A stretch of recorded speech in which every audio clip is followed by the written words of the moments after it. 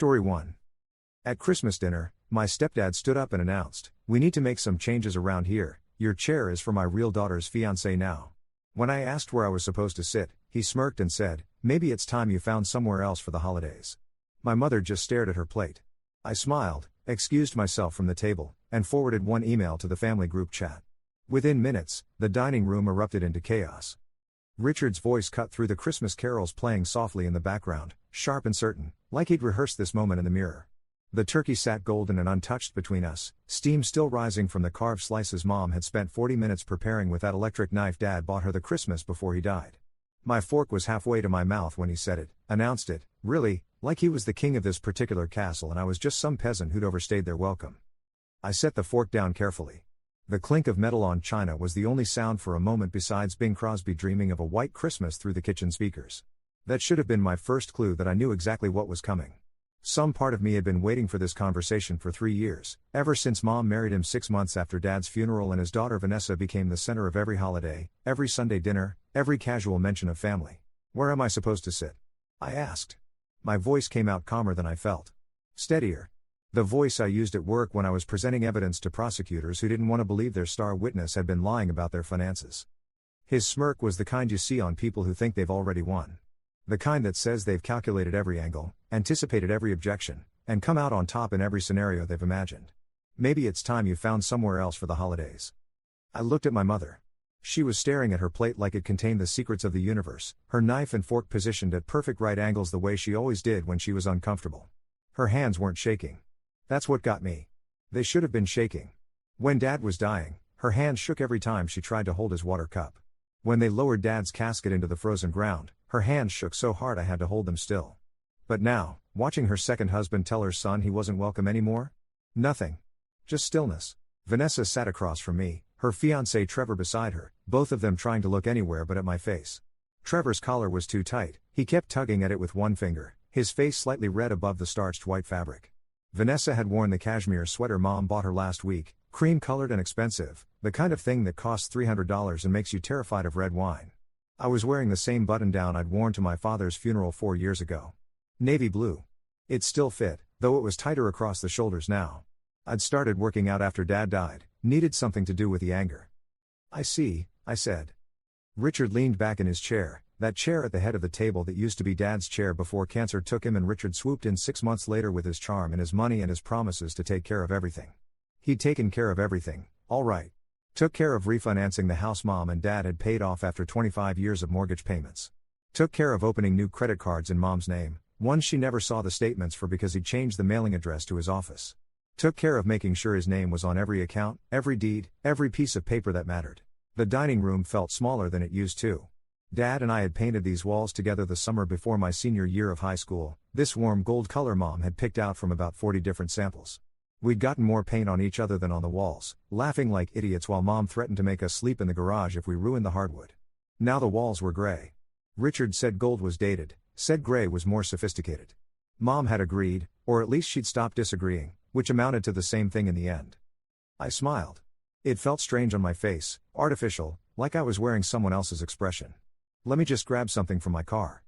"Ryan," Mom started, but her voice died before it became a real sentence.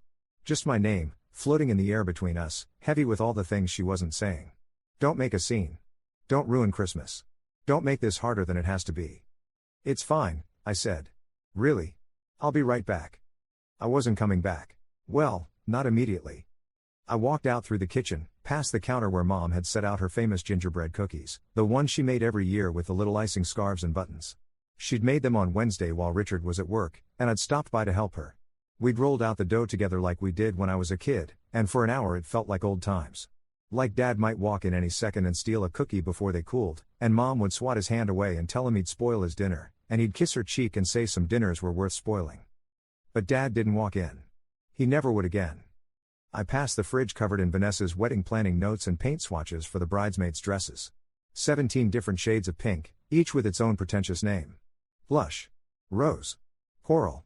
Salmon. Like there was any real difference.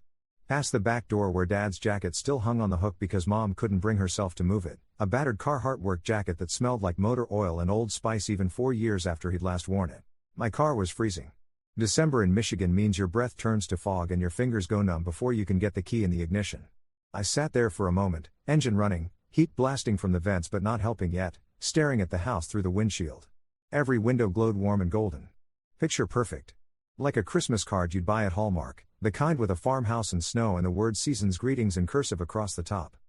From the outside, you'd never know anything was wrong. I pulled out my phone. The email was still there in my drafts folder, where I'd kept it for 2 months. I'd written it the night I'd finally put all the pieces together, the night I'd stayed up until 3 a.m. going through every document, every receipt, every bank statement I could access through Mom's shared cloud account that she'd never removed me from. She probably didn't even remember I had access. She'd added me years ago, back when Dad was sick and she needed help managing the medical bills and insurance claims. Richard thought he was clever. He probably was clever, to most people. He had that smooth, confident way of talking that made you believe whatever he said. He could sell ice to someone in a blizzard, as Dad would have said. But he'd made one critical mistake. He'd assumed I was just some grief-stricken kid who worked in IT and didn't pay attention to family finances. He'd seen the job title data analyst on my LinkedIn and thought it meant I fixed computers or something. I was a forensic data analyst for the state attorney's office. I tracked financial crimes. It was literally my job to find patterns in data that other people missed, to follow money trails, to spot the tiny inconsistencies that indicated someone was cooking the books. I'd put away embezzlers, money launderers, identity thieves. I was good at it. Really good. The kind of good that got me promoted twice in 3 years and made prosecutors request me specifically for their cases. I read the email one more time, even though I'd memorized it weeks ago. It was detailed. Clinical. 3 pages of evidence laid out with timestamps, transaction records, and copies of forged signatures. I'd structured it like I would a case file for prosecution, because that's essentially what it was. Richard had been siphoning money from Mom's accounts for 2 years. Small amounts at first, just a few hundred here and there. Transfers labeled household expenses or property maintenance that Mom never questioned because Richard handled all the finances now. He'd told her she shouldn't worry about money, that she'd been through enough, that he'd take care of everything. And she'd believed him because she wanted to believe him, because she was tired and sad and didn't want to think about checkbooks and credit card statements anymore. Then the amounts got larger. Thousands. Tens of thousands. He'd taken out a second mortgage on the house, forging Mom's signature on the documents. The handwriting wasn't even that good, too neat, too careful, nothing like Mom's quick scrawl. But notaries don't always look that carefully, especially if you're charming and confident and you've brought coffee for everyone in the office. He'd opened credit cards in her name and maxed them out. 5 of them, at various banks, each with limits between $10,000 and $20,000. The statements went to his office address. Mom never saw a single bill. Her credit score had dropped from 780 to 510, and she had no idea. She'd find out eventually, probably when she tried to buy a car or refinance something, and by then Richard would have some story prepared about identity theft or clerical errors or some other convenient fiction. But the worst part, the part that made my hands shake when I discovered it, was what he'd done with Dad's life insurance policy. Mom had received $250,000 when Dad died, money they'd planned to use for retirement. She'd used it to pay off the house, just like she and Dad had always planned. Except Richard had convinced her to take out a new mortgage, said something about investment opportunities and tax advantages and leveraging equity. Said they could make the money work for them instead of having it sit dead in a house. Mom had signed the papers. She'd trusted him. What she didn't know was that Richard had also taken out a life insurance policy on her. $2 million, with himself as the sole beneficiary. He'd forged her signature on that too, listed her as having perfect health when she actually had high blood pressure and a family history of heart disease. If the insurance company ever investigated, the policy would be worthless. But Richard was betting they wouldn't investigate. He was betting Mom would have an accident or a heart attack or something that looked natural, and he'd collect his payout before anyone asked questions. I'd found the policy tucked into a folder on his laptop, which he'd left unlocked one Sunday when he'd gone out to play golf. I'd told Mom I was fixing her printer, but really I was cloning his hard drive. 3 hours of data recovery later, I had everything. Every document, every email, every spreadsheet where he'd calculated how much he stood to gain if Mom died. He'd even written out scenarios. Different ways it could happen. Different timelines. Like he was planning a business merger instead of my mother's death. That was 2 months ago. I'd spent every evening since then building my case, cross-referencing documents, pulling property records and court filings and credit reports. I'd created a timeline spanning 2.5 years, from the first suspicious transfer to the most recent forged signature. I'd documented 37 separate instances of fraud, forgery, or identity theft. Any one of them was enough for criminal charges. Altogether, they added up to something that would put Richard away for a decade or more. I'd consulted with a prosecutor friend without using names, just hypotheticals. She'd said it was one of the clearest cases of financial elder abuse she'd ever heard of, even in hypothetical form. Said if I ever came across something like that for real, I should report it immediately. I'd been waiting for the right moment. Richard handing my chair away to Trevor seemed like the right moment. I added the family group chat as recipients: Mom, Richard, Vanessa, Trevor, Mom's sister Linda, Richard's brother Paul, and Mom's two closest friends from church, Patricia and Susan. Then I added the county prosecutor's office general intake email for good measure, plus the state attorney general's elder abuse hotline, and the FBI's financial crimes division. I wanted to make sure someone official saw it, even if the family tried to sweep it under the rug. My finger hovered over the send button. I thought about Mom's face at the table, staring at her plate. I thought about Richard's smirk, that absolute certainty that he'd won. I thought about my chair, my father's chair before Richard took that too, being given away like I was some kind of inconvenience to be cleared out, a problem solved by exile. I thought about Dad, dying in a hospital bed, making me promise to take care of Mom. She's going to need you, he'd said, his voice weak and raspy from the oxygen mask. She's going to be vulnerable. People take advantage of vulnerable people, Ryan. You're smart. You'll see it coming. Don't let anyone hurt her. I'd promised. I'd held his hand and promised, and 3 weeks later he was gone, and 6 months after that Richard showed up with his expensive suits and his smooth talk and his predatory patience. I pressed send. The email went to 12 people simultaneously. I watched the sending animation complete, the little swoosh sound effect my phone made, and then I sat in my cold car for another moment, watching the house. Nothing changed. The lights still glowed. The Christmas tree light still twinkled in the front window, the same tree Mom and I had decorated while Richard was at work because he said real trees were too messy and attracted bugs. We'd bought it anyway, me and Mom, like a small rebellion. She'd hung Dad's favorite ornament on it, a terrible ceramic angel I'd made in 2nd grade that was more blob than angel. I got out of the car and walked back inside. The dining room was exactly as I'd left it. Richard was cutting into his turkey, explaining something to Trevor about investment properties and appreciation rates. Vanessa was laughing at something on her phone, probably a text from one of her bridesmaids. Mom was still staring at her plate, though she'd moved her fork slightly, picked up a single green bean. Sorry about that, I said, sliding back into my chair, still, for the next few minutes at least. Just had to send something. Richard barely looked up. No problem. We were just discussing the timeline for the wedding venue deposit. Trevor's parents are contributing $15,000, which is generous, but, that's nice, I said. I reached for my wine glass. The Pinot Noir had warmed slightly, wasn't quite as crisp as it should be. Dad used to say you didn't need expensive wine to enjoy Christmas dinner, you just needed people you loved around you. He'd been wrong about that last part, as it turned out. Sometimes the people around you weren't worth loving. My phone was face down on the table, but I could feel it buzzing. Once. Twice. 3 times. 4. 5. Then Vanessa's phone chimed. She glanced at it, frowned slightly, and opened her messages. I watched her face, tried to see the exact moment she read the subject line: urgent, evidence of financial fraud and elder abuse, Richard Morrison. Her expression changed like watching ice crack. Confused first, then pale, then something approaching horror. She looked at me, then at Richard, then back at her phone. Her thumb moved, scrolling. Reading. Her free hand came up to cover her mouth. Dad, she said. Her voice was small, uncertain. Richard was still talking to Trevor, something about mortgage rates and equity and how much they could expect to clear if they sold Trevor's condo before the wedding. Dad. Louder this time, with an edge of panic. He looked at her, annoyed at being interrupted mid-explanation. What is it, sweetheart? She turned her phone around and showed him the screen. I couldn't see his expression from where I sat, but I heard the exact moment his breathing changed. Quick and shallow, like he'd been punched in the stomach and couldn't quite get air back into his lungs. What? He snatched the phone from her hand, his fingers clumsy, nearly dropping it. His eyes moved fast, scanning the text, and I could see the precise moment he realized what he was looking at. His jaw clenched. A vein in his temple started to pulse. Who sent this? Trevor's phone buzzed. Then Linda's, somewhere in the living room where she'd been watching football with Paul. Then Patricia's. Then Susan's. The buzzing was like a swarm of bees, all going off at once. Oh my gosh, Linda said from the living room. I heard her gasp, heard Paul ask what was wrong, heard her say oh my gosh again. She appeared in the doorway a moment later, phone in hand, her face completely ashen. She was wearing a Christmas sweater with a reindeer on it, something cheerful and ridiculous that now looked absurd given the circumstances. Melissa, did you see this? Mom finally looked up from her plate. See what? Linda crossed the room and handed her the phone. Her hand was shaking. Linda had been there when Dad died, had held Mom up at the funeral when Mom's legs gave out during the eulogy.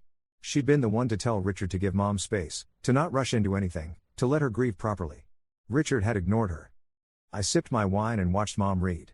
Her face didn't change at first. She was always good at hiding her emotions, at maintaining composure even when everything inside her was falling apart. It's how she got through Dad's illness without breaking down in front of him, how she kept smiling even when the doctors told her there was nothing more they could do. But then her hands started shaking. There they were. Finally. The phone trembled in her grip as she scrolled through the email. She read slowly, carefully, her eyes moving across each line of evidence. I'd organized it chronologically, starting with the first suspicious transfer and building forward. Each section had supporting documentation attached: bank statements, forged signatures, credit reports, property records, email exchanges where Richard had discussed his plans with a friend who apparently didn't find anything wrong with fraud if the victim was a lonely widow. Ryan. Her voice broke on my name. Is it true? I asked Richard. He was standing now, his napkin falling to the floor. His face had gone from its normal tan to an alarming red, like someone had cranked up the color saturation. Where did you get this information? This is private. This is privileged communication between spouses.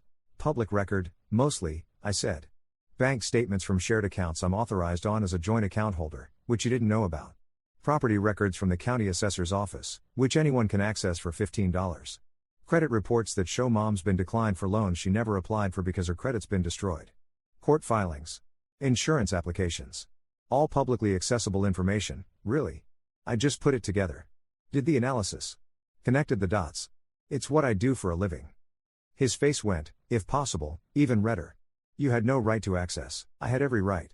I set my wine glass down carefully, precisely, right on the ring of condensation it had left on the tablecloth. She's my mother. She added me to those accounts years ago, when Dad was sick. You didn't know about that, did you? Didn't know I could see every transfer, every withdrawal, every suspicious transaction. You thought you'd covered your tracks, but you left a trail a mile wide. She's my wife. On paper, I said. Which is all you've ever cared about, isn't it? The paper. The signatures. The accounts. The beneficiary designations. You didn't marry a person, Richard. You married a financial portfolio. Vanessa was crying now, mascara running down her cheeks in dark streaks that ruined her careful makeup. Trevor had his arm around her, looking like he wanted to be literally anywhere else. He kept glancing at the door like he was calculating how fast he could get out if this situation deteriorated further. I almost felt bad for him. He probably didn't know anything about this. He seemed like a decent guy, worked in pharmaceutical sales, drove a practical Honda, called his mother every Sunday. Not the kind of person who'd be okay with fraud. Is it true? Mom asked Richard. Her voice was steady now, deadly steady, the way it got when she was past anger into some colder, more dangerous place. Did you forge my signature? Melissa, honey, you have to understand the context. Did you forge my signature? Richard's jaw worked. I could see him trying to calculate his response, trying to figure out what lie might still work, what story might salvage this. We needed capital for the house renovations. You kept saying we should wait, but the contractor's schedule was filling up fast, and I didn't want to lose the opportunity to. You mortgaged my house. The house my husband bought. The house we paid off with his life insurance money. Our house, Richard corrected, and that was his second mistake of the night. The first was thinking he could kick me out of the family without consequences. Mom stood up. She was 5'3" and weighed maybe 110 pounds, but in that moment she looked 10 feet tall. Her chair scraped back across the hardwood with a sound like nails on a chalkboard. Get out. Melissa, you're being emotional. Get out of my house. You're not thinking clearly. If you just look at the numbers rationally, you'll see that the investments we made were sound. I'm looking at the numbers. She held up Linda's phone, thrust it toward him like a weapon.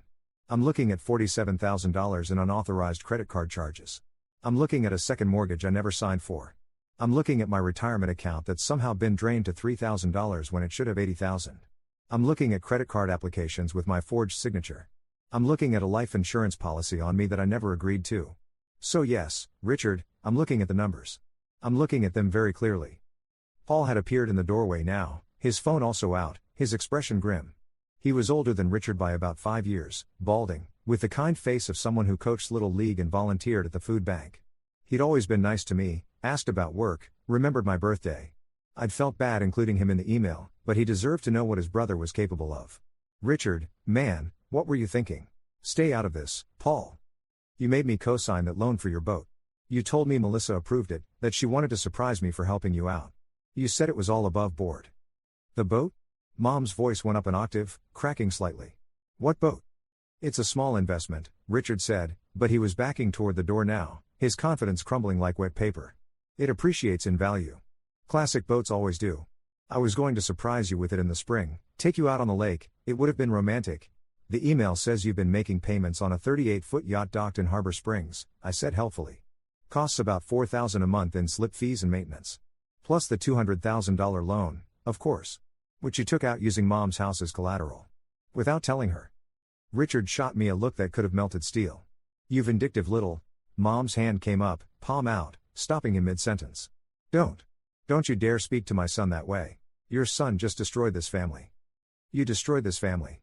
Her voice echoed off the dining room walls, bounced off the gray paint that used to be warm gold, filled every corner of the house. You destroyed it the day you decided my grief was an opportunity. The day you saw a widow with some savings and a paid-off house and thought, I can use this. The day you looked at me not as a person but as a mark. Patricia and Susan had appeared now, both of them standing in the doorway with Paul and Linda, all of them staring at Richard like he was something that had crawled out from under a rock. Patricia was clutching her phone so hard her knuckles were white. Susan was crying, not bothering to wipe the tears away. My phone buzzed again. I glanced at it. Email from the prosecutor's office, acknowledging receipt of the complaint and evidence. That was fast. Must be a slow holiday for white-collar crime. Either that, or the evidence was so damning they'd flagged it as high priority. Another buzz. The FBI acknowledging receipt. Another. The State Attorney General's office. The police are going to want to talk to you, I said to Richard. Probably Monday, after the holiday. I'd recommend you get a lawyer. A good one. You're looking at multiple felonies. Fraud, forgery, identity theft, elder abuse. That's federal and state charges. The FBI's already got the file. I'll sue you. Richard's voice had lost all its smoothness, all its confidence. Now he just sounded desperate. For defamation. For harassment. For invasion of privacy. For exposing felony fraud? I shook my head. Good luck with that. Everything in that email is documented fact. I've got copies of everything, backed up in 3 separate locations. I've got original documents, forensic analysis of the forged signatures, testimony from bank employees, recorded calls where you pretended to be Mom to get account information. You want to sue me? Go ahead. Discovery's going to be fascinating. Trevor cleared his throat. Vanessa, we should really go. No. Vanessa was looking at her father like she'd never seen him before. Like he'd suddenly transformed into a stranger. Did you do this? All of this? Did you steal from Melissa? Sweetheart, it's complicated. Business is complicated. Sometimes you have to make moves that people don't understand. Did you steal from her? Vanessa's voice was sharp now, cutting through Richard's excuses. Richard's silence was answer enough. Did you? Vanessa looked down at her phone, scrolling to a different section of the email. Did you take out a life insurance policy on her? Were you planning to kill her? What?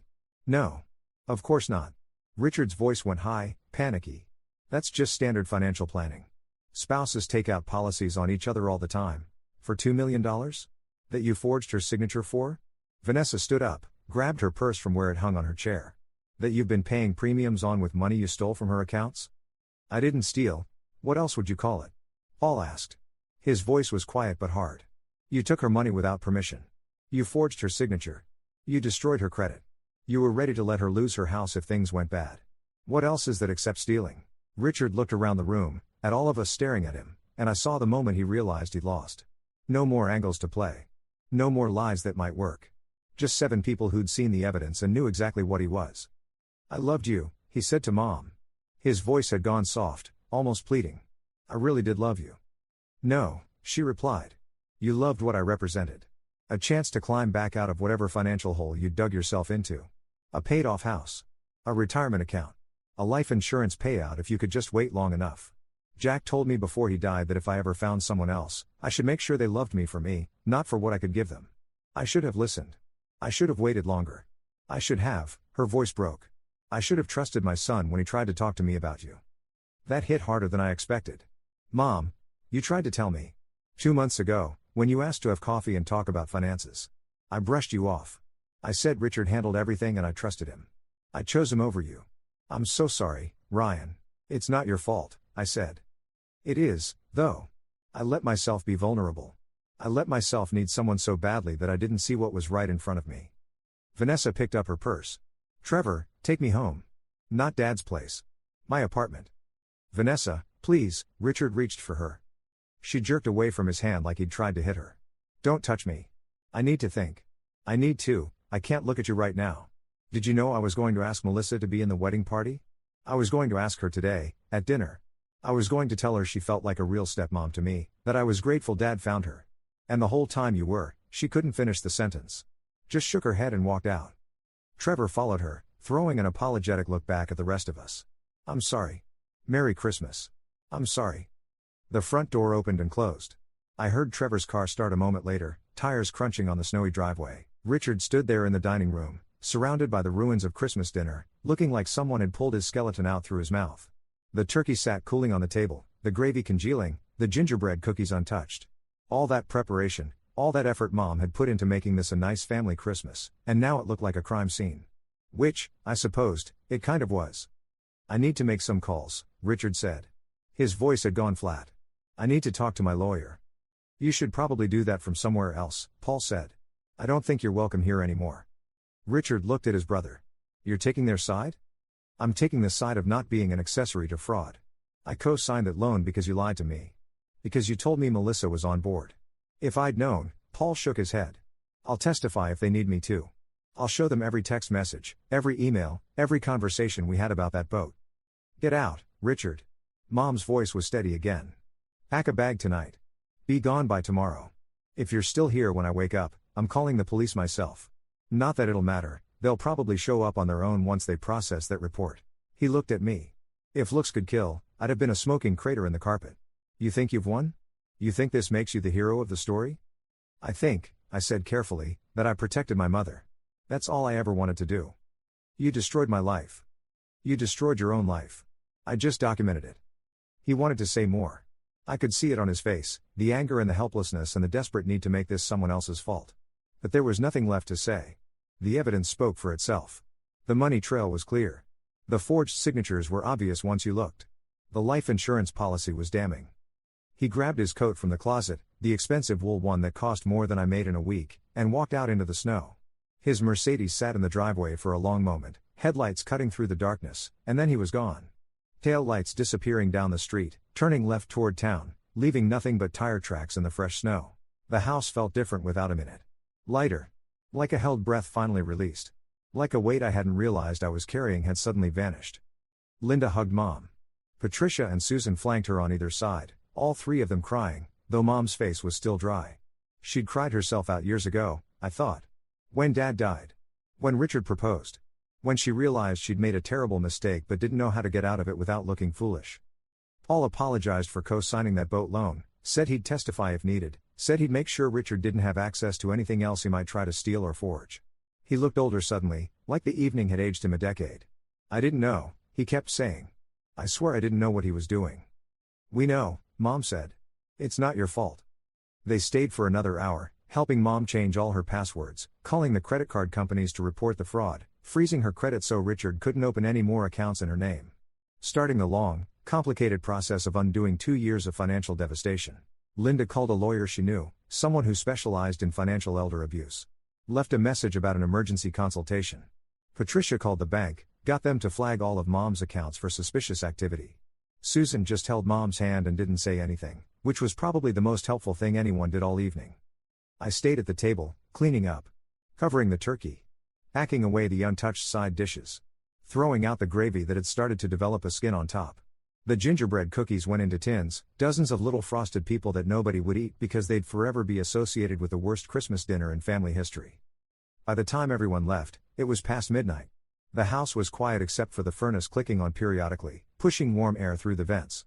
Mom and I stood in the kitchen, neither of us quite ready to acknowledge what had just happened. I'm sorry, I said. I'm sorry I ruined Christmas. She laughed. It was a broken sound, but it was real.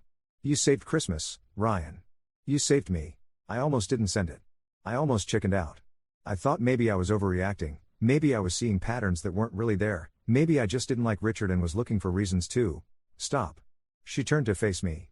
You did the right thing. You did what I should have done months ago. You did what your father would have done. Dad would have punched him in the face the first time he asked you for money. Probably, she agreed. But he also would have been proud of you for being smarter than that. For building a case. For protecting me the right way. For being patient when I know you wanted to confront him weeks ago. She was right about that. I'd wanted to confront Richard the moment I found the life insurance policy. Wanted to print it out and throw it in his face, watch him scramble for excuses. But that would have given him time to cover his tracks, to move money around, to destroy evidence. So I'd waited. Gathered more proof. Built an airtight case. What happens now? I asked. Now? She looked around the kitchen, at the Christmas decorations that suddenly felt ridiculous, at the stockings hung by the fireplace with names that included Richard's. Now I clean up this mess. File for divorce. Press charges. Try to salvage whatever's left of my financial life. I'll help. Whatever you need. I know you will. She squeezed my hand. You always have. We cleaned up together, packing away the uneaten food, washing the dishes, taking down the place settings that Richard and Vanessa and Trevor had been meant to use. The turkey went into containers for leftovers nobody would want to eat. The cookies went into tins that would probably sit in the freezer for months. The wine bottles went into the recycling, except for one that Mom opened and poured 2 large glasses from. To terrible Christmases, she said, raising her glass. To surviving them, I countered. We drank. By 2 in the morning, the house looked almost normal again. Clean. Orderly. Like nothing catastrophic had happened, if you didn't count the absence of Richard's things still scattered throughout the bedroom upstairs. His clothes in the closet. His cologne on the dresser. His electric toothbrush in the bathroom. His whole life packed into half a house, waiting to be collected. Stay tonight? Mom asked. I don't want to be alone. So I slept on the couch, the same couch I'd slept on as a kid when I was scared of thunderstorms and Dad would come sit with me until I fell asleep, reading me stories about dragons and knights and heroes who saved the day. The house made its familiar sounds around me, the furnace clicking on and off, the fridge humming its steady rhythm, the old pipes groaning as they settled in the cold. I didn't sleep well. Kept thinking about Richard's face when he realized he'd been caught. The desperation. The anger. The fear. I'd seen that look before, on people I'd helped prosecute. The moment they understood their carefully constructed lies had fallen apart, that no amount of charm or explanation would fix what they'd done. Some of them got angry. Some got desperate. Some got dangerous. I made a mental note to call the prosecutor's office first thing Monday, make sure they understood Richard might be a flight risk. He had money hidden somewhere, I was sure of it. People like Richard always had an escape fund, accounts in other names, cash stashed in places their spouses didn't know about. In the morning, Richard's things were still in the bedroom. His clothes in the closet. His shoes by the door. His coffee mug in the cabinet, the one that said "World's Best Dad" that Vanessa had given him last Father's Day. He never came back for them.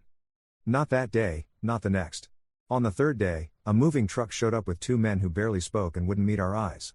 They had a list of items Richard wanted: his clothes, his electronics, his golf clubs, his collection of expensive watches.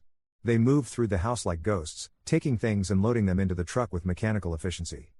Mom watched from the kitchen window, her face unreadable. Should I have seen it? She asked when they'd gone. Should I have known? He was good at hiding it, I said. That's what con artists do. They make you feel like you're being paranoid if you question them. They make you feel guilty for not trusting them. I feel so stupid. You're not stupid. You're human. You wanted to be happy again after Dad died. There's nothing wrong with that. I should have waited longer. Should have been more careful. Maybe. But Richard would have waited as long as it took. Predators are patient. They wait for the right moment, the right vulnerability. It's not your fault he targeted you. She nodded, but I could tell she didn't quite believe it. That would take time. Therapy. Distance from the whole mess. By the end of the week, Mom had filed for divorce. Her lawyer was a sharp woman named Jennifer Corso who specialized in financial elder abuse cases. She took one look at the evidence I'd compiled and said it was the most thorough documentation she'd ever seen from a family member. Usually we have to do all this investigation ourselves, Jennifer said. But you've done 90% of our work. This is going to be a slam dunk. The divorce would take months, she explained. Maybe a year. But the restraining order was immediate. Richard wasn't allowed within 500 feet of Mom or the house. Wasn't allowed to contact her except through lawyers. Wasn't allowed to access any of their shared accounts. The criminal charges moved faster. The prosecutor's office assigned the case to a senior attorney named Marcus Webb, who'd built his career on financial crimes. He called me directly on the Tuesday after Christmas. Mr. Morrison, he said, I've been prosecuting fraud cases for 20 years, and I've never seen a case handed to me this cleanly. You should consider law school. I'm happy where I am, I said. Fair enough. Well, I wanted you to know we're moving forward with charges. Multiple counts of forgery, identity theft, fraud, and financial exploitation of a vulnerable adult. Your mother's age doesn't quite meet the legal definition of elderly, but the timing, immediately after your father's death, establishes vulnerability. We're also looking at the life insurance policy as potential evidence of conspiracy to commit murder, though that's harder to prove without more direct evidence of intent. What's the timeline? Arraignment next week. Trial probably 6 months out, unless he takes a deal. Which he should, given the evidence. But some defendants would rather roll the dice with a jury. Will Mom have to testify? Almost certainly. But we'll prepare her. And honestly, with the documentation you've provided, her testimony is just corroboration. The paper trail speaks for itself. Richard was arrested on a Friday afternoon. I wasn't there, but Linda was visiting Mom when the police showed up at Richard's rented apartment. She called me immediately, breathless with vindication. They walked him out in handcuffs, she said. In front of all his neighbors. I hope everyone saw. The bail hearing was Monday. The prosecutor argued Richard was a flight risk given the severity of the charges and his history of financial deception. The judge agreed. Bail was set at $500,000. Richard couldn't make it. His accounts had been frozen as part of the civil proceedings, and apparently none of his friends or family were willing to put up that kind of money for someone who'd proven themselves to be a liar and a thief. He'd sit in county jail until trial. Mom cried when she heard. Not sad tears, relief tears. I kept thinking he'd find some way out of this, she admitted. Some loophole or some story that would make everyone believe him instead of you. The evidence doesn't lie, I said. But people do. And Richard's very good at it. She wasn't wrong. Over the next few weeks, Richard's version of events started to circulate. I heard it through Paul, who heard it from other family members who'd started receiving calls from Richard's friends. In his version, I was a jealous, vindictive son who'd never accepted him as a stepfather. Who'd fabricated evidence because I wanted Mom all to myself. Who'd manipulated Mom against him because I couldn't stand to see her happy. Some people believed it. Not many, the evidence was too clear, but enough that I started getting strange looks at the grocery store from people who knew the family. Enough that Mom's friend Patricia got an earful from someone at church about that son who destroyed a good man's life over petty jealousy. It bothered me more than I wanted to admit. Ignore them, Mom said. They don't know what they're talking about. They didn't see the bank statements. They didn't see the forged signatures. They're just repeating what they heard because people love a good story, and yours is too complicated for them to understand. Christmas came again, a year later. We were careful this time. Just me and Mom and Linda and a couple of Mom's close friends. No romantic partners. No complicated family dynamics. Just people who'd proven themselves trustworthy. We had Christmas dinner at home. Turkey and stuffing and those gingerbread cookies, though Mom admitted she'd almost skipped making them because they reminded her of that night. But I'd asked her to make them anyway, told her we shouldn't let Richard ruin her traditions. So she made them, and we ate them, and they tasted like they always had, sweet and spicy and like home. My chair was still my chair. Mom's chair was still hers. The head of the table, where Richard used to sit, where Dad sat before him. That's where we put the cookies, on a nice plate, arranged in a circle like little frosted people holding hands. The trial had happened in October. Richard's lawyer had tried to argue that the signatures weren't forged, that Mom had signed the documents but didn't remember because she was emotionally compromised after Dad's death. They'd called an expert witness who testified about grief and memory and decision-making capacity.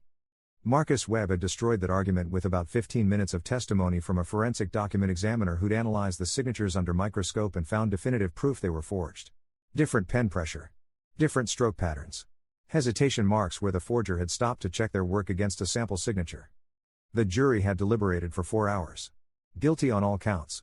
Sentencing was in December, 2 weeks before Christmas. Richard got 12 years in federal prison and 5 years probation after release. He'd be 61 when he got out. His lawyer filed an appeal, but Marcus said it was a long shot given how solid the evidence was. Vanessa had reached out once, about 6 months after that first Christmas dinner. She'd sent an email, not a call or a text. Said she was sorry. Said she'd had no idea what her father was doing. Said she hoped someday we could all move past this, that maybe she and I could have a relationship that wasn't defined by what Richard had done. I'd written back. Told her I didn't blame her. That I was sorry she'd had to find out that way. That if she wanted to stay in touch with Mom, that was between them. She'd visited once. Just her, no Trevor. They'd broken up in February, apparently unable to survive the scandal and the stress. She and Mom had coffee at a neutral location, a Starbucks downtown. They'd talked for 2 hours. Mom said Vanessa had cried a lot, apologized repeatedly, said she felt guilty for not seeing the signs. I told her it wasn't her job to police her father, Mom said after.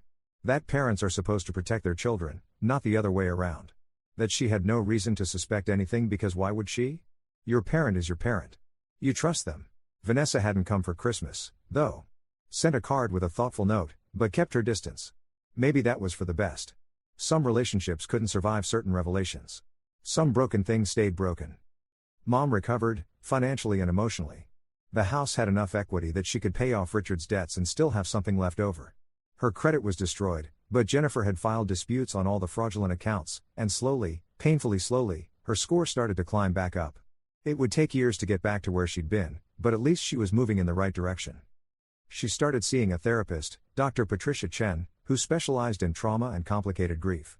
Twice a week at first, then once a week, then every other week. She said it helped to talk about Dad, about the grief that had made her vulnerable, about the ways Richard had exploited that vulnerability. She says, "I need to forgive myself," Mom told me one Sunday over dinner. "For letting him in. For not seeing the signs. For choosing him over common sense. Are you going to?" "Eventually, maybe. It's hard. I feel like I failed your father.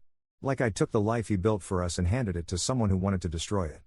"Dad would understand," I said. "He'd be angry at Richard, not at you." "I hope so." She started painting again, something she'd given up when Dad got sick because there was no time and no energy for hobbies. She turned the spare bedroom into a studio, bought canvases and oils and brushes, spent hours up there working on abstracts that were full of angry reds and bruised purples. "It's therapeutic," she said when I asked about the dark colors. "I'm painting out the anger." I visited every Sunday. We'd have dinner together, just the two of us, and talk about our weeks. She'd tell me about the paintings she was working on, the therapy sessions, the slow process of rebuilding her life. I'd tell her about work, about the cases I was analyzing, about the other families I was helping protect from predators like Richard. Because that's what I'd started doing with my free time. Offering my services pro bono to elder abuse cases, helping lawyers and prosecutors build cases against financial predators. Word had gotten around after Richard's trial, the forensic analyst who documented his own stepfather's crimes. People started calling me, asking if I could look at their situations, tell them if their suspicions were founded or if they were being paranoid. Sometimes they were paranoid. More often, they weren't. I'd helped a woman in Lansing prove her son was stealing her Social Security checks. Helped an elderly man in Grand Rapids show that his nephew had been forging signatures on property transfers. Helped a widow in Ann Arbor demonstrate that her new husband had cleaned out her accounts and fled to Mexico. It felt good. Like taking the worst thing that had happened to my family and turning it into something useful. Like making Dad's death mean something beyond just loss. Mom said I was obsessed. Maybe I was. But if I was going to be obsessed with something, protecting vulnerable people from predators seemed like a decent choice. "Just don't forget to have your own life," she said one Sunday. "Your father would want you to be happy, not just useful." "I am happy." "Are you? Really?" I thought about it. I'm doing work that matters. I'm helping people. I'm protecting families from the kind of pain we went through. That makes me happy. "But are you dating? Seeing friends? Doing anything that isn't work or helping your mother?" "I see friends," I protested, though even as I said it I knew it was weak. My social life had contracted over the past year. Partly because I was busy. Partly because I didn't trust people the way I used to. When you've seen how easily someone can lie, how convincingly they can play a role, how thoroughly they can betray the people who love them, it makes you cautious. "Ryan." Mom set down her fork. "I don't want you to spend your whole life suspicious of everyone. What Richard did, it was terrible. It hurt us both. But not everyone is Richard. I know that. Do you? Because from where I'm sitting, it looks like you've built walls so high nobody could possibly scale them." She wasn't wrong. I'd dated a few people in the past year, but nothing had stuck. I'd find myself analyzing their words, looking for inconsistencies, checking their social media for red flags. It was exhausting. For them and for me. "I'll work on it," I promised. "Good. Because your father and I didn't raise you to be alone. We raised you to be loved and to love other people. Don't let Richard take that from you." That night, lying on my own couch in my own apartment, I thought about what she'd said. About walls and trust and whether I'd let Richard's betrayal change me in ways I hadn't fully recognized. Maybe I had. Maybe seeing the worst in someone had made me expect the worst from everyone. Maybe I'd become so good at spotting deception that I saw it even where it didn't exist. Or maybe I was just being careful. Protecting myself the way I'd protected Mom. Making sure nobody could hurt me the way Richard had hurt her. I didn't know which it was. Probably a bit of both. The anniversary came around. 2 years since that Christmas dinner. 2 years since I'd sent the email that changed everything. Mom called me that morning. I just wanted to say thank you. Again.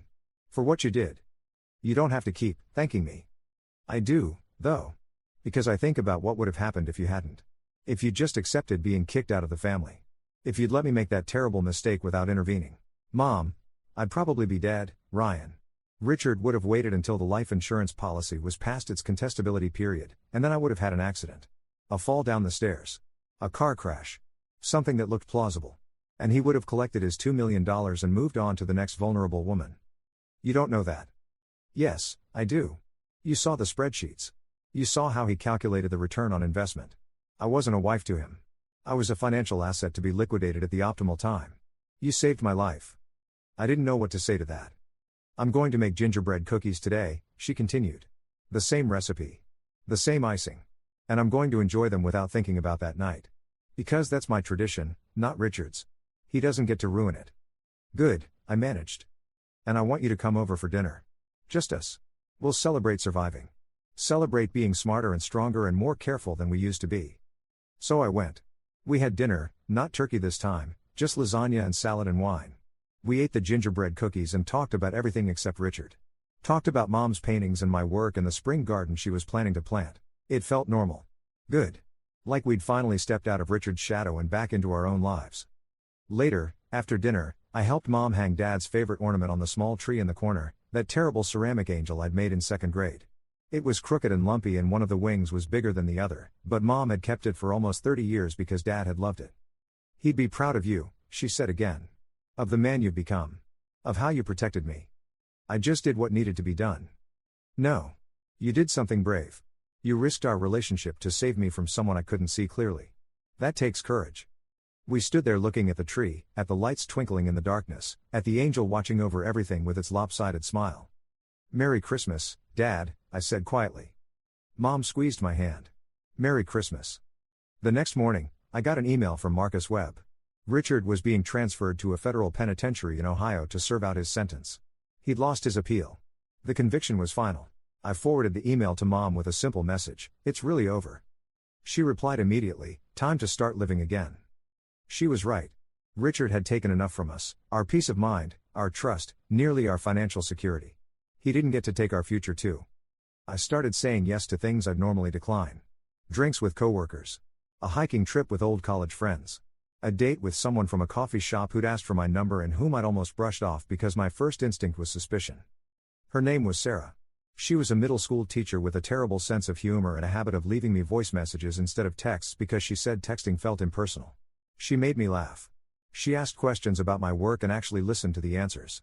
She met Mom after 3 months and they got along immediately, bonding over a shared love of British murder mysteries. I like her, Mom said after Sarah left. She seems real. Genuine. She is. Good. You deserve someone genuine. 6 months later, Sarah moved in with me. A year after that, I proposed. Mom cried happy tears and said Dad would have loved her. We got married in the backyard of the house where I grew up, under the maple tree where Dad used to push me on a tire swing. Mom gave a toast to the reception. Talked about love and loss and the courage it takes to trust again after betrayal. Talked about how proud she was of both of us for refusing to let the past define our futures. To Ryan and Sarah, she finished, raising her glass. May your love be real, your trust be earned, and your gingerbread cookies always turn out perfectly. Everyone laughed and drank and the party continued late into the night. I thought about Richard, sitting in a prison cell in Ohio, and wondered if he ever thought about that Christmas dinner. If he ever replayed the moment I excused myself from the table, wondered if that was when everything started to fall apart. If he ever regretted being so blatant, so confident, so certain that he'd won. Probably not. People like Richard rarely took responsibility. In his version of events, he was probably still the victim. Still the good man destroyed by a vindictive stepson. Still the loving husband betrayed by an ungrateful family. That was fine. He could believe whatever he wanted from his prison cell. The truth was in the documents. In the evidence. In the 12 years he'd spent locked away from everyone he'd tried to exploit. Mom danced at my wedding. Laughed. Looked happy in a way I hadn't seen since before Dad got sick. She'd started dating someone herself, a retired teacher named Robert who volunteered at the same art gallery where she'd started showing her paintings. He was kind and patient and he let Mom set the pace, never pushing for more than she was ready to give. Is he going to try to steal your money? I asked her once, only half joking. She laughed. Honey, I don't have any money left to steal. Richard saw to that. But I ran a background check anyway, just to be safe.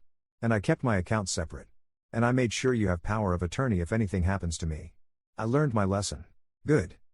Besides, Robert has his own pension and his late wife left him very comfortable. He doesn't need my money. He just seems to like my company. That's what Richard said. I know. But this time I'm watching. I'm checking. I'm not just trusting blindly. And if I see anything suspicious, I'll tell you immediately. Deal? Deal. That was 3 years ago now. Robert's still around. Still kind. Still patient. He and Mom take painting classes together. Go to museums. Travel to places she never got to see with Dad because they were too busy raising a family and paying off a mortgage. I'm happy for her. Cautiously happy, but happy. Sarah and I bought a house last year. Small, but ours. We host Thanksgiving and Christmas now, taking the pressure off Mom. She brings the gingerbread cookies, every single year, without fail, and we eat them and remember that terrible Christmas dinner and feel grateful that we survived it. My chair at Mom's table is still mine when I visit. Her chair is still hers. The head of the table, where Dad sat and then Richard and then nobody. That's where we put the cookies. Always. It's become our tradition. Our reminder. Our way of saying that the spaces left by bad people can be filled with sweeter things. That the wounds they leave can heal into scars that don't hurt anymore. That families can survive betrayal and come out stronger on the other side. Every Christmas Eve, I take out my phone and look at that email one more time. The one I sent 2 years ago from a freezing car in Mom's driveway. The one that changed everything. Sometimes I wonder what would have happened if I hadn't sent it. If I'd just accepted my exile. Let Richard win. Let Mom figure it out on her own, if she ever did. But I did send it. I pressed that button. I forwarded the evidence. And because of that, Mom's alive. Safe. Happy. Building a new life on honest foundations instead of sinking slowly into quicksand built of lies. People ask me sometimes if I regret it. If I wish I'd handled it differently. Maybe confronted Richard privately instead of nuking his entire life in front of the whole family. I don't regret it. Not even a little. Because here's what I learned at Christmas: some people will only stop hurting you if they're forced to stop. Some predators will only leave their prey alone if you make it impossible for them to continue. Some betrayals are so complete that the only appropriate response is complete exposure. Richard didn't get to steal my mother's life. He didn't get to wait patiently for her death and collect his payout. He didn't get to move on to the next vulnerable woman and do it all over again. He got 12 years in federal prison. He got public humiliation. He got exactly what he deserved. And we got our lives back. That's worth every uncomfortable moment at that dinner table.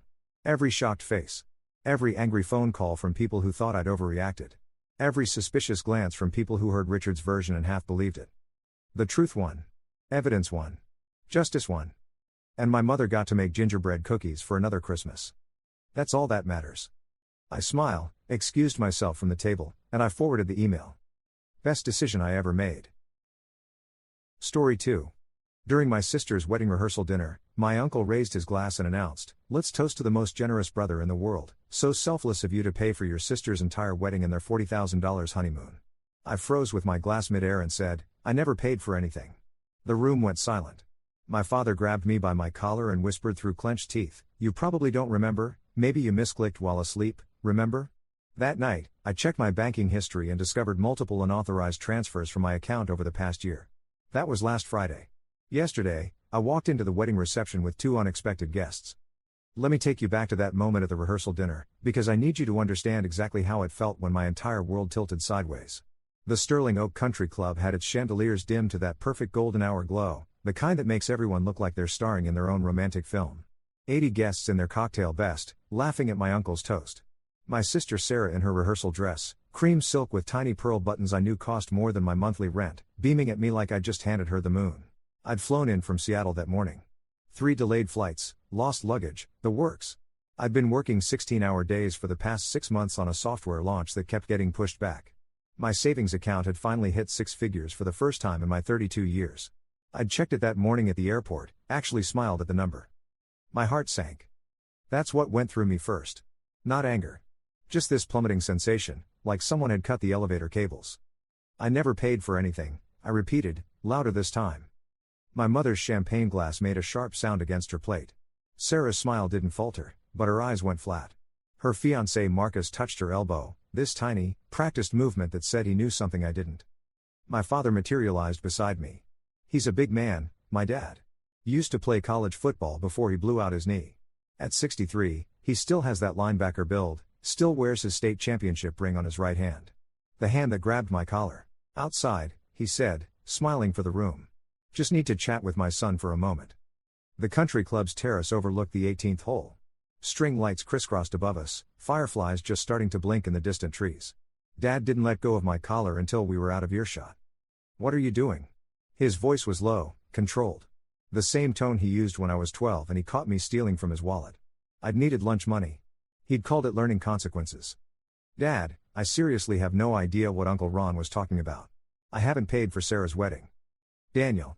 He ran his hand through his silver hair. "The transfers. From your account. You don't remember?" I almost laughed. "Almost. What transfers?" "You probably don't remember, maybe you misclicked while asleep, remember?" He was looking at me like I was the one being unreasonable. Like I was embarrassing him on purpose. That should have been the first red flag. But I just stared at him, this man who taught me to ride a bike and also how to keep my mouth shut when he was drinking. "I need to see my bank statements," I said. "Let's not ruin your sister's weekend over a misunderstanding." He clapped me on the shoulder, heavy. "Come back inside. Have another drink. We'll sort this out Monday." "Dad." "Monday, Daniel." I went back inside. Smiled. Hugged Sarah when she came over, her perfume the same vanilla and jasmine she'd worn since high school. "Thank you so much," she whispered in my ear. "I know we haven't been close lately, but this means everything." My tongue felt thick. "Yeah. Of course." The rest of the dinner blurred. I remember my Aunt Carol asking about my job, and I gave her the elevator pitch I'd perfected for networking events. I remember Marcus's best man giving a speech about true love that made half the room cry. I remember checking my phone under the table and seeing my bank app icon, wanting to open it right there, stopping myself. I left before dessert. Claimed a migraine. Mom kissed my cheek and told me to rest up for the big day. Sarah hugged me again, tighter this time. "I love you, big brother," she said. I almost asked her then. Almost. The hotel room was one of those characterless chains off the highway. Beige walls, abstract art bolted down, the faint chemical smell of industrial cleaning solution. I sat on the edge of the bed and opened my banking app. It took 3 tries to log in. My hands were shaking. The first transfer I saw was dated 9 months ago. $5,000. Memo, S&M wedding venue deposit. I scrolled. Another transfer, 7 months back. $12,000. S&M catering. Another. My mouth went dry. 10 transfers total. Ranging from $2,000 to $15,000. The most recent was 3 weeks ago, $8,000 for S&M honeymoon Maldives package. $63,000. Gone. Just gone. From my account. I wasn't breathing right. The room felt too small. I pulled up the detailed transaction history, looked at the authorization info. Every single transfer showed as initiated from my IP address. My devices. My face recognition authentication on the mobile transfers. "That's not possible," I said out loud. My voice sounded strange in the empty room. I called my bank's fraud line. Waited through the hold music, that cheerful instrumental version of songs from the 80s. A representative named Jennifer picked up, asked me to verify my identity, listened to my situation. "Sir, I'm showing all these transactions were authorized with your biometric authentication. Face recognition and fingerprint for the mobile transfers, correct password and security questions for the desktop ones. Is it possible someone in your household? I live alone. Or someone who might have access to your devices?" I thought about my apartment. The 4th floor walk-up I'd lived in for 3 years. The deadbolt I always engaged. My laptop that required both a password and fingerprint. My phone that I kept on me constantly. "No," I said. "That's not possible." Jennifer's voice stayed professional, sympathetic. "I understand this is distressing, sir. But without evidence of unauthorized access, these transactions appear legitimate. I'd recommend filing a police report if you believe you're a victim of identity theft, and we can start an investigation. But I have to be honest with you, the authentication on these transactions is really strong. It's going to be difficult to prove fraud." I hung up. Stared at the wall. S&M. Sarah and Marcus. My father's voice in my head, "You probably don't remember, maybe you misclicked while asleep." I opened my laptop. Started going through my email. Searched for any correspondence about wedding planning, payments, anything. Nothing. Searched my text messages. Nothing. I pulled up my location history. I'm one of those people who keeps it on for the fitness app. 9 months ago, when that first transfer happened, I was in Seattle. At work. I checked my calendar. All-day sprint planning session. I'd been in meetings from 8 in the morning until 6 at night. I couldn't have been asleep and somehow authorized a transfer. I was surrounded by 30 colleagues. The realization came slow, then all at once. Someone had access to my accounts. My devices. My biometrics. And my family knew. I didn't sleep that night. I sat in that beige hotel room and I built a case. Years of software development had taught me to document everything, to trace problems back to their source. I screenshot every transaction. Downloaded bank statements. Pulled up security logs for my devices. Checked for any unfamiliar logins, any pattern I'd missed. Around 3 in the morning, I found something. My laptop's remote access history. Someone had connected to my computer multiple times over the past year using a legitimate remote desktop application, the kind used for IT support. The sessions always happened when I was asleep. Pacific time zone. Between 2 and 4 in the morning. I checked the originating IP addresses. Most were masked through a virtual network. But one, just one, from 4 months ago, wasn't. I ran it through a location service. My parents' address. My father's house. That's when I knew. That's when everything clicked into place with this awful clarity. See, here's what you need to understand about my family. We're not close. We're the kind of family that looks perfect in Christmas card photos and falls apart when the camera's off. My father built a successful construction company from nothing, and he never let us forget it. Every opportunity we got came from his sweat. Every mistake we made was disrespecting his sacrifice. Sarah was always the favorite. The baby. The one who stayed local, who married a man from a good family, who did everything right. I was the one who left. Who moved across the country for college and never came back. Who chose code over concrete. He never forgave me for that. But this? This was something else entirely. I spent the next 2 hours calling in favors from friends in tech. By dawn, I had remote access logs, authentication timestamps, and a complete map of how someone had gotten into my system. They'd installed a keystroke logger 18 months ago, probably when I visited for Thanksgiving and left my laptop at my parents' house overnight. After that, they had everything. Passwords. Security questions. They'd trained a biometric spoof using photos from my social media. The kind of sophisticated identity theft that required planning. Intention. The sun was coming up when I finally let myself feel it. The anger. It came hot and sharp, burned away everything else. I'd trusted them. The wedding was scheduled for 4 in the afternoon. I had 12 hours. I showered. Put on my suit, charcoal gray, the one I'd bought for conference presentations. Checked out of the hotel. Drove to my parents' house. My mother answered the door in her bathrobe, hair in curlers. Daniel. What are you doing here so early? The wedding's not until. Where's Dad? Something in my voice made her step back. He's in the garage. Honey, what's? I walked past her. The garage was my father's domain. His workbench, his tools arranged just so, his vintage Mustang that he restored every weekend. He was leaning over the engine when I walked in, wearing an old Marines t-shirt stained with grease. We need to talk, I said. He didn't look up. Thought we were doing this Monday. Yeah, well, plans changed. I pulled out my phone, showed him the screenshots. Want to explain these? He finally turned around. Wiped his hands on a red shop towel, taking his time. Looked at my phone. His face didn't change. You're going to need to be more specific, he said. The transfers. The $63,000 stolen from my account. The remote access to my laptop from this house. Want to start with any of those? My mother appeared in the doorway. Daniel, what are you talking about? Ask him. I didn't take my eyes off my father. Ask him how he stole from me to pay for Sarah's wedding. The silence stretched. I could hear the house settling, the garage door mechanism ticking as it cooled. Then my father smiled. Not a nice smile. Stole is a strong word.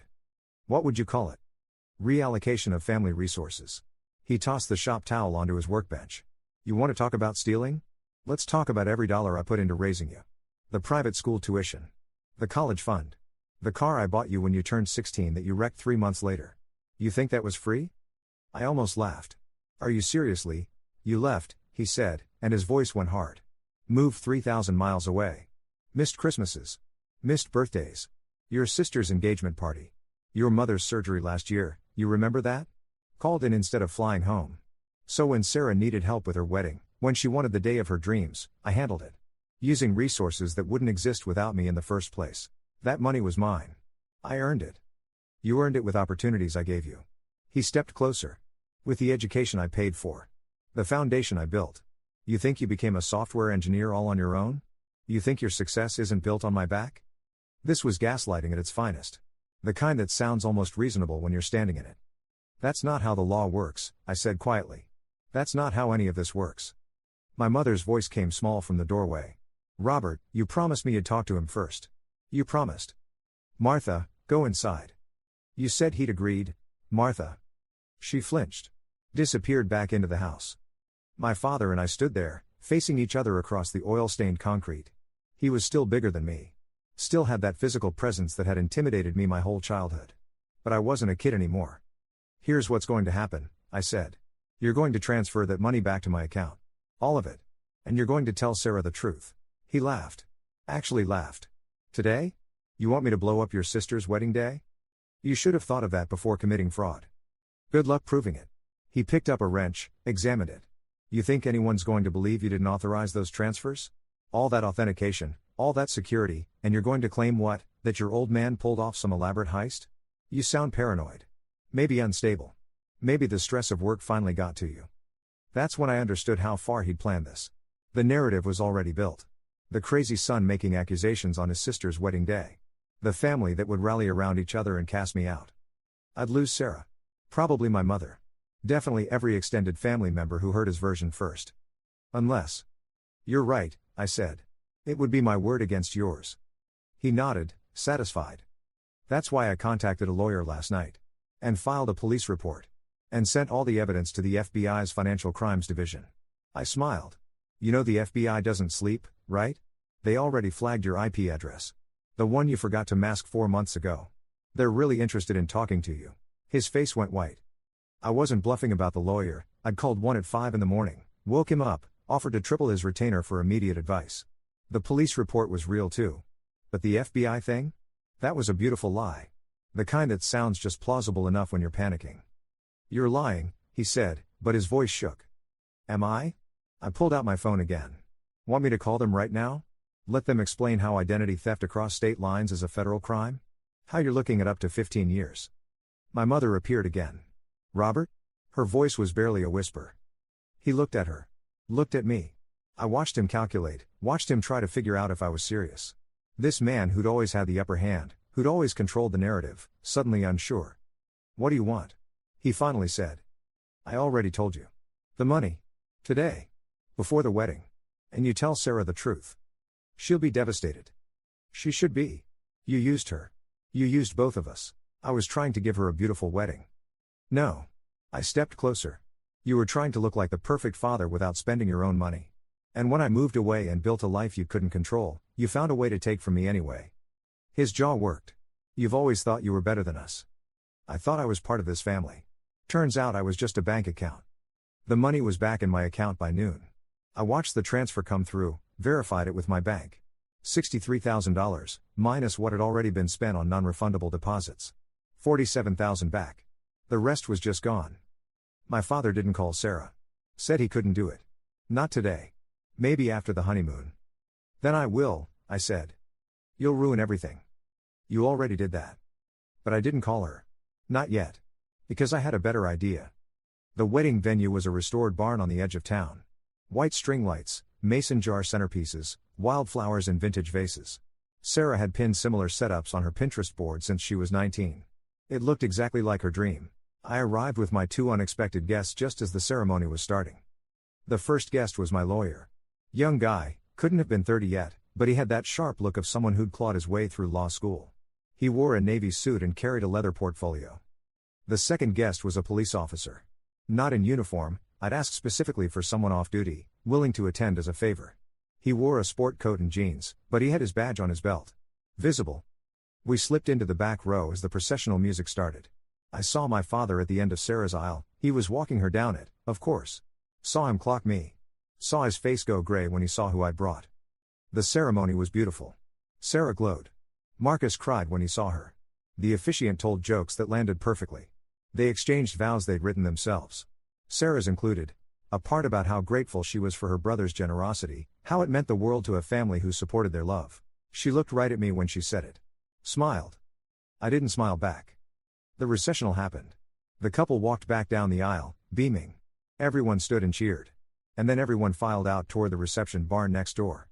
I stayed seated. So did my lawyer and the officer. My father broke away from the crowd, came back inside. What are you doing? Waiting for the right moment. Daniel, please. Not here. Not now. Sit down, Dad. He sat. Not next to me, 3 rows ahead. His shoulders were rigid under his gray tuxedo. I want you to know, I said quietly, that I'm not trying to ruin Sarah's day.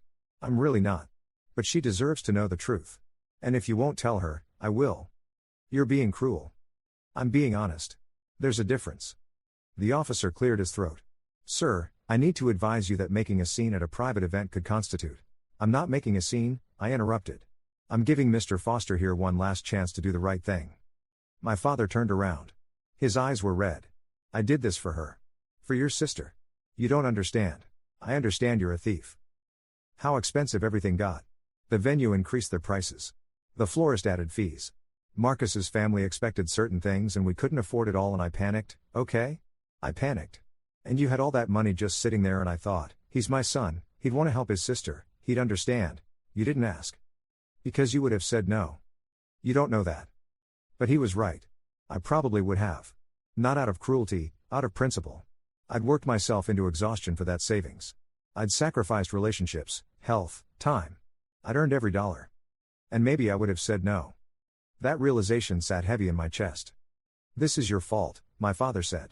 If you'd stayed close. If you'd been part of this family instead of running away. I didn't run. I built a life. You abandoned us. I moved. The officer stood up. Gentlemen, I think. The barn door opened. Sarah stood there in her wedding dress, her veil pushed back, confusion on her face. What's going on? Dad, you're supposed to be helping with the toast. And Daniel, why are you still in here with? She stopped. Looked at my lawyer. At the officer. What's happening? The moment stretched. My father stood up. Sweetheart, go back to your reception. Everything's fine. It doesn't look fine. She walked down the aisle, her dress rustling. Daniel? Talk to me. I looked at my sister. Really looked at her. Saw the happiness bleeding into worry. Saw her perfect day starting to crack. And I made a choice. Nothing's happening, I said. False alarm. Just had some questions about some transfers. Got it all sorted out.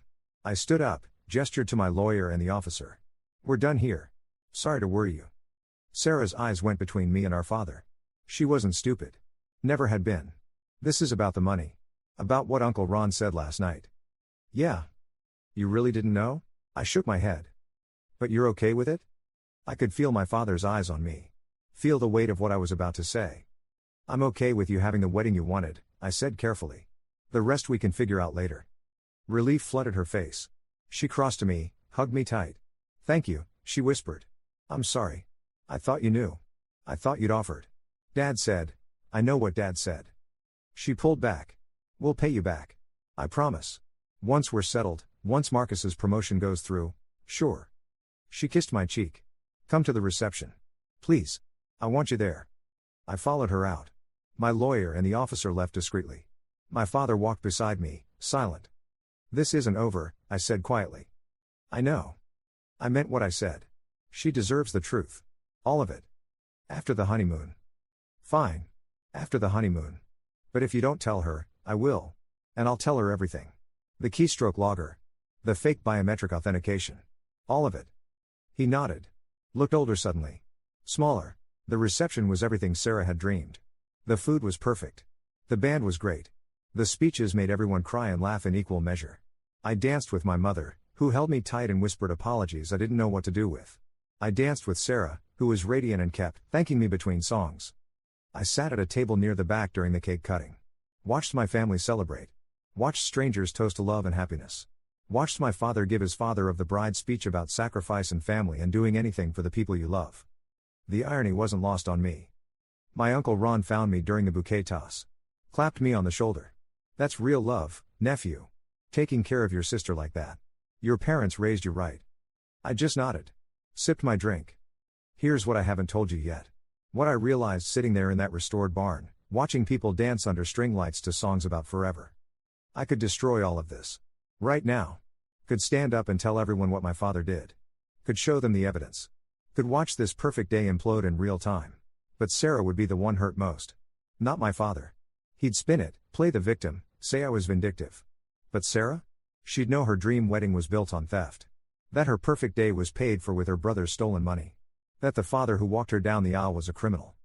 Some truths don't set you free. They just burn everything down. So I made a calculation. A cold one. I'd give her the honeymoon. Let her have 2 weeks of bliss in the Maldives, my money funding her happiness one last time. Let her post the photos, thank her family, believe in the love story. And then I'd tell her. Not to hurt her. But because she deserved to know who she was married to now. Because Marcus knew. He'd known the whole time. I'd seen it in his face at the rehearsal dinner, that careful touch to her elbow. He'd benefited from fraud and said nothing. She deserved to start her marriage with truth, even if it shattered her. I left the reception early. Said goodbye to Sarah and Marcus, hugged them both. Have an amazing honeymoon, I said. You're the best brother in the world, Sarah said. I drove back to the hotel. Caught a red-eye back to Seattle. Spent the flight staring out at darkness, thinking about family and money and what we owe each other. My father called twice. Left voicemails I haven't listened to. My mother texted, please don't do anything hasty. We can fix this. I haven't responded. The lawyer called with an update. The police report is filed. The evidence is documented. If I want to press charges, we can. But it'll be hard. The authentication is solid. A good defense attorney could argue I'm misremembering, that the stress of work affected my judgment.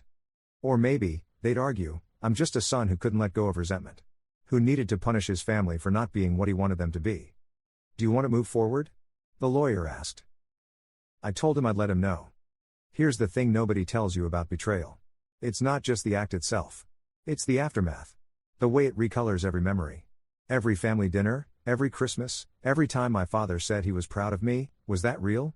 Or was I always just a resource to be exploited when convenient? I don't know if I can forgive this. I don't know if I should. But I know what I'm going to do. After the honeymoon, I'll meet Sarah for coffee. I'll show her everything. The transfers. The remote access logs. The IP addresses. And I'll let her decide what to do with that information. If she wants to maintain the relationship with our father, that's her choice. If she wants to pay me back, we'll set up a payment plan. If she wants to cut me out for ruining her happiness, I'll understand. And then I'm going to change every password. Every security setting. I'm going to scrub my digital life clean and make sure nobody can ever access my accounts again. I'm going to build walls so high that not even family can climb them. Because that's what they taught me. That's the real lesson here. Trust is a luxury I can't afford anymore. It's been 3 days since the wedding. Sarah and Marcus are somewhere over the Indian Ocean right now, posting pictures of crystal blue water and overwater bungalows. My stolen money funding their paradise. I should be angrier. I should be planning revenge, plotting how to make them all pay. But mostly I just feel tired. And sad. And grieving something I'm not sure I ever really had. My father sent one more text this morning. We need to talk before you do anything you'll regret. I haven't responded.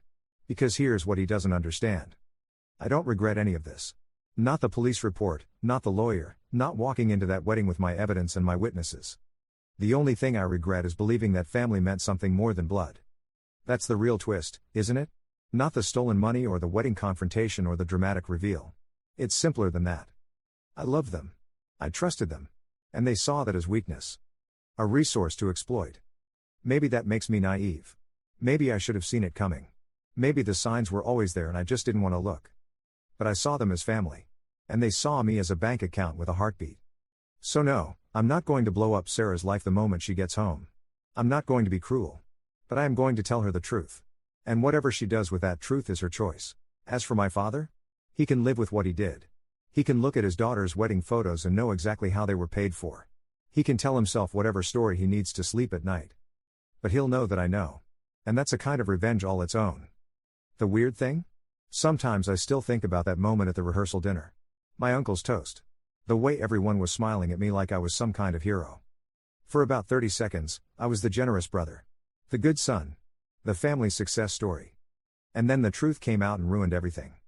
But here's what keeps me up at night. What if I had said yes? What if my father had asked me directly, explained the situation, and I'd agreed to help? Would I have felt differently? Would it have been a gift instead of a theft? I think the answer is yes. And that makes it worse somehow. Because he didn't trust me enough to ask. Didn't believe I'd help my own sister. Or maybe he knew exactly what he was doing. Maybe he wanted to take rather than ask because taking gave him power. Control. The same way he controlled everything in our house growing up. Some patterns never break. They just find new shapes. I'm writing this from my apartment in Seattle. The rain is hitting the windows in sheets. My laptop is on the coffee table, every security setting maxed out. My phone requires both facial recognition and a 12-digit passcode to unlock. I've become paranoid. I know that. But paranoia is just pattern recognition when the pattern's hurt. In 2 weeks, Sarah and Marcus will come home. They'll post their last vacation photos, thank everyone for the amazing wedding, maybe even tag me in a sweet post about grateful siblings. And then I'll text Sarah. Ask her to meet for coffee. And I'll show her what our father did. Part of me hopes she'll be horrified. That she'll see it for what it was and stand with me. But part of me knows better. Because she's been the favorite her whole life. Because she's never had to question whether our father loved her. Because sometimes it's easier to shoot the messenger than confront the message. And if she chooses him over me? If she says I'm making it up, or exaggerating, or that I should just let it go for the sake of family peace? Then I'll know. Finally. Definitively, that I was never really part of this family at all. I was just a supporting character in their story. An extra who got too much screen time and needed to be written out. The thought should hurt more than it does. But I think I've been mourning this loss for longer than I realized. Maybe since I left for college. Maybe since the first time I chose my own path and saw the disappointment in my father's eyes. Maybe I've been an orphan all along and just didn't know it. There's a box under my bed. Filled with family photos. Christmas mornings, birthday parties, graduation days. Everyone smiling. Everyone happy. I haven't looked at it since I got back. I don't think I can. Because those photos are lies now. Beautiful, carefully composed lies. And I don't know how to look at them without seeing the truth underneath. The manipulation. The control. The careful construction of a family that only existed in frames. My mother called yesterday. I let it go to voicemail. "Sweetheart," she said, her voice trembling, "please call me back. Your father is a mess. He made a mistake, yes, but he's your father. We're your family. This can't be how it ends. Please. Just call me back. We can fix this together. We can make it right. Don't throw away your family over money. Please, over money. Like that's what this is about." I haven't called her back. You know what the worst part is? I keep wondering if I'm overreacting. If I'm making this bigger than it needs to be. If I'm punishing them too harshly for something that, in the grand scheme of things, isn't that terrible. He took money I earned. But he also raised me. Fed me. Housed me for 18 years. He violated my trust. But he did it for his daughter. My sister. For love, in his own twisted way. He committed fraud. But families are complicated. Maybe this is just what families do. Take from each other, hurt each other, and call it love. And then I think about that keystroke logger. About him planning this for months. About him watching my password scroll by, watching my banking transactions, choosing exactly when to strike. About him training a fake biometric system to steal my face. That's not a mistake. That's not a moment of panic. That's calculated. Predatory. Cold. That's a man who saw his son as a mark. And no amount of rationalizing changes that. I've started writing this all down. Everything that happened. Every detail.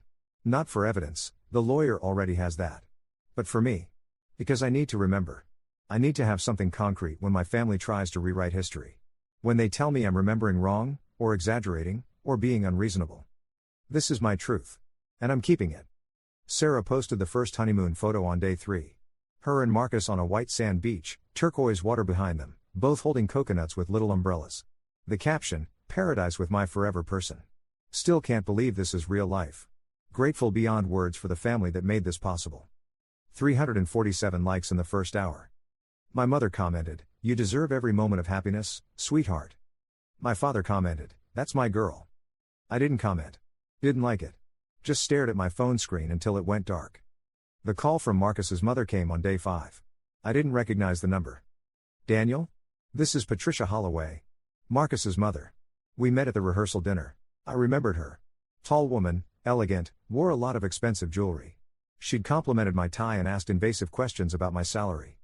"Hi, Mrs. Holloway." "Patricia, please." A pause. "I'm calling because I think there's something you should know. About the wedding expenses." My grip tightened on the phone. "I'm listening." "Marcus told me what happened. What your father did." Her voice was crisp, matter of fact. "I want you to know that we had no idea. We offered to pay for half the wedding, but your father insisted. Said everything was covered. Said you'd volunteered to help as a gift to Sarah. That's not what happened. I gathered that when I saw you arrive at the wedding with a police officer." She paused. "Daniel, I'm going to be direct. We're planning to reimburse you for our share. It's not right that you were victimized this way.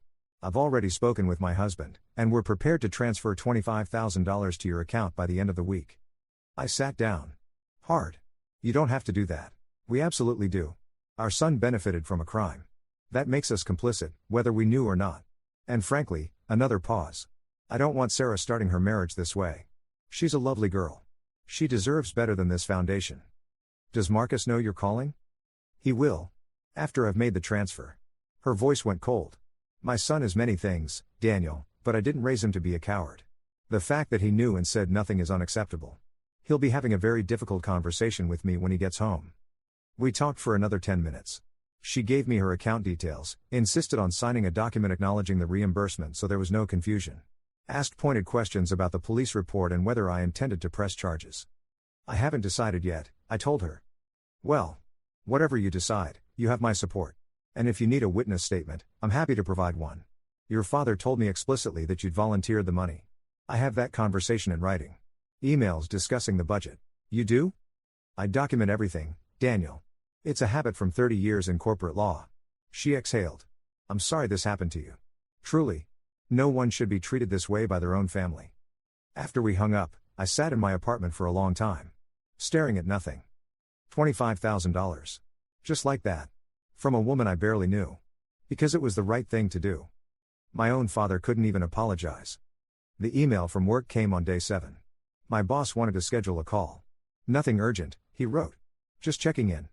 We talked that afternoon. He asked about the wedding, how my family was doing. I gave non-committal answers. Then he cleared his throat. Listen, Daniel. I don't want to pry, but we've noticed you've seemed distracted the past few months.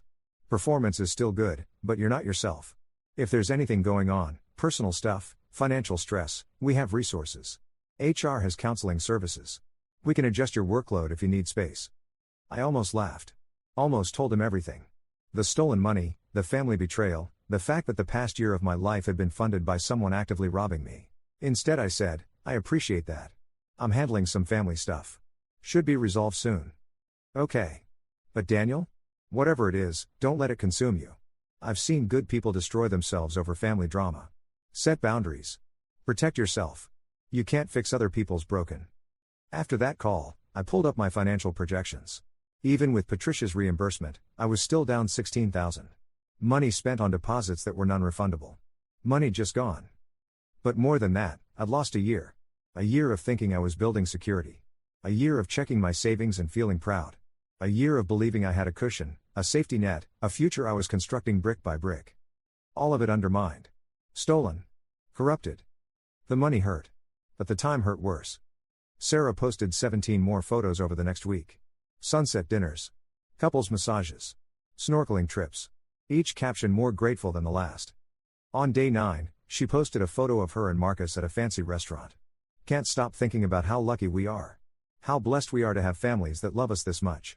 This honeymoon is a dream, but going home to our people will be even sweeter. I closed the app. Deleted it from my phone. Patricia's transfer came through on day 10. $25,000, exactly as promised. She sent a follow-up email with the signed documentation, copies of the emails between her and my father, and a note. Marcus is furious with me for interfering. He seems to think we should have stayed out of it, let you and your father work it out privately. I've told him that's not how integrity works. That's not how our family works. He'll come around. In the meantime, I want you to know that some of us still believe in doing the right thing, even when it's uncomfortable. Especially then. Patricia, I read that email 5 times. Some of us still believe in doing the right thing. My father called on day 12. I let it ring through. He left a voicemail. Daniel. Son. I need you to listen to me. Patricia Holloway just called me. She's threatening to make a statement to the police about our arrangement. She's twisting everything, making it sound worse than it was. You need to call her off. You need to tell her this is family business and she needs to stay out of it. If she makes a statement, if this goes to court, it'll destroy Sarah. It'll ruin her marriage before it even starts. Is that what you want? To punish your sister for my mistakes? Call me back. We need to fix this before it's too late.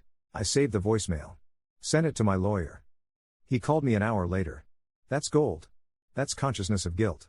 He's admitting it was wrong and trying to prevent witnesses from coming forward. If you want to press charges, this strengthens the case significantly. What are my odds? With this? With Patricia's testimony?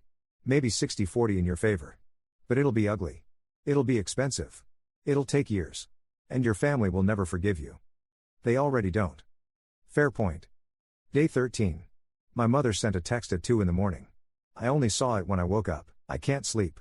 Keep thinking about when you were little. You were such a sweet boy. Always trying to help.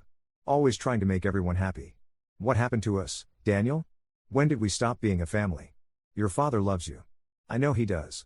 He just doesn't know how to show it anymore. He's scared. Scared of losing you, scared of what you'll do, scared of who he's become. Please. Before Sarah gets home. Before you burn everything down. Can we just talk? Just you and me. Coffee. Anywhere you want. I just want to see my son. I read it 3 times. Then I turned off my phone. Because here's what she didn't understand. What none of them understood. I didn't want revenge. I didn't want to burn anything down. I didn't even want the money back anymore, though I'd take it. I just wanted the truth. I wanted them to admit what they'd done. To say it out loud. To stop pretending this was a misunderstanding or a miscommunication or something I'd somehow agreed to in my sleep. I wanted them to stop making me feel crazy for being angry. But they couldn't do that. Because if they admitted the truth, they'd have to admit who they were. What they'd become. And that was too much. Too painful. Too real. So instead they'd rewrite history. They'd make me the villain. The ungrateful son. The one who chose money over family. The one who couldn't forgive. And maybe some people would believe them. Maybe most people would. Because families are supposed to forgive, right? Supposed to move past things. Blood is thicker than water and all that. Except the full quote is, the blood of the covenant is thicker than the water of the womb. The bonds you choose are stronger than the ones you're born into. I didn't choose this family. But I could choose to leave it. Day 14. The day before Sarah and Marcus were supposed to come home. I got an email from an address I didn't recognize. The subject line, you don't know the full story. I almost deleted it. Assumed it was spam or phishing. But something made me open it. Daniel, you don't know me. I'm Rebecca, Marcus's sister. We haven't met because I wasn't invited to the wedding. I've been estranged from my brother for 3 years, ever since I confronted him about his gambling problem. Yes, gambling. The kind that cost him his first engagement, his savings, and nearly his job. My parents helped him get treatment, paid off his debts, and made him promise to stay clean. He did. For a while. Then he met Sarah and the pressure to look successful, to have the perfect wedding, to maintain appearances, it triggered him again. I don't know how bad it is this time. But I do know he was desperate for money 6 months ago. Desperate enough to steal from his own father's business account. Dad caught him, covered it up, made him pay it back. When I heard about your situation from my mother, I wasn't surprised. I was heartbroken. Because Marcus is my brother and I love him. But he's also an addict who will use whoever's closest to feed his addiction. I'm telling you this because Sarah deserves to know. Before she ties her life to his. Before she has kids with him. Before she wakes up one day and realizes her bank account is empty and her husband has a second mortgage she didn't know about. I'm attaching documentation. Bank statements. Emails between Marcus and a bookie. Screenshots of betting apps on his phone. I got these during his last intervention. I've held onto them in case he relapsed. I think he has. And I think your father knew. Or suspected. And saw an opportunity. 2 birds, 1 stone. Get the wedding paid for and help Marcus look solvent. Look successful. Look like a man worthy of his daughter. I'm sorry you got caught in this. But please. Show Sarah. Before it's too late. She seems like a nice person. She doesn't deserve what's coming. Rebecca. The attachments loaded slowly. 5 documents. All of them damning. Marcus had a gambling addiction. A serious one. One that had cost him over $100,000 in the past 5 years. And my father knew. Had to have known. Because there was an email chain between him and Patricia Holloway discussing whether to tell Sarah before the engagement. Whether it was fair to let her walk into this without full disclosure. My father had argued no.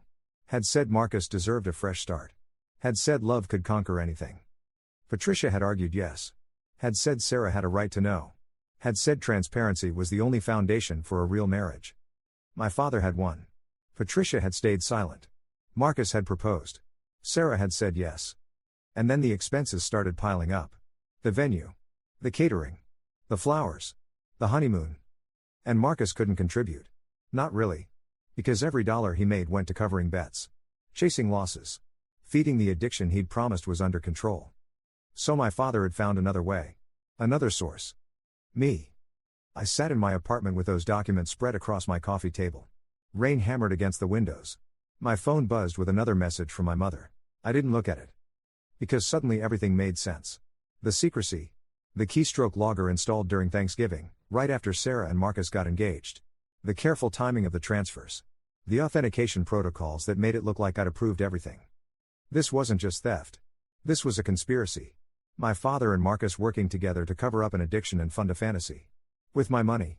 Without my knowledge. Without my consent. And Sarah was the mark. The beautiful, naive Mark who thought she was living a fairy tale. I forwarded everything to my lawyer. Then to Patricia Holloway. Then I saved copies to 3 different cloud services. Then I booked a flight home. Sarah and Marcus were landing tomorrow afternoon. I'd be there to meet them. Not at the airport. At their new apartment.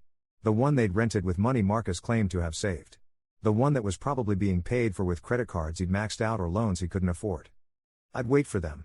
And when they walked in, glowing from their honeymoon, ready to start their married life, I'd show them everything. The transfers. The keystroke logger. The remote access logs.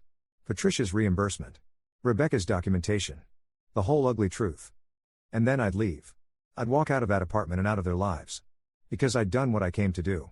I'd given Sarah the information she needed to make a real choice. An informed choice. After that, it was up to her. But here's the thing.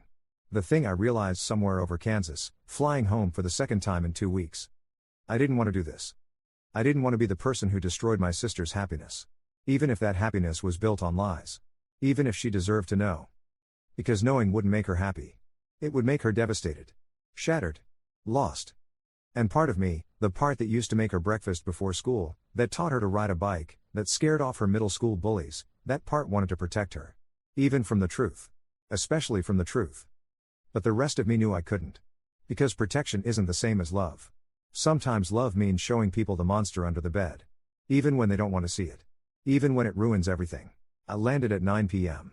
Rented a car. Drove to Sarah and Marcus's new place, a 2-bedroom in a complex near downtown, with a doorman and underground parking and rent that had to be at least $3,000 a month. Their flight wasn't due until 3 p.m. the next day. I had time. I sat in my rental car in the parking lot and I waited. Watched lights turn off in windows. Watched the doorman change shifts. Watched the city settle into its late-night rhythm. Around midnight, my phone rang. My mother. I answered. Daniel. Her voice cracked. Where are you? Does it matter? Your father is worried. He thinks you're going to do something rash. He thinks I'm going to tell Sarah the truth. Silence. Please don't, she finally whispered. Please. She's so happy. Can't we just let her be happy? She's happy because she doesn't know she married a gambling addict who helped steal from her brother. Marcus is getting help. He's in a program. He's trying. Since when? Since, she stopped. Since your father found out. When was that? 3 months ago. 3 months. 3 months they'd all known. 3 months they'd kept the secret. 3 months they'd let Sarah plan her future with a man who was actively deceiving her. 3 months they'd let me believe my money was safe while they drained my account. Mom, I said quietly. Do you even hear yourself? I hear a family trying to survive. Trying to stay together. Is that so wrong? Yes. When it requires lying to everyone involved. When it requires theft. When it requires sacrificing one child to save another. We're not sacrificing you. What would you call it? She was crying now. You're strong, Daniel. You always have been. You can handle this. But Sarah, she's fragile. She needs protection. She needs the truth. The truth will destroy her. Maybe. Or maybe it'll save her. I hung up. At 3 a.m., I left the parking lot. Drove to an all-night diner. Ordered coffee and eggs I didn't eat. Sat in a booth and stared at Rebecca's documents one more time. The waitress came by to refill my coffee. She was older, maybe 60, with tired eyes and a name tag that said Lorraine. Rough night? She asked. You could say that. Family stuff? I looked up at her. How'd you know? Honey, I've been serving coffee to troubled people for 40 years. I can always tell the family stuff. It's got a particular look. She topped off my cup. Want some unsolicited advice from a stranger? Sure, whatever you're about to do, make sure you can live with it. Not today. Not next week. 10 years from now. When you're looking back at this moment, will you be proud of your choice? Or will you wish you'd done something different? She smiled. That's it. That's the whole wisdom. Can you live with it? She walked away before I could respond. I sat there until dawn, thinking about that question. Could I live with telling Sarah the truth? With destroying her marriage before it even started? With being the person who proved that love isn't enough and dreams are just expensive lies? Or could I live with staying silent? With letting her discover it herself, months or years from now, when she had even more to lose. When there might be kids involved, or a mortgage, or a decade of intertwined lives. Which haunting could I bear? At 7 a.m., I drove to my parents' house. My father's truck was in the driveway. The lights were on in the kitchen. I could see movement through the window. I sat in my car for 10 minutes. Then I got out. Walked to the door. Used my key, they'd never asked for it back. My father was at the kitchen table. Coffee in front of him. Newspaper unread. He looked up when I walked in. Looked old. Looked beaten. I knew you'd come, he said. I pulled out a chair. Sat down across from him. Put Rebecca's documents on the table between us. When were you going to tell me? I asked. About Marcus. He glanced at the papers. His jaw tightened. Where did you get those? His sister. She's more honest than you. Rebecca is bitter. She's been trying to sabotage Marcus for years. Dad. Stop. My voice was quiet. Controlled. I'm not here to argue. I'm here to understand. Did you know about his gambling when Sarah got engaged? A long silence. Then, I suspected. Did you know when you started taking money from my account? Another silence. Longer. Yes. The word hung in the air between us. You knew he was an addict. You knew he couldn't pay for the wedding. You knew Sarah was marrying someone with a serious problem. And instead of telling her, instead of protecting her, you decided to steal from me to cover it up. I was protecting her. His voice rose. I was protecting both of them. Marcus is a good man with a bad habit. He's getting help. He's going to be fine. And Sarah loves him. Really loves him. Who was I to destroy that? Who are you? I'm the person you made a victim to save a lie. You're also the person who can choose to let them be happy. He slammed his hand on the table. You have that power, Daniel. You can walk away. You can let them have their chance. Or you can burn it all down and feel righteous while your sister suffers. What kind of brother are you? I looked at my father. Really looked at him. Saw the desperation in his eyes. The fear. The way he was willing to say anything, do anything, to maintain the fiction he'd built. I'm the kind who tells the truth, I said. Even when it hurts. I stood up. Gathered the documents. Walked toward the door. Daniel. His voice stopped me. If you do this, you're not my son anymore. You understand that? You do this, and we're done. All of us. You'll lose your whole family. I turned back. Dad. I already did. Sarah and Marcus's flight landed at 3:14 p.m. I know because I tracked it on my phone from their apartment parking lot. They'd be home by 4:15 at the latest. I had the documents organized. Printed copies in a folder. Everything labeled, highlighted, notated. The theft. The conspiracy. The gambling addiction. The lies upon lies upon lies. I had a speech prepared. Calm, factual, loving. I'd practiced it in the mirror that morning. I was ready. 4 p.m. came and went. 4:15. 4:30. At 4:45, their car pulled into the lot. I watched Marcus get out first, stretch, laugh at something Sarah said. Watched him pull their luggage from the trunk. Watched Sarah take his hand as they walked toward the entrance. She looked happy. Really, truly happy. The way people look in those early days when they still believe they've found the one. When they still think love conquers all. I watched them disappear into the building. And I started my car. I drove away. I didn't go to their apartment. Didn't show them the documents. Didn't deliver my speech. Instead, I drove to the airport. Caught the next flight back to Seattle. Sent the documents to Sarah in an email with the subject line, "Read this when you're ready." Then I turned off my phone. 3 days later, I turned it back on. 47 missed calls. 63 text messages. 22 voicemails. I deleted all of them without reading or listening. Except one text from Sarah, "We need to talk. Please." I didn't respond. A week later, Patricia Holloway called. "Sarah, read the documents," she said. She called me crying. Asked me if it was true. All of it. What did you tell her? I told her yes. I told her everything I knew. She's devastated. Is she leaving him? I don't know. She's staying with a friend. Marcus is a wreck. Your father is blaming you for ruining everything. Your mother isn't speaking to anyone. She paused. You did the right thing, Daniel. Then why does it feel so wrong? Because doing the right thing usually does. That's how you know it's right. If it felt good, it'd probably be selfish. 2 weeks later, my lawyer called.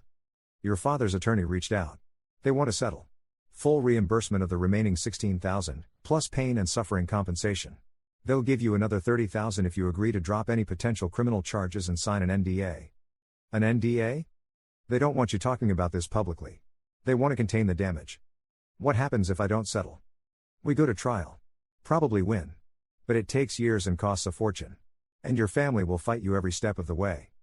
I thought about that waitress at the diner. About her question. Can you live with it? Take the settlement, I said. But lose the NDA. I won't go public, but I won't sign away my right to tell my own story. They won't like that. I don't care. They accepted. Wired the money the next day. 3 weeks later, Sarah called. I answered. Why did you tell me? Her voice was raw. Exhausted.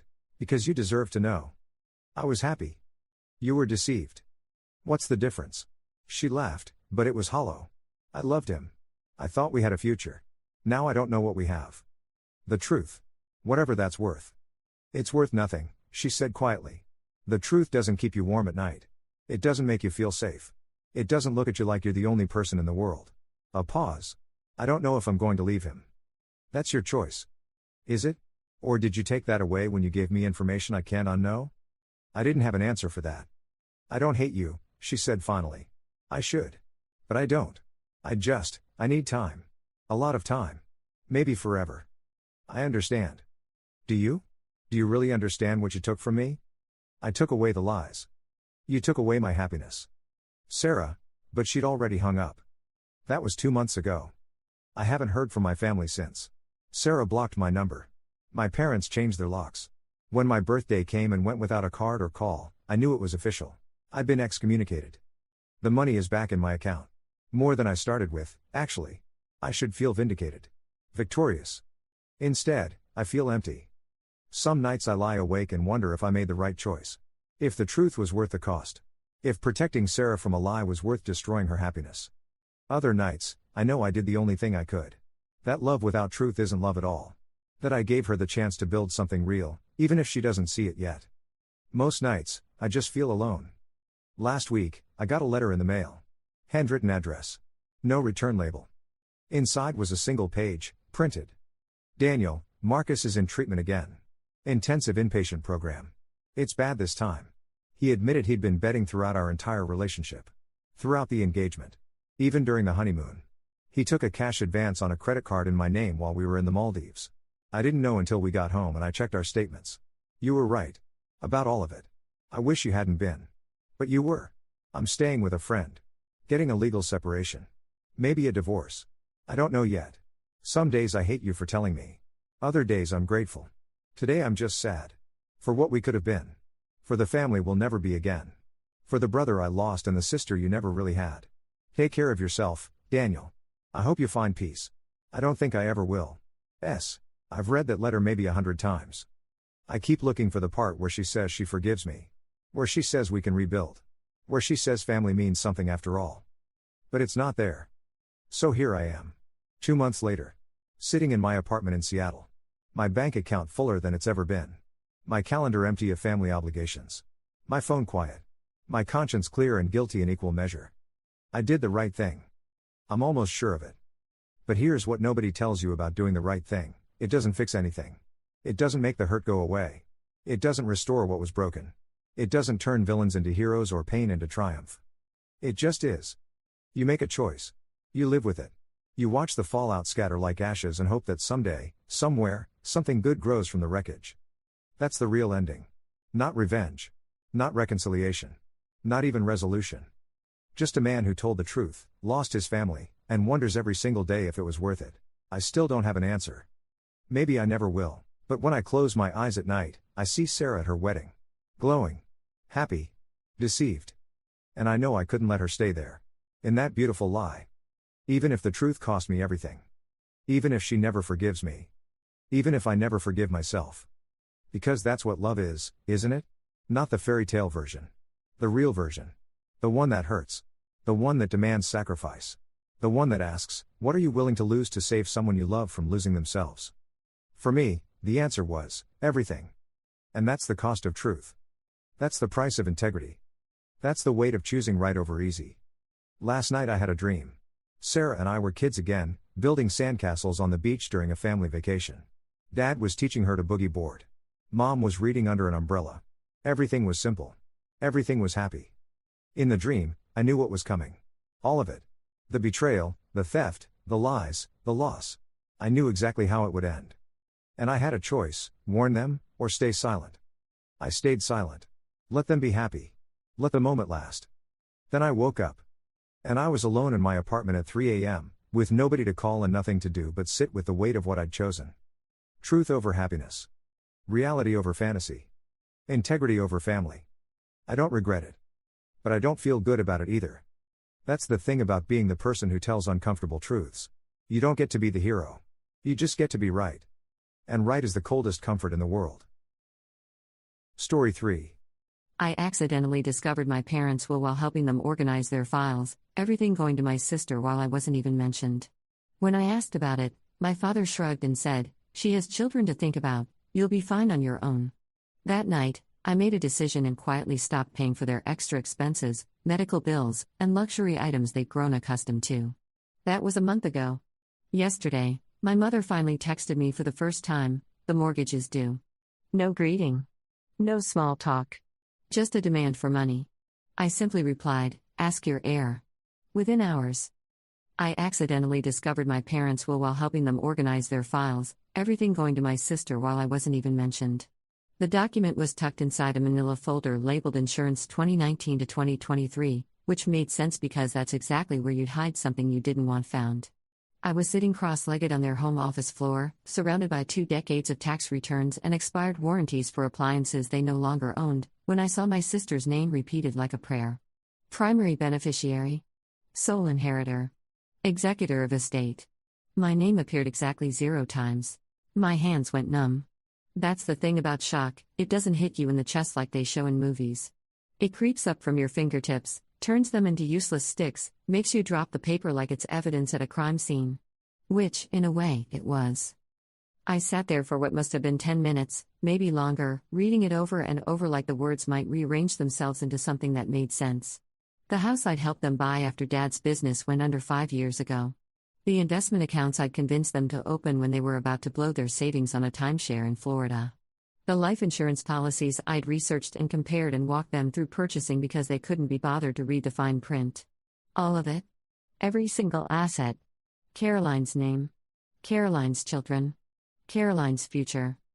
I heard my mother's footsteps in the hallway. She wore these silk slippers that made a specific whispering sound against the hardwood, and I shoved the will back into the folder like I was 16 again, hiding something I shouldn't have seen.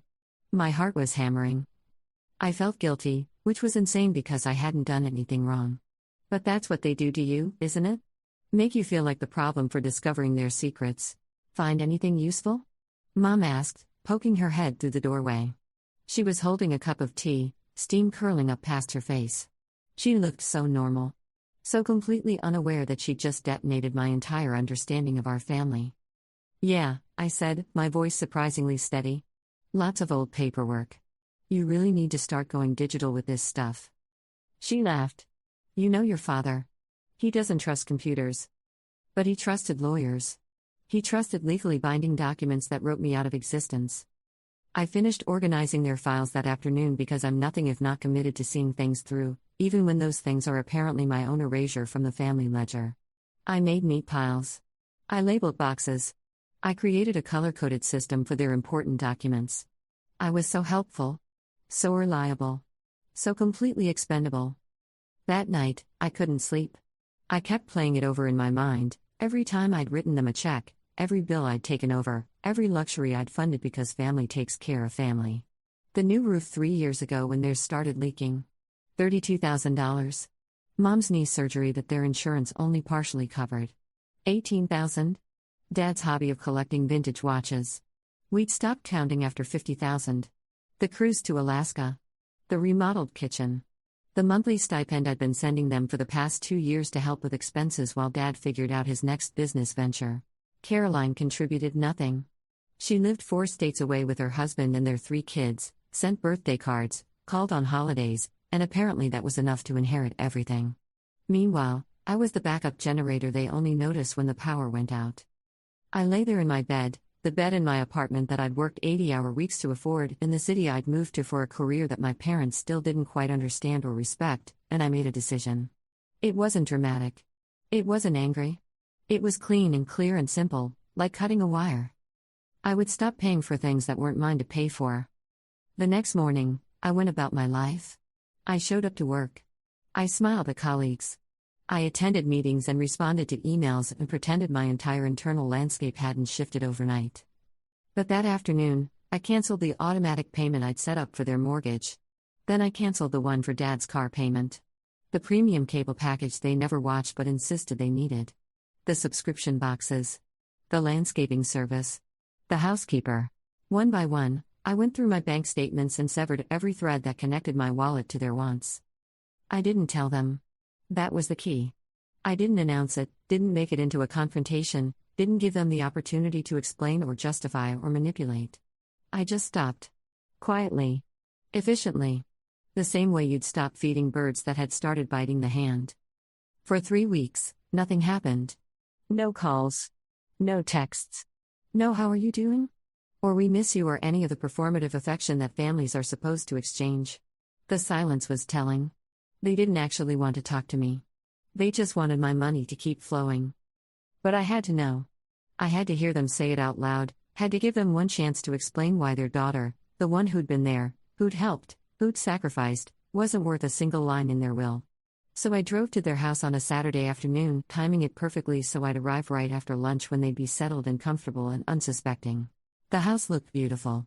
The house I'd helped save. The lawn was perfectly manicured. They must have paid for the landscaping out of pocket this month, or maybe they hadn't noticed yet that the service had stopped. Dad was in the garage, bent over one of his vintage watches spread across a felt mat, magnifying glass in hand. "Hey, kiddo," he said without looking up. He only called me kiddo when he was distracted. Mom was in the kitchen, preparing something elaborate for dinner. She was wearing an apron I'd given her for Christmas 2 years ago, the one with the embroidered flowers that she'd said was too pretty to use until apparently now. "I need to ask you something," I said, standing in the doorway between the kitchen and the living room, positioning myself so I could see both of them.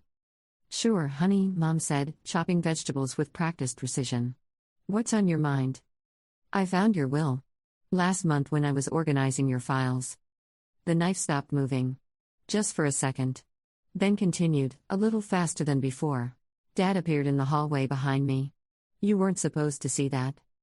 Not we should have talked to you. Not we can explain. Just, you weren't supposed to see that." Like the problem was my awareness, not their decision.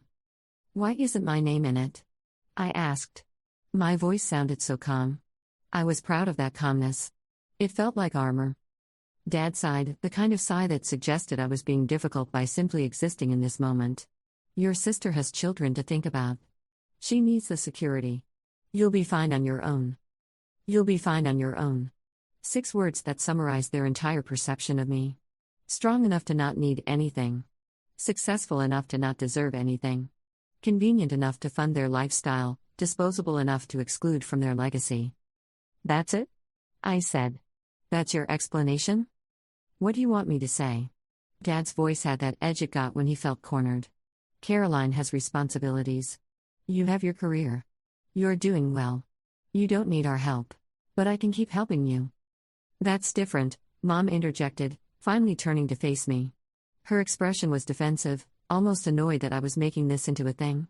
"You're helping us because you love us. Not because you expect something in return."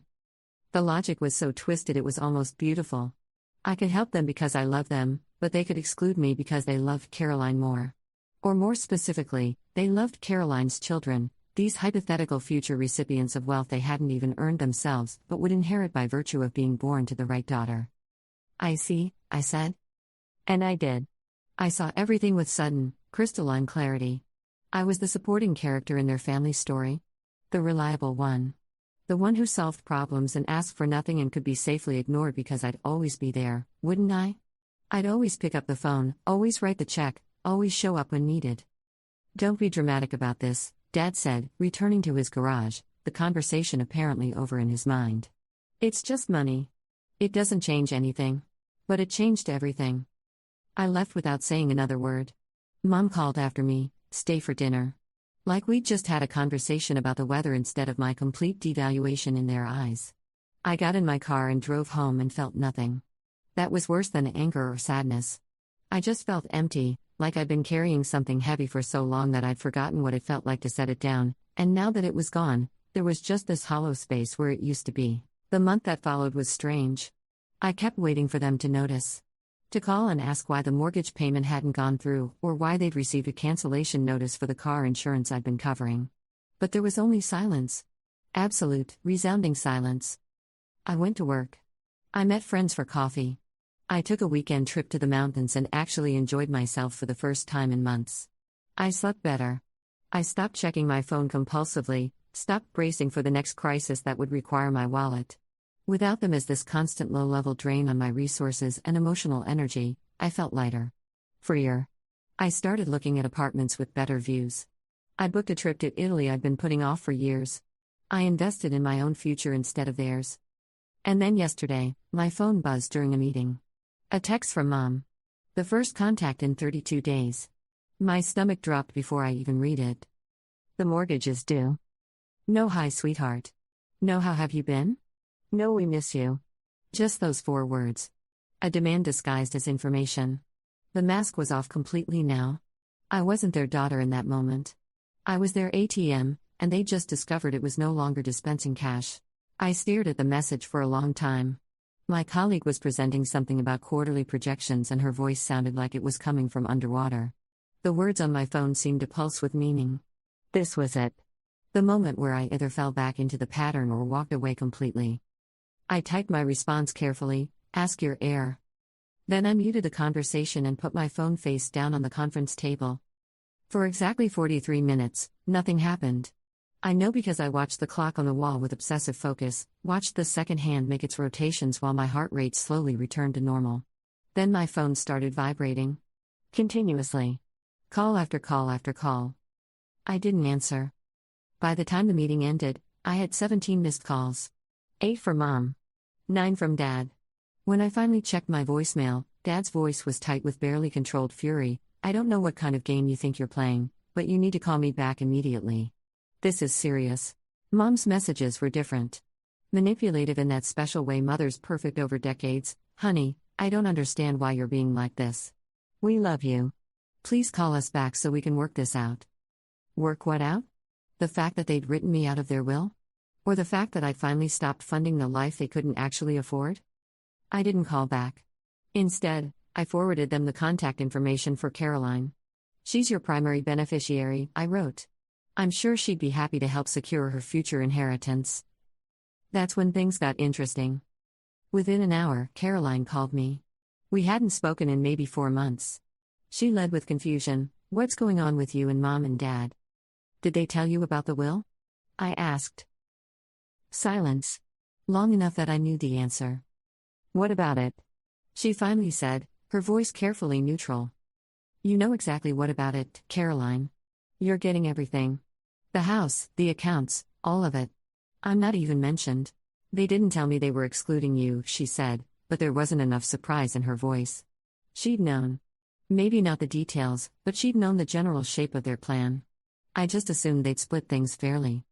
You assumed wrong. Or maybe you assumed right and just didn't bother to correct them. That's not fair, she protested. I didn't ask them to do that. But you didn't refuse it either, did you? When did they tell you? Last year? 2 years ago? How long have you known that I was working myself to exhaustion to fund their retirement while you were set to inherit everything? She didn't answer, which was an answer. Here's the thing, Caroline. They told me I'd be fine on my own. So that's what I'm doing. I'm being fine on my own. And they can figure out how to be fine on their own too. Or, better yet, they can ask their heir, that's you, in case you forgot, to start helping out. I can't afford, she started. Neither can they, I interrupted. That's been the problem all along. They've been living beyond their means for years, and I've been covering the difference. But apparently that doesn't buy me a place in the family. So I'm out. You can't just abandon them. The word abandon hit me like a physical blow. After everything, after the money, the time, the constant availability, the sacrificed opportunities, I was the one abandoning them? Not the other way around? Watch me, I said, and hung up. My phone exploded after that. Texts from both parents, from Caroline, even from Caroline's husband Matt, who I'd maybe spoken to 5 times in my entire life. They all followed the same script. I was being selfish. I was being cruel. I was punishing them for a decision they had every right to make.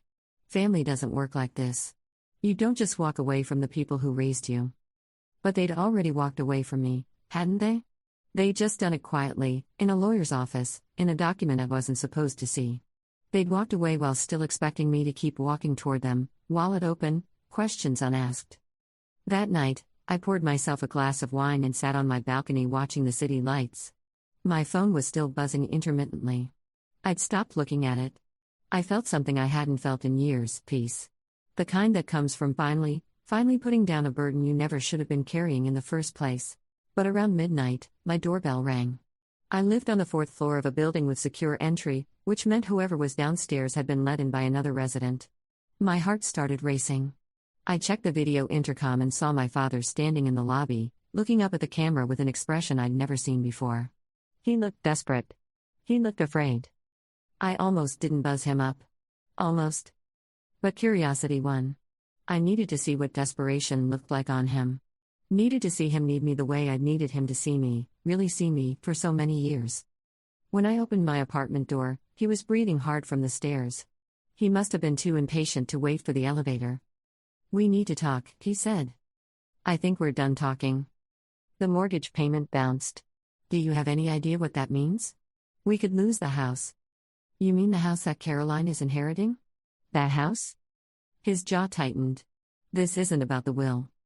This is entirely about the will. This is about you deciding I'm worth less than Caroline. That my help, my money, my time, none of it matters enough to even mention me in your estate planning." "That's not what it means," he said, but his voice lacked conviction. "Then what does it mean, Dad? Explain it to me. Make it make sense." He ran his hand through his hair, a gesture I recognized from every argument we'd ever had. "Caroline needs it more." "Caroline needs it more, or you love her more?" "That's not, we love you both the same. But you trust me more. Trust me to be fine. Trust me to keep giving without expecting anything back. Trust me to be the good daughter who doesn't complain, doesn't ask for recognition, doesn't need the same consideration you give her." "You're being dramatic." "I'm being clear. For the first time in my life, I'm being completely clear.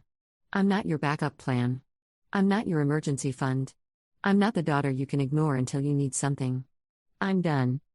"So you're just going to let us lose the house? After everything we've done for you?" That phrase, "after everything we've done for you," hung in the air like smoke. I wanted him to enumerate it. List every single thing they'd done for me that I apparently owed them for. The basics of parenting presented as debts I'd never be able to repay. "What have you done for me, Dad? Specifically?" Because from where I'm standing, I've been the one doing things for you for years. And the one thing I asked for, just basic acknowledgement, basic equality with my sister, you couldn't even give me that. "We raised you. We gave you a home, an education, opportunities." "You mean you did the bare minimum required by law for a child you chose to have? That's not something I owe you for. That's just being a parent." "And the education?" "I paid for most of college myself with scholarships and student loans I just finished paying off last year. You didn't contribute nearly as much as you seem to remember." His face was getting red. "You're really going to throw away our entire relationship over money? You're the ones who made it about money. You made it about money the moment you decided Caroline's financial security mattered more than mine. You made it about money when you expected me to fund your lifestyle while planning to exclude me from your legacy. I'm not throwing anything away.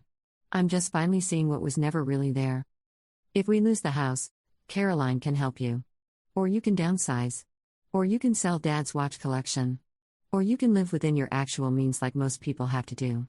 Those are all options. But I'm not an option anymore."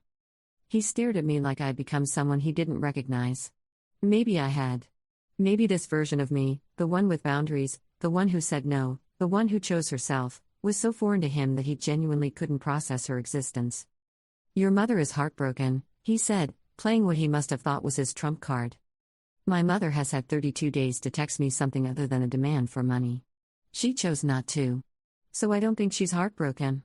I think she's disappointed that her funding source dried up." "How can you say that about your own mother? How can you write your own daughter out of your will and then expect her to keep paying your mortgage?" He didn't have an answer for that.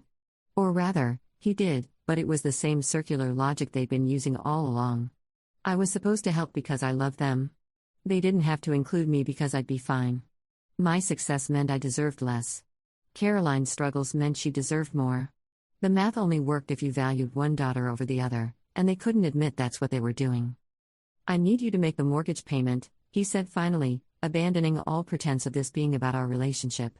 "I'll pay you back." "When?" "When I can. Which will be never. Just like the last $50,000 you borrowed that I'm still waiting to see returned. Dad, I've been paying you back your whole life for the crime of being born. I'm done. Tell Caroline the house is about to need its heir to step up. She can't afford it, he admitted, and there it was. The truth beneath everything. Caroline couldn't afford to help them, which meant she'd never been expected to. She was protected, cared for, provided for. Her inheritance secured precisely because she'd never be asked to earn it. I was the workhorse. She was the show pony. And I'd played my part perfectly for so long that they'd forgotten I had a choice. Then you should have thought of that before making her your sole beneficiary, I said. I'm sorry you're in this situation. Genuinely. But it's not my situation to fix anymore. You need to go. Please, he said, and the word sounded wrong in his mouth. My father didn't beg. My father demanded, expected, assumed. This broken version of him almost made me waver. Almost. Good night, Dad. He stood there for another minute, maybe hoping I'd crack, maybe just unable to process that this was really happening. Then he turned and walked toward the elevator. Before the doors closed, he looked back at me. You're going to regret this. Maybe I would. Maybe someday I'd look back and wonder if I should have been more forgiving, more understanding, more willing to sacrifice myself on the altar of family obligation. But standing there in my doorway, watching him disappear behind closing elevator doors, I didn't feel regret. I felt free. The next morning, I woke up to an email from an attorney, not my parents' estate lawyer, but someone new. They were threatening legal action for financial elder abuse because I'd suddenly and cruelly stopped supporting my parents. The email was clearly written by my parents, just formatted in legal language. They were claiming I'd promised to support them indefinitely, that they'd become dependent on my contributions, that my withdrawal of funds was causing them severe hardship. I forwarded it to my own lawyer with a simple note: they're trying to sue me for stopping my voluntary gifts. Please advise. Her response came within an hour: these claims are baseless. You have no legal obligation to support your parents financially. Document everything and do not engage directly with them or their attorney. I'll handle this. It was almost funny, in a dark way.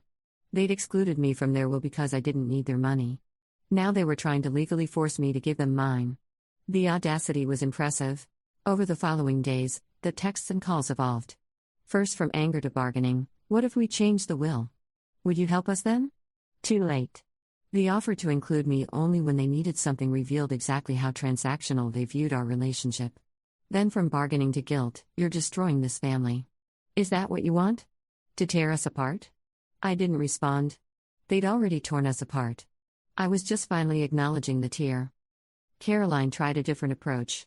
She sent a long email about family, about forgiveness, about how our parents came from a generation that didn't express love the way we do now. She said they'd made a mistake with the will, but they loved me, and didn't I want a relationship with them? Didn't I want to know my nieces and nephew? I wrote back: the will didn't hurt me because of the money. It hurt me because it showed me exactly how they see me.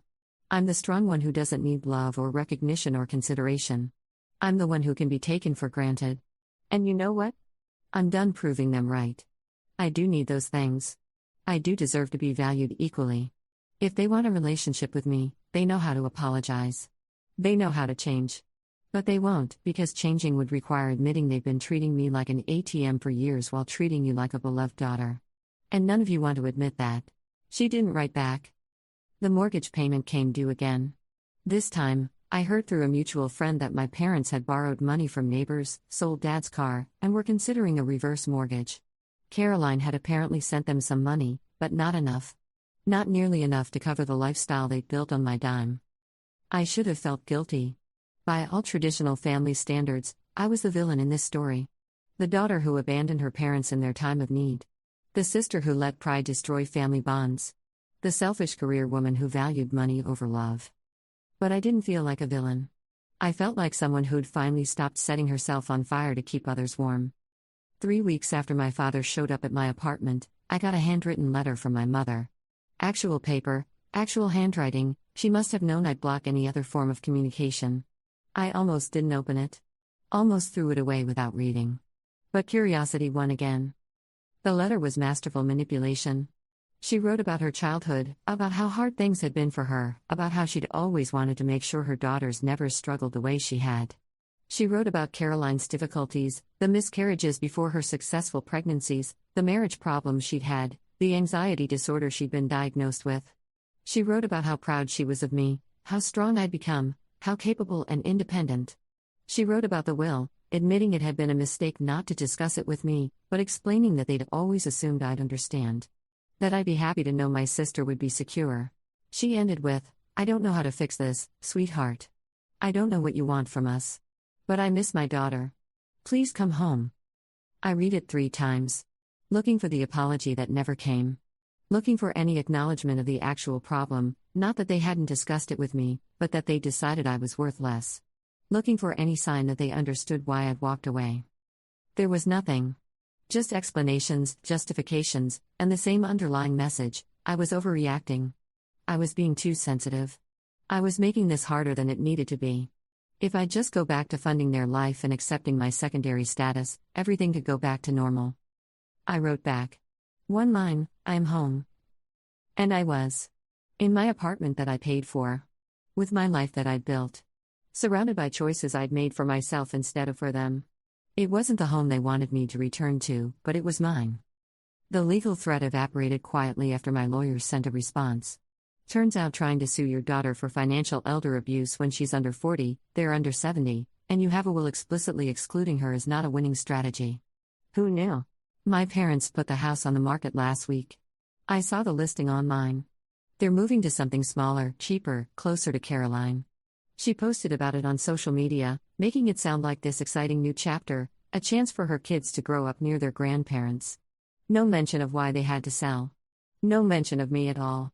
I'd been edited out of the family narrative so smoothly you'd never know I existed. I thought about sending them something. Money for the move, maybe. A care package. Some gesture that said I wasn't cruel, wasn't heartless, wasn't the daughter they'd somehow ended up with instead of the one they'd wanted. But I didn't. Because that gesture would just restart the cycle. They'd take the money, accept the help, and nothing would change. I'd still be the valuable child only when I was valuable. The rest of the time, I'd be invisible. So instead, I bought myself something I'd been wanting for years, a beautiful piece of art for my living room. A painting of a woman walking away from a burning house, her back straight, her head high, the flames turning the sky orange and gold behind her. The artist called it liberation. I call it a reminder. My therapist asked me last week if I thought I'd ever reconcile with my parents. I said I didn't know. Maybe someday they'd realize what they'd lost. Maybe someday they'd actually apologize, not for failing to discuss the will with me, but for making me feel worthless. Maybe someday they'd see me as something other than a resource to be tapped or a problem to be solved. But probably not. People don't usually change. They just get better at hiding who they've always been. The other day, I ran into someone who knew my family. She asked how my parents were doing, and I realized I didn't actually know. Didn't know if they'd sold the house yet. Didn't know if they'd settled into their new place. Didn't know if Dad still collected watches or Mom still wore that apron. "They're fine," I said, because it was easier than the truth. The truth is, I don't know if they're fine. I don't know if they blame me or if they've somehow convinced themselves this is all my fault. I don't know if they miss me or just miss my money. I don't know if Caroline feels guilty or justified or somewhere in between. What I do know is this: I sleep better now. I smile more easily. I make plans without calculating if I can afford them after covering someone else's expenses. I exist in my own life instead of in the margins of theirs. Some people say family is everything. That blood is thicker than water. That you only get one mother and father, and you should cherish them while you can. But those people never had to read a will that erased them. Never had to hear "you'll be fine on your own" wielded as justification for being treated as less than. Never had to choose between their own well-being and someone else's definition of what a good daughter should be. I don't regret my choice. But sometimes, late at night, I think about that manila folder labeled Insurance 2019 to 2023. I think about how my entire relationship with my parents might have continued indefinitely if I'd never seen that will. I'd have kept paying. Kept helping. Kept being the good, reliable daughter who asked for nothing. I'd have been fine on my own, just like they said. But I wouldn't have been free. And in the end, freedom turned out to be worth more than inheritance. Worth more than approval. Worth more than a place in someone else's will. It was worth everything. But freedom, I was learning, doesn't mean the absence of consequences. It just means you get to choose which consequences you're willing to live with. 2 months after I stopped taking their calls, I got a message from an unknown number. It was my nephew, Caroline's oldest. He was 14 now, old enough to have his own phone, old enough to reach out without his mother's permission. The text was simple: Aunt Sarah, is it true you hate us now? My hands shook reading it. This was the collateral damage I'd been trying not to think about. 3 kids who'd done nothing wrong, who were just caught in the crossfire of adult decisions and ancient resentments. I'd been their favorite aunt once. The one who sent elaborate birthday presents and remembered what they were interested in. The one who video called to hear about school projects and soccer games. I hadn't spoken to them since this started. Hadn't even thought about what story they were being told. I called him. His voice cracked when he answered, that adolescent uncertainty between boy and man. Aunt Sarah? Hey, buddy. I don't hate you. I could never hate you. Then why did you make Grandma and Grandpa sell their house? The question was accusatory but confused, like he was repeating something he'd heard without fully understanding it. Is that what they told you? That I made them sell? Silence. Then Mom said you stopped helping them because you were mad about something. And now they have to move and it's really far from us and my little sister keeps crying because she doesn't want Grandma to leave. I closed my eyes. Of course this was the narrative. I was the villain who'd ruined everything out of spite. Not the daughter who'd been funding their lifestyle for years while being written out of their future. Just the cruel, selfish woman who'd abandoned her family over something. Your grandparents made some choices, I said carefully. Adult choices about money and fairness and how they wanted to treat people. I asked them to treat me the same way they treat your mom, and they said no. So I stopped giving them money I'd been giving them for a long time. That's all that happened. But you're rich. You could have helped them. The word rich stung. I wasn't rich. I was comfortable because I'd worked constantly, because I'd sacrificed relationships and experiences and free time to build a career. Because I'd been responsible with money in a way my parents never had been. But to a 14-year-old who'd been fed a story, I was just the rich aunt who could have helped and chose not to. Being able to help and being obligated to help are different things, I said. Your mom is going to inherit everything from your grandparents someday. Your college funds, your future, they're being thought about and planned for. I wasn't included in any of that. But I was expected to keep paying for things. Does that seem fair to you? Another long silence. I could almost hear him thinking, trying to reconcile what he'd been told with what I was saying. I don't know. I guess not? I love you, I said. I love all 3 of you. This isn't about you. It's about me finally standing up for myself after a really long time of not doing that. And I'm sorry you got caught in the middle. I'm sorry your sister is sad. But I'm not sorry for choosing to stop being treated badly. Are you ever going to talk to them again? To Grandma and Grandpa? I don't know, I said honestly. Maybe. If they ever actually apologize. If they ever see me as something other than a bank account with a daughter attached. After we hung up, I sat with my phone in my hand for an hour. I thought walking away would be clean. Surgical. But families are messy, and you can't extract yourself from one part without affecting all the others. Those kids would grow up with a version of this story that painted me as the bad guy. They'd hear it at holidays and family gatherings, this cautionary tale about what happens when you get too prideful, too selfish, too willing to put yourself first. Unless I fought back. Unless I told my side. But that would mean dragging children into an adult conflict, making them choose sides, forcing them to see their grandparents and their mother clearly. And what kind of person does that? The kind who's tired of being silent, a voice in my head whispered. The kind who's done protecting people who won't protect her. I pushed the thought away. There had to be a line. A place where self-protection stopped and cruelty began. I couldn't see that line clearly anymore, but I had to trust it was there. Work became my refuge. I threw myself into a project that had been languishing, started arriving early and staying late. My boss noticed. You angling for a promotion? She asked one morning, catching me in the break room at 7 a.m., just trying to stay busy, I said. She studied me with that particular insight of someone who'd known me for 5 years and could read the weather patterns of my mood. Family stuff? How did you know? You get this look. Like you're trying to outrun something. She poured herself coffee, added cream with the precision of ritual. My father didn't speak to me for 3 years after I came out. Then he had a heart attack, and suddenly I was supposed to forget those 3 years and just show up at the hospital with flowers and forgiveness. Family has this way of demanding everything while giving nothing, and then acting shocked when you finally say enough. What did you do? I asked. At the hospital? I went. I sat with him. He apologized, actually apologized, which shocked everyone including me. We rebuilt something. Not what we had before, but something new. She paused. But here's the thing, he had to almost die to get there. And I'm still not sure he'd have apologized if he hadn't been scared. Sometimes people only change when they're out of options. So I should wait for them to almost die? I'm saying you shouldn't hold your breath waiting for change that might never come. And you shouldn't feel guilty for protecting yourself while you wait. She smiled, sad and knowing. The people who love you don't make you choose between your well-being and their comfort. That conversation stuck with me for days. I kept thinking about the word rebuild. About whether something could be reconstructed after it had been so thoroughly demolished. About whether I even wanted to try. My parents moved out of their house 3 weeks later. I know because a mutual acquaintance, one of those people who knows everyone and spreads information like wildflowers, told me she'd seen the moving truck. She said it with this careful neutrality that told me she'd heard things, had opinions, but was too polite to share them directly. Such a shame about the house, she said. Your mother loved that house. My mother had loved that house. The house I'd saved. The house that would have been sold at foreclosure 5 years ago if I hadn't stepped in. The house she'd redecorated twice on my money while never once thanking me for making sure she still had walls to paint. Things change, I said, because what else was there to say? Well, I hope you're doing well, dear. You look good. Really good, actually. I did look good. I'd lost the permanent tension headache I'd been carrying for years. My skin had cleared up, stress acne, apparently, something I hadn't realized I had until it was gone.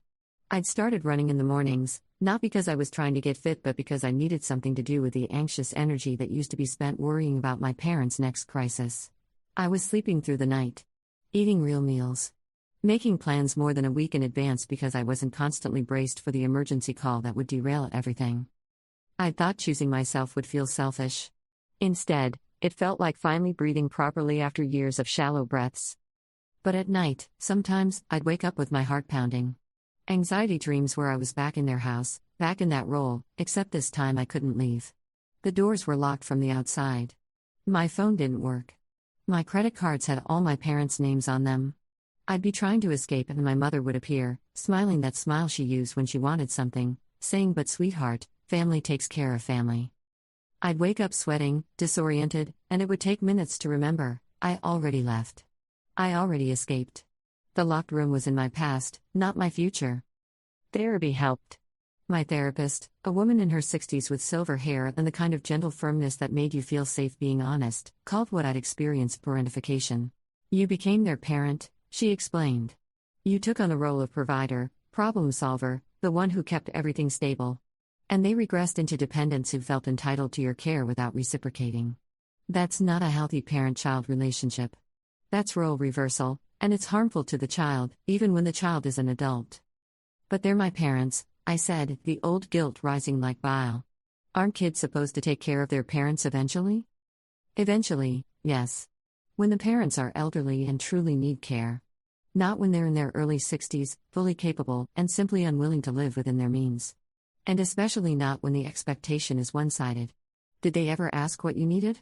Offer to help with your student loans, your car payment, your rent when you were starting out? I thought about it. Really thought about it. No. They said I was doing fine, I didn't need help. But your sister needed help? My sister has always needed help. Even before the kids. She couldn't keep a job, couldn't manage money, was always in some crisis. And our parents always swooped in to save her. And you? I learned to save myself. Because no one was coming, my therapist said gently. So you became self-sufficient out of necessity, and then that self-sufficiency was used as justification for excluding you. You were punished for being strong by being forced to be strong alone. Something broke open in my chest when she said that. A knot of grief I'd been carrying without naming it. I wasn't crying because they'd excluded me from the will. I was crying because they'd excluded me from their care, their consideration, their concern for years before the will made it official. The will was just the paperwork for an exclusion that had already happened. I spent the next few weeks thinking about patterns. About how far back this went. I remembered being 12, Caroline being 15. She'd crashed the family car, texting while driving, before it was illegal but when everyone knew it was dangerous. My parents had bought her a new car within the month, fancier than the one she'd totaled. When I'd gotten my license at 16, they'd given me their old sedan with 180,000 miles on it and told me I was lucky to have a car at all.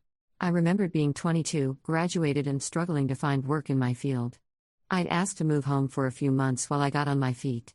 They'd said no, that it was important I learn to be independent, that coddling me wouldn't help me grow. Caroline had moved home 3 times in her 20s. They'd never said no to her. I remembered, over and over, being told I was strong enough to handle things. Being praised for not needing help. Being rewarded for my independence with more independence, until independence became isolation, became invisibility. The will wasn't an outlier. It was the inevitable conclusion of a lifelong pattern I'd been too close to see. My therapist asked me what I wanted. Not what I thought I should want, or what would make me a good daughter, or what would fix the family. What I actually wanted. I wanted an apology. A real one. Not "I'm sorry you're upset" or "I'm sorry you took it that way." A real acknowledgement: we treated you unfairly. We took you for granted. We made you feel worthless. We were wrong. I wanted them to understand why I'd walked away. To sit with the discomfort of their own actions instead of making me responsible for their feelings about those actions. I wanted them to change. To see me. To value me equally. And if they can't give you those things? My therapist asked. Then I guess I've already made my choice. 4 months after I stopped paying their bills, I got a letter from my father. Not through my mother this time, his own envelope, his own stamp, his own handwriting that had grown shakier with age. I almost didn't open it. Almost added it to the pile of unopened communications I'd been collecting like evidence. But something made me slice it open. Maybe hope. Maybe curiosity. Maybe just exhaustion with the whole situation. The letter was short. "Sarah, I've been thinking about what you said. About being fine on your own. I told you that because I believed it. You've always been so capable, so successful, so able to handle anything life threw at you. I was proud of that. I still am. But I'm starting to understand that I mistook your strength for not needing love. Not needing recognition. Not needing to be thought about. I don't know if I can fix what I've broken. I don't know if you'll ever want to talk to me again. But I want you to know that I see now what I couldn't see before. I hurt you. I treated your capability as permission to ignore you. And I'm sorry. I'm sorry for the will. I'm sorry for all the years before the will. I'm sorry that I made you feel like your value to this family was measured in dollars instead of in the fact that you're my daughter, and I love you. I don't expect forgiveness. I don't expect you to come back or help us or pretend this never happened. I just wanted you to know that you were right. And I was wrong. If you never want to speak to me again, I'll understand. But if you ever do, I'll be here. Dad." I read it 7 times. Looking for the catch. Looking for the bit that would reveal this was just sophisticated manipulation. Looking for any sign that this was about getting me to open my wallet again. I couldn't find it. It seemed genuine. It seemed like actual accountability. I called my therapist. "What do you think?" I asked after reading her the letter. "What do you think?" She countered. "I think it's what I wanted. But I don't know if it's enough. Or if it changes anything." He apologized for the will, but they haven't changed the will. He says he sees what he couldn't see before, but is he willing to actually do differently? Those are excellent questions. Maybe questions you could ask him directly, if you wanted to. I don't know if I want to. That's okay too. You're allowed to take your time. You're allowed to protect yourself. You're allowed to wait and see if the words become actions. An apology is a starting point, not a finish line. I put the letter in a drawer. Not thrown away, but not prominently displayed. Just there. Available if I decided to do something with it. But I didn't call. Didn't text. Didn't reach out. Because here's the thing about apologies, they're supposed to come without strings, without expectations, without pressure. And the best way to find out if an apology is genuine is to see what happens when it isn't immediately rewarded with reconciliation. Would my father's remorse last? Or would it curdle into resentment when he realized I wasn't going to come running back? I'd wait and see. I had time. For the first time in years, I had nothing but time that was entirely my own. Meanwhile, my life continued to expand in ways I hadn't expected. I took a weekend trip to the coast with friends I'd been too busy to see. I signed up for a pottery class I'd been curious about for years. I went on a few dates with a man I'd met at a coffee shop, nothing serious yet, but the possibility of something, which felt like enough. I was building a life that didn't revolve around crisis management and emotional triage. A life that had space for spontaneity, for joy, for mistakes that were mine alone. And slowly, carefully, I was learning to trust that I deserved that space. That choosing myself hadn't been selfish. That boundaries weren't cruelty. That walking away from people who hurt you wasn't abandonment, it was survival. Some nights I still wondered if I'd done the right thing. If maybe I'd been too harsh, too unforgiving, too willing to burn the bridge. But then I'd remember that text, the mortgage is due. No greeting. No warmth. Just a demand. I'd remember my father's shrug, she has children to think about, you'll be fine on your own. I'd remember that will, my name appearing exactly 0 times. And I'd know, deep in my bones, that I'd done the only thing I could do. The only thing that let me keep my self-respect, my boundaries, my sense that I mattered as more than a resource to be extracted. The letter from my father stayed in the drawer. Unopened conversations, unresolved tensions, they lived in that drawer too, waiting for a day when I might be ready to face them. But that day wasn't today. Maybe it would be tomorrow. Maybe next month. Maybe never. And for the first time in my life, I was okay with not knowing. I was okay with leaving things unresolved. I was okay with choosing myself, even when it meant living with the uncomfortable truth that love, real love, sometimes means walking away from people who can't love you the way you deserve. Story 4. Let's just be friends, she said after 3 years together, 2 days before Valentine's Day when I was going to propose to her. When I asked why, she shrugged, and said, I just need more freedom to find myself. I nodded calmly and said, I understand completely. That was 2 weeks ago. Yesterday, she called in tears after seeing videos of me on TikTok proposing to her sister. Now she finally gets what friends really means. The ring was in my jacket pocket when she said it. I could feel the velvet box pressing against my ribs through the fabric, a small square promise that suddenly weighed about 40 pounds. We were sitting in her apartment, our apartment, really, since I'd been staying there 4 nights a week for the past year, and she was wearing my college hoodie. The irony wasn't lost on me even then. Let's just be friends, she said, like she was suggesting we try a new restaurant. I remember the exact pattern of afternoon light coming through her window. February light, thin and apologetic. It fell across her coffee table where I'd been planning to set up candles in 2 days. Valentine's Day. The reservation at Marcello's was already confirmed. The ring had cost me 3 months of salary and one very uncomfortable conversation with a jeweler who kept calling me young man even though I'm 32. Why? I asked. My voice came out steadier than I expected. She shrugged. Actually shrugged. Like I'd asked her opinion on which Netflix show to watch. I just need more freedom to find myself. Find herself. As if she'd been lost. As if 3 years of finding ourselves together, in tiny apartments and late-night diners and that cabin in Vermont where the power went out and we played cards by candlelight, had been some kind of detour from her real journey. I should have felt something sharp right then. Anger, maybe. Betrayal. But all I felt was this strange, floating sensation, like I was watching myself from somewhere near the ceiling. This tall guy in a button-down shirt, sitting very still on a gray couch, nodding. I understand completely, I said. And here's the thing, I did understand. Not her reasons, which were clearly rehearsed and hollow as a chocolate Easter bunny. But I understood that whatever we'd had was already gone. You don't break up with someone 2 days before Valentine's Day if there's anything left to salvage. You don't use the phrase find myself unless you've already found someone else, or at least the idea of someone else. She looked almost disappointed that I wasn't fighting for her. I could see it in the way her shoulders dropped, how her mouth opened and closed like she'd prepared for an argument and now had nowhere to put all her defensive ammunition. So, we're good? She asked. We can still be friends? Of course, I said. I even smiled. Friends. I left the ring in my pocket. Took my toothbrush from the bathroom, my spare phone charger from beside the bed, my favorite coffee mug from the cabinet. She watched me pack these small pieces of a shared life into a grocery bag, and I could feel her wanting me to make a scene. To give her that final dramatic moment she could recount later to justify everything. I didn't give it to her.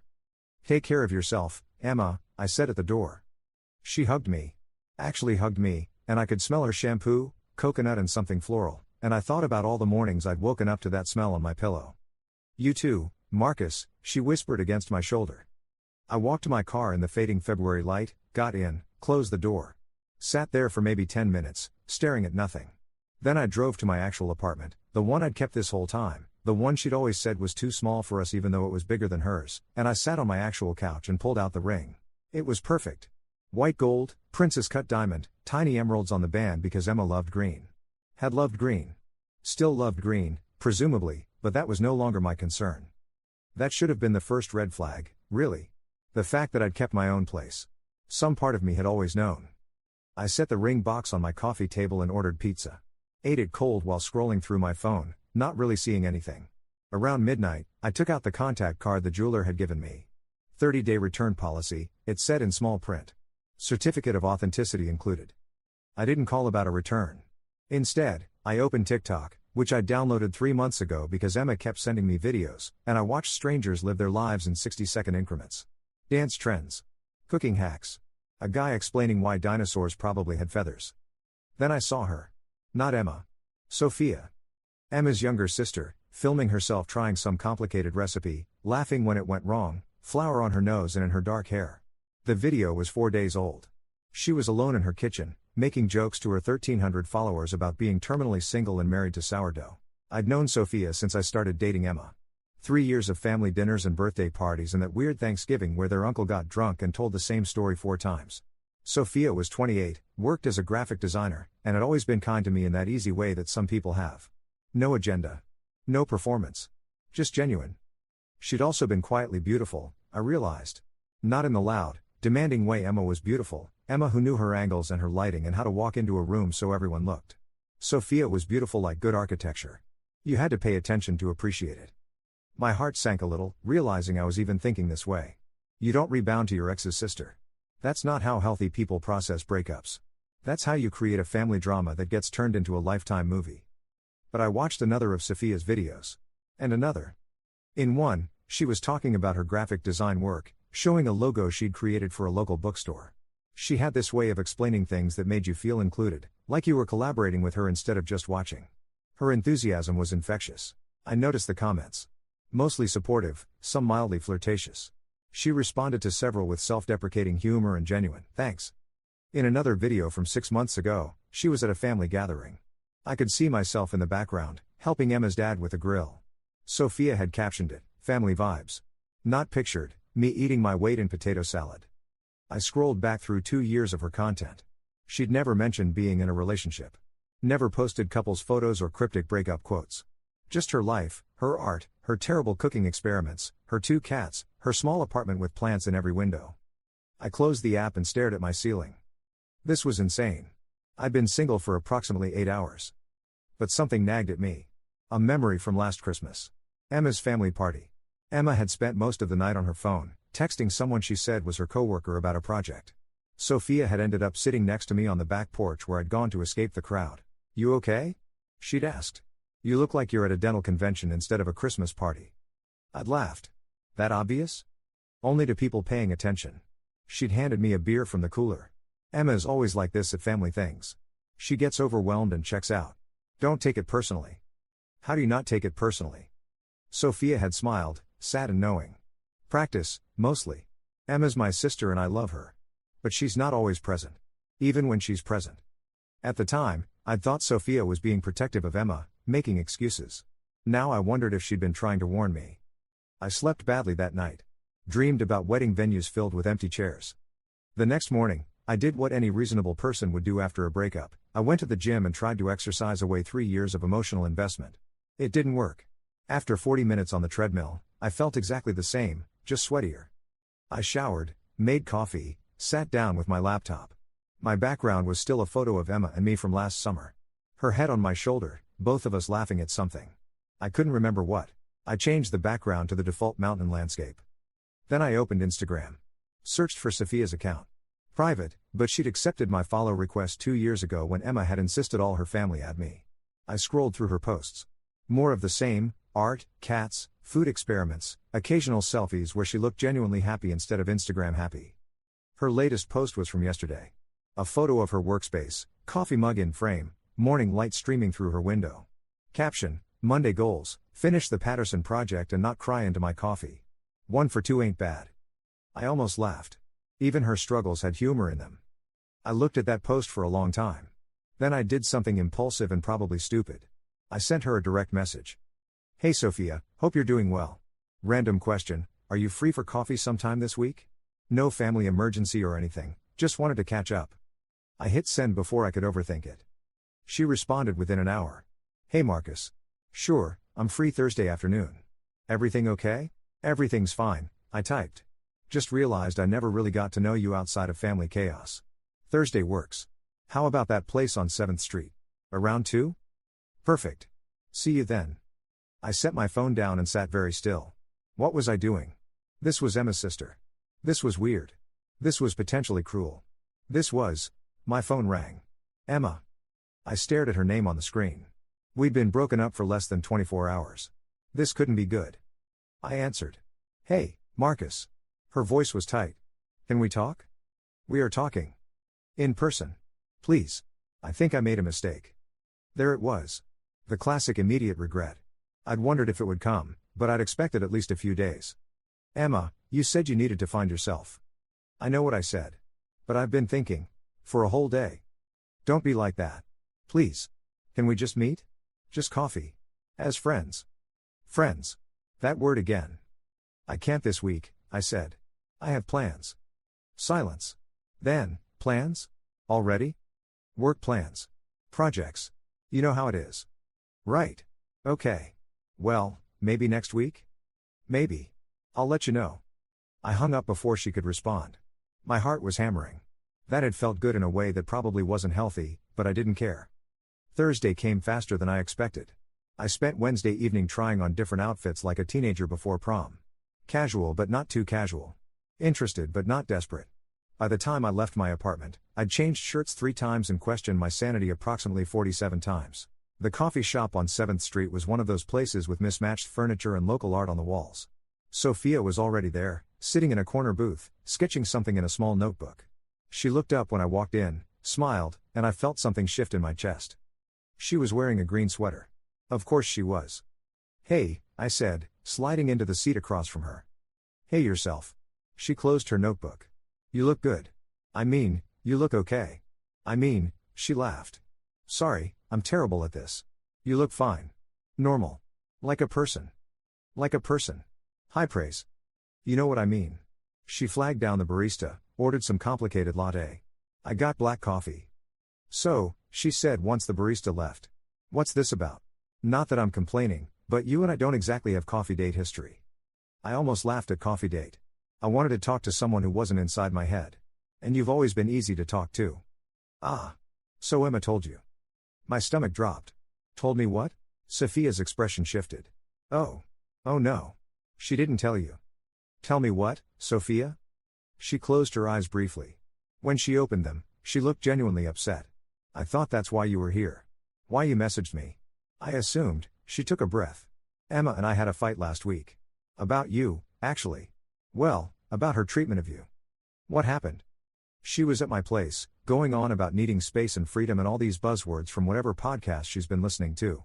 And I asked her if she'd considered your feelings at all. If she'd thought about how you might receive this out of nowhere. Sophia's hands were wrapped around her coffee mug. She got defensive. Said it wasn't my business. Said you'd be fine because you were low maintenance. Like you were a houseplant. That sounds like her.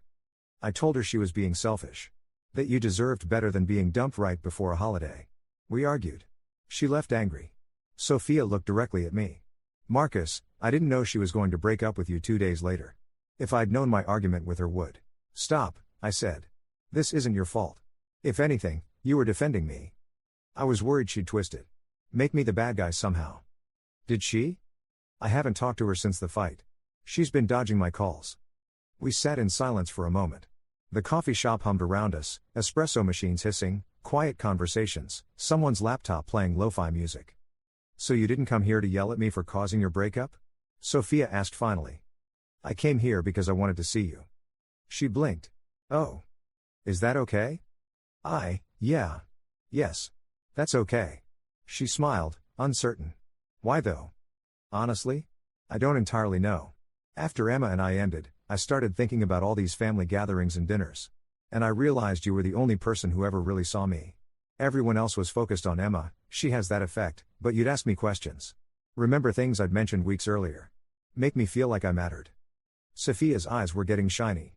You did matter. Do matter. Marcus, I always thought Emma didn't appreciate what she had. Past tense noted. Yeah, well. She looked down at her coffee. I probably shouldn't have said that about my sister. Probably not. But I'm glad you did. We talked for 2 hours. About everything and nothing. Her design work and my job in financial consulting. Her cats, Peanut and Cashew, both rescues. My brief and disastrous attempt to learn guitar last year. We talked about books and movies and that weird phase in the 2000s when everyone wore those rubber charity bracelets. I learned that Sophia had been engaged once, 5 years ago. He'd cheated on her with someone from his CrossFit gym. She'd found out when the other woman tagged him in a photo from a weekend trip Sophia hadn't known about. "I'm sorry," I said. "That's awful." It was. But it taught me what I won't tolerate. Red flags used to just look like flags to me, you know? Now I see them from a mile away. Like I need to find myself 2 days before Valentine's Day? She laughed. Exactly like that. When we finally left the coffee shop, the sun was setting. February sunset, all pink and gold. We stood on the sidewalk, and I realized I didn't want to go home. "Can I see you again?" I asked. Not as Emma's ex-boyfriend and Emma's sister. Just as us. Sophia studied my face. "Marcus, I want to say yes. I really do. But this is complicated." "I know. Emma is going to lose her mind." "Probably. My family is going to have opinions." "Definitely. And there's a very real chance this could blow up spectacularly and you'd end up losing 3 years with Emma and any potential future with me." I stepped a little closer. "What if it doesn't blow up? What if it's actually the best decision either of us ever made?" She smiled, soft and hopeful. "You're either very brave or very stupid." "Can it be both?" "Yeah," she said. "It can be both." We exchanged numbers, real numbers, not just social media. Made plans for Saturday. Dinner, not coffee. An actual date. I walked back to my car feeling lighter than I had in months. Maybe years. Over the next week, Sophia and I fell into an easy rhythm. Text messages throughout the day. Phone calls that stretched past midnight. We met for lunch twice, dinner once, and spent an entire Sunday afternoon at a bookstore where we challenged each other to find the weirdest titles in every section. She was funny. Sharp. Kind without being naive. She called me on my stuff when I was being pessimistic or closed off, but did it gently, like she was inviting me to see things differently instead of demanding I change. I hadn't felt this seen in years. We didn't kiss. Not yet. There was this unspoken agreement that we were building something real, and real things needed foundations. But the attraction was there. In the way she looked at me when I made her laugh. In the way I caught myself watching her hands when she talked. Emma called 3 more times that week. I didn't answer. She texted, "Can we please just talk? I miss you." I left her on read. Sophia knew about the calls. "You don't have to ghost her because of me," she said. "She's still my sister. I don't want to be the reason you two can't even be civil." "You're not the reason. Her behavior is the reason." "I know, but, Sophia. I'm not avoiding Emma because I'm worried about your feelings. I'm avoiding her because I have nothing to say to her. We're done. That door is closed." She nodded slowly. "Okay. But eventually, she's going to find out about us." "I know. And it's going to be bad." "I know that too. Are you ready for that?" I thought about it. Really thought about it. "Yeah. I am." The following Saturday, Sophia and I went to dinner at this little Italian place she loved. Nothing fancy, red checkered tablecloths and candles and wine bottles. The kind of place Emma would have hated because it wasn't Instagram worthy. Over pasta and wine, Sophia told me about her design business, how she was trying to build a client base so she could quit her day job. I told her about my secret dream to eventually leave consulting and maybe teach, work with students instead of spreadsheets. "You'd be good at that," she said. "You're patient. You explain things well." Emma always said teaching was a waste of my degree. Sophia's face darkened. "Emma said a lot of things that were more about her than you." "Like what?" "Like how you were too practical when what she meant was you didn't fund her impulses. Or how you were not spontaneous enough when what she meant was you wanted to plan a future instead of just floating through life." Sophia set down her fork. "Marcus, I love my sister. But she can be selfish. And she treated you like an accessory that stopped matching her aesthetic. Why didn't you say something? Would you have listened?" "Probably not," I admitted to myself. "Love makes you stupid. Or at least selectively blind." After dinner, we walked through a park near her apartment. It was cold, proper February cold, and Sophia was shivering despite her coat. Without thinking, I put my arm around her shoulders. She leaned into me. "Is this okay?"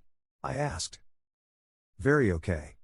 We stopped at a bench overlooking a small pond. The water was starting to freeze at the edges. Sophia sat, and I sat beside her. "Marcus," she said quietly. "I need to tell you something." My stomach tightened. "Okay. I've had a crush on you for 2 years." I stared at her.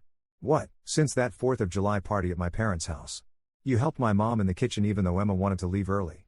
You remembered my dad takes his coffee black, no sugar. You asked me about my design work like you actually cared about the answer, not like you were just being polite." She was looking at the pond, not at me. And I thought, of course he's taken. Of course someone like him would already be with Emma. "Sophia, let me finish. Please. She took a breath. I convinced myself it was just a stupid crush. That I was jealous of Emma for having you, not actually into you myself. But then you'd show up at family things, and you'd smile at me across the table, and I'd feel it all over again. She finally looked at me. So when Emma told me she was planning to break up with you, part of me, a terrible, selfish part of me, was relieved. That's not terrible. It feels terrible. She's my sister. And she threw away something real because she wanted freedom. That's on her, not you. Sophia's eyes were wet. I don't want to be the rebound. Or the revenge. I want to be the real thing. I reached for her hand. You are the real thing. Sophia, what I had with Emma was, it was comfortable. It was easy at first. But it wasn't deep. We never talked like you and I talk. She never saw me like you see me. How do I see you? Like I'm someone worth knowing. She kissed me then. Soft and careful, like she was afraid I might disappear. I kissed her back, and it felt like coming home and starting an adventure at the exact same time. When we pulled apart, she was smiling. So we're doing this? Yeah. We're doing this. Emma is going to hate me. Emma is going to have to deal with it. We sat on that bench for another hour, holding hands and talking about everything we wanted to do together. Weekend trips and art museum visits and cooking disasters waiting to happen. Building something real. That night, I went home and pulled out the ring. Looked at it under the lamplight. It was beautiful, but it was wrong. It was an Emma ring. Not a Sophia ring. I called the jeweler the next morning. Explained the situation, gently, vaguely. He was understanding in that professional way jewelers probably have to be. The good news, he said, is that you're within the return window. You'll get store credit. When you're ready for the right ring, come back in. Actually, I said, surprising myself, I'd like to look now. If that's okay. 2 hours later, I left the jeweler's shop with a new ring in my pocket. Simpler than the first. White gold, but with a sapphire instead of a diamond. Deep blue, the color of Sophia's favorite sweater. The one she'd been wearing when she told me about her crush. I wasn't planning to propose. Not yet. We'd been together, really together, for less than 2 weeks. But I wanted to have it. To know it was there when the time was right. That evening, Sophia invited me to her apartment for dinner. She was attempting lasagna, she said. Attempting being the operative word. Her place was exactly like I'd imagined from her videos. Plants everywhere. Art on every wall, hers and others. The 2 cats immediately claimed my lap the moment I sat down. They like you, Sophia said, surprised. They never like anyone. I'm honored. She served the lasagna with an apologetic smile. It's a bit burned on the edges. And possibly undercooked in the middle. I might have gotten the temperatures confused. It was, objectively, not great lasagna. But we ate it anyway, laughing about her cooking catastrophes and planning which recipes to actually master together. After dinner, we curled up on her couch. She put on some movie I'd never heard of, her pick, since I'd chosen last time. I wasn't really watching. I was too aware of her head on my shoulder, her hand in mine, the way she laughed at the funny parts. This was it, I realized. This feeling. This ease. This was what I'd been missing with Emma. My phone buzzed. I ignored it. It buzzed again. And again. You can check it, Sophia said. I don't mind. I pulled out my phone. 7 texts from Emma. Marcus, please talk to me. I know I messed up. I miss you. Can we please just meet? I've been thinking about us. I want to try again. Please. I showed Sophia the texts. She went very still. What are you going to do? She asked. Nothing. There's nothing to say. She's not going to give up. Then she'll learn to live with disappointment. Sophia bit her lip. Marcus, eventually you have to talk to her. For closure if nothing else. I don't owe her closure. No. But you owe yourself peace. She was right. I hated that she was right, but she was. Fine, I said. I'll meet with her. One conversation. But Sophia, whatever she says, whatever she offers, it doesn't change us. I know. I trust you. Those 3 words settled something in me. I trust you. Emma had never said that. Never needed to say it because trust had never been something we'd consciously built. It had just existed by default, until suddenly it didn't. I texted Emma back, coffee. Tuesday. 10 a.m. The place on 7th Street. One conversation. Her response was immediate, thank you. I'll be there. Tuesday morning came with that specific kind of dread that sits behind your sternum. I met Sophia for breakfast first, her idea. Fuel up, she said, pushing a plate of eggs toward me. And remember, you're not the one who should be nervous. She is. What if she says something that makes me doubt everything? Then you call me and I remind you who you are. I kissed her. How are you so smart? Practice and spite. I got to the coffee shop 15 minutes early. Ordered my black coffee and sat in the same booth where Sophia and I had first really talked. The symmetry felt intentional, like I was closing one loop and opening another. Emma arrived exactly on time. She looked good, she always looked good, but tired. Like she hadn't been sleeping well. She was wearing the leather jacket I'd bought her last birthday. "Hey," she said, sliding into the booth. "Hey." Awkward silence. She ordered some complicated drink from the barista, then turned back to me. "Thank you for meeting me," she said. "You asked for a conversation. Here I am." "Marcus, I made a mistake. A huge mistake. I should never have." "Stop." I held up a hand. "Before you go further, I need you to be honest with me. Why did you really break up with me?" She looked down. "I told you. I needed freedom, Emma. The truth." She was quiet for a long moment. "Then, there was someone else.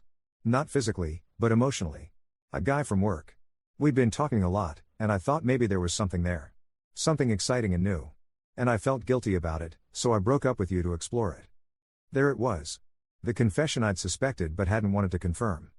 "And?" I asked. "How did that work out?" "It didn't. He was just flirting. When I actually expressed interest, he backed off. Said he didn't want a relationship." She laughed bitterly. "So I gave up something real for something that was never even there. And now you want me back?" "Yes. Marcus, I know I hurt you. I know I was selfish and stupid. But I love you. I do. And I think we can be even better now that I know what I had." I sipped my coffee. Thought about how to say this. "Emma, you don't love me. You love the idea of not being alone. You love the safety I represented. But you don't actually love me, the person." "That's not true. When's my birthday?" She blinked. "What?" "My birthday. What day is it?" "June 18th? 19th. We've been together 3 years and you don't know my birthday. What's my favorite book?" "I don't, Marcus, these are trivia questions. What do I want to do with my life? Not my career. My life. What's my dream?" Silence. "You don't know," I said gently. "Because you never asked. Emma, you loved having a boyfriend. You didn't love having me specifically as a boyfriend. And that's okay. We just weren't right." Her eyes were filling with tears. "So that's it? You've just moved on? After 3 years?" "I've accepted reality." "Are you seeing someone?" I hesitated. This was the moment. The edge of the cliff. "Yeah," I said. "I am." "Already?" "Marcus, it's been 2 weeks. You broke up with me because you were emotionally involved with someone else. You don't get to judge my timeline." "Who is it?" Her voice had gone sharp. "Someone from work? That barista you were always friendly with? It doesn't matter." "It matters to me." "Who is she?" I could have lied. Could have deflected. But Sophia was right, I needed peace, and peace required honesty. "It's Sophia." Emma's face went through several expressions in rapid succession. Confusion, disbelief, shock, and finally, fury. "My sister? You're dating my sister?" "Yes." "Are you insane? Are you? This is revenge, isn't it? You're trying to hurt me, Emma. Not everything is about you. I'm with Sophia because she's kind and funny and she sees me as a person instead of an accessory. I'm with her because she makes me feel like I matter. She's my sister. And she's her own person. She's allowed to date whoever she wants." "Did she pursue you? Did she, oh my gosh, did she steal you from me?" "Nobody stole anyone. You threw me away, remember? You wanted freedom. You got it." Emma stood up abruptly. Her chair scraped against the floor. Several people looked over. "This is disgusting," she hissed. "You're disgusting. Both of you. She was probably planning this the whole time." "Sophia defended you to me," I said, still sitting. "Even after you broke my heart, she made excuses for you.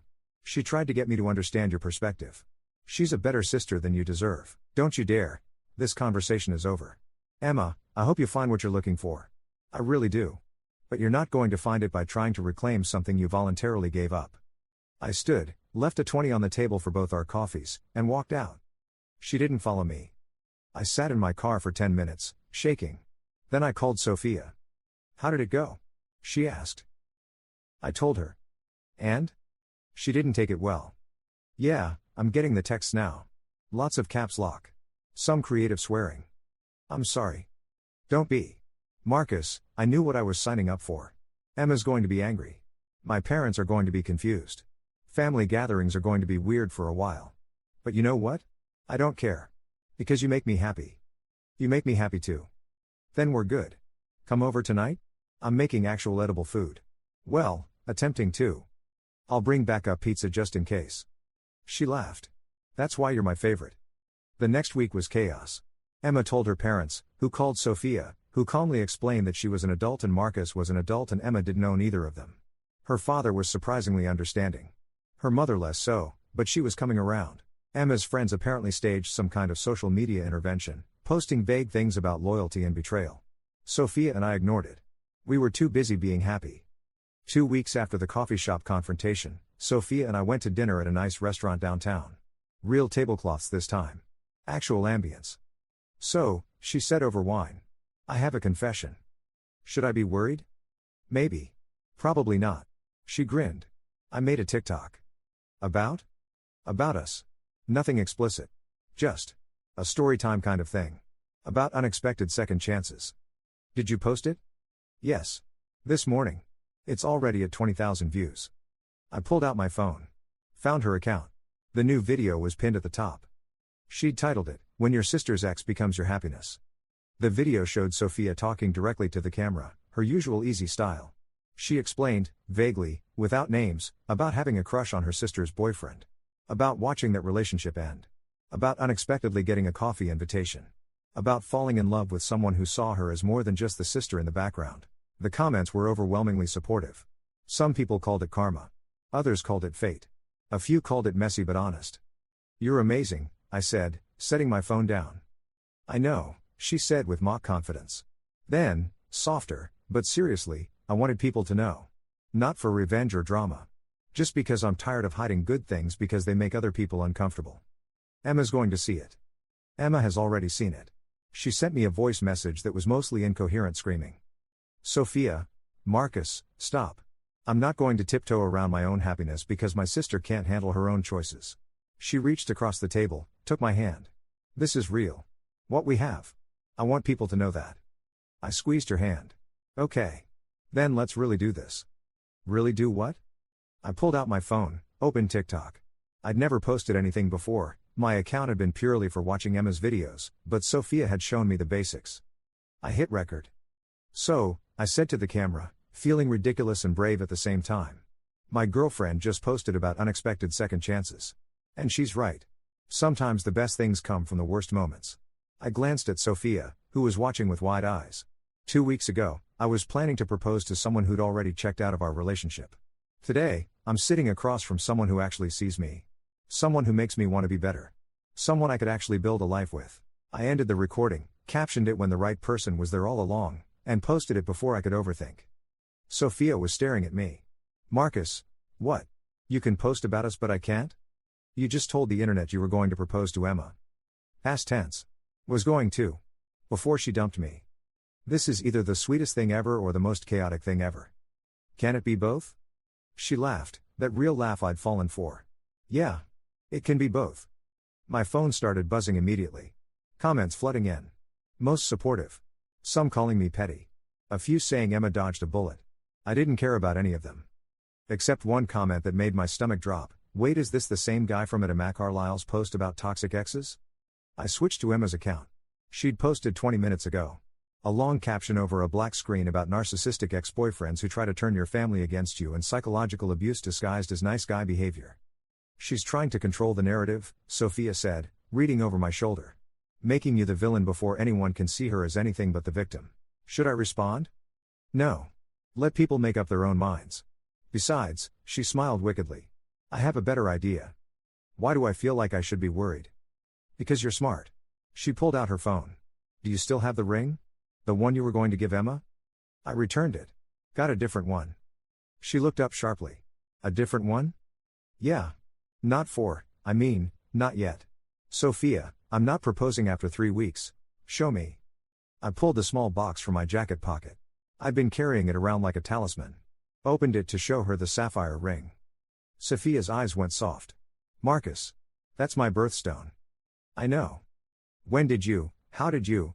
The day after you told me about your crush. I knew Emma's ring was wrong. It was always wrong. But this one, I closed the box. This one is right. For when the time is right. She was crying now. Happy crying. You're impossible. I'm practical. There's a difference. You're both. She wiped her eyes. Okay. New plan. Tomorrow, we're going to dinner. A nice dinner. And you're going to propose. My heart stopped. What? Not for real. Well, kind of for real. Marcus, I know it's fast. I know it's crazy. But I also know that I've been in love with you for 2 years, and you've been looking for someone who actually appreciates you for 3 years, and we're wasting time worrying about timelines and what people think. Sophia, let me finish. I'm not saying we get married tomorrow. I'm saying we make a promise. A real one. That we're building towards something.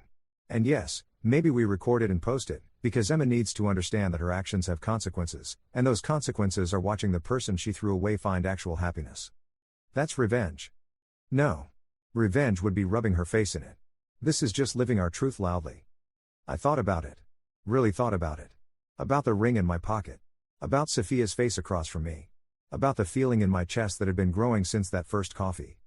Okay, I said. Okay? Yeah. Let's do it. Her smile could have lit the entire restaurant. We planned it for the next evening. Made a reservation at the nicest restaurant in the city, the one where I'd originally planned to propose to Emma. Sophia wore a blue dress that matched her ring perfectly. I wore a suit. She brought her phone on a small tripod. Set it up discreetly at our table. The staff thought we were food bloggers. We didn't correct them. Dinner was perfect. The food was excellent. The conversation was better. We talked about everything, future plans, dream vacations, how many kids we wanted someday, 2, maybe 3, whether cats or dogs made better pets, we agreed both. Then, between the main course and dessert, I stood up. Sophia's eyes went wide. Now? Now? I walked around to her side of the table. The nearby diners were starting to notice. I could feel eyes turning toward us. I knelt down. Pulled out the box. Sophia's hands covered her mouth. Sophia, I said, loud enough for the phone to catch but quiet enough to feel intimate. 3 weeks ago, I thought my life was ending. I thought I'd lost my chance at happiness. But then you showed me that sometimes the best things are the ones we never saw coming. I opened the box. I know it's fast. I know people will say we're crazy. But I've spent 3 years in the wrong relationship, and I don't want to waste another minute not building the right one. She was full on crying now. So here's what I'm asking. Will you build a life with me? Will you marry me when the time is right, when we're both ready, but start that journey right now with a promise that this is real and we're all in? Yes, she whispered. Then louder, yes. Absolutely yes. I slipped the ring on her finger. It fit perfectly. The restaurant burst into applause. Strangers congratulating us. The waitstaff brought complimentary champagne. It was a scene. But all I saw was Sophia. Her smile. Her tears. Her hand in mine. We retrieved the phone later. The video was perfect. Intimate but clear. Emotional but not staged. Are you sure about posting this? I asked as we sat in my car outside her apartment. Are you? Yeah. I am. Then let's do it. She edited the video quickly, just trimming the beginning and end, adding a caption. When you know, you know. 3 weeks or 3 years, real love doesn't follow a timeline. I posted my version with the caption. She said yes to forever. Thanks for the freedom, Emma. Best breakup gift ever. We hit post simultaneously. Then we turned off our phones, went inside, and spent the rest of the night celebrating privately. The next morning, the internet had lost its mind. My video, 847,000 views. 3,200 comments. Sophia's video, 1.2 million views. 5,800 comments. Emma's response video, which she must have stayed up all night making, 89,000 views, but the comments were brutal. People had done the math. Figured out the timeline. Realized she'd broken up with me for another guy, and now was mad that I'd moved on. You broke up with him. One comment read. You don't get to be mad he found someone better. The sister is gorgeous and she actually loves him. You fumbled hard, read another. This is what happens when you treat good people like they're disposable, read a third. Emma's friends tried to defend her, but the internet court of public opinion had spoken.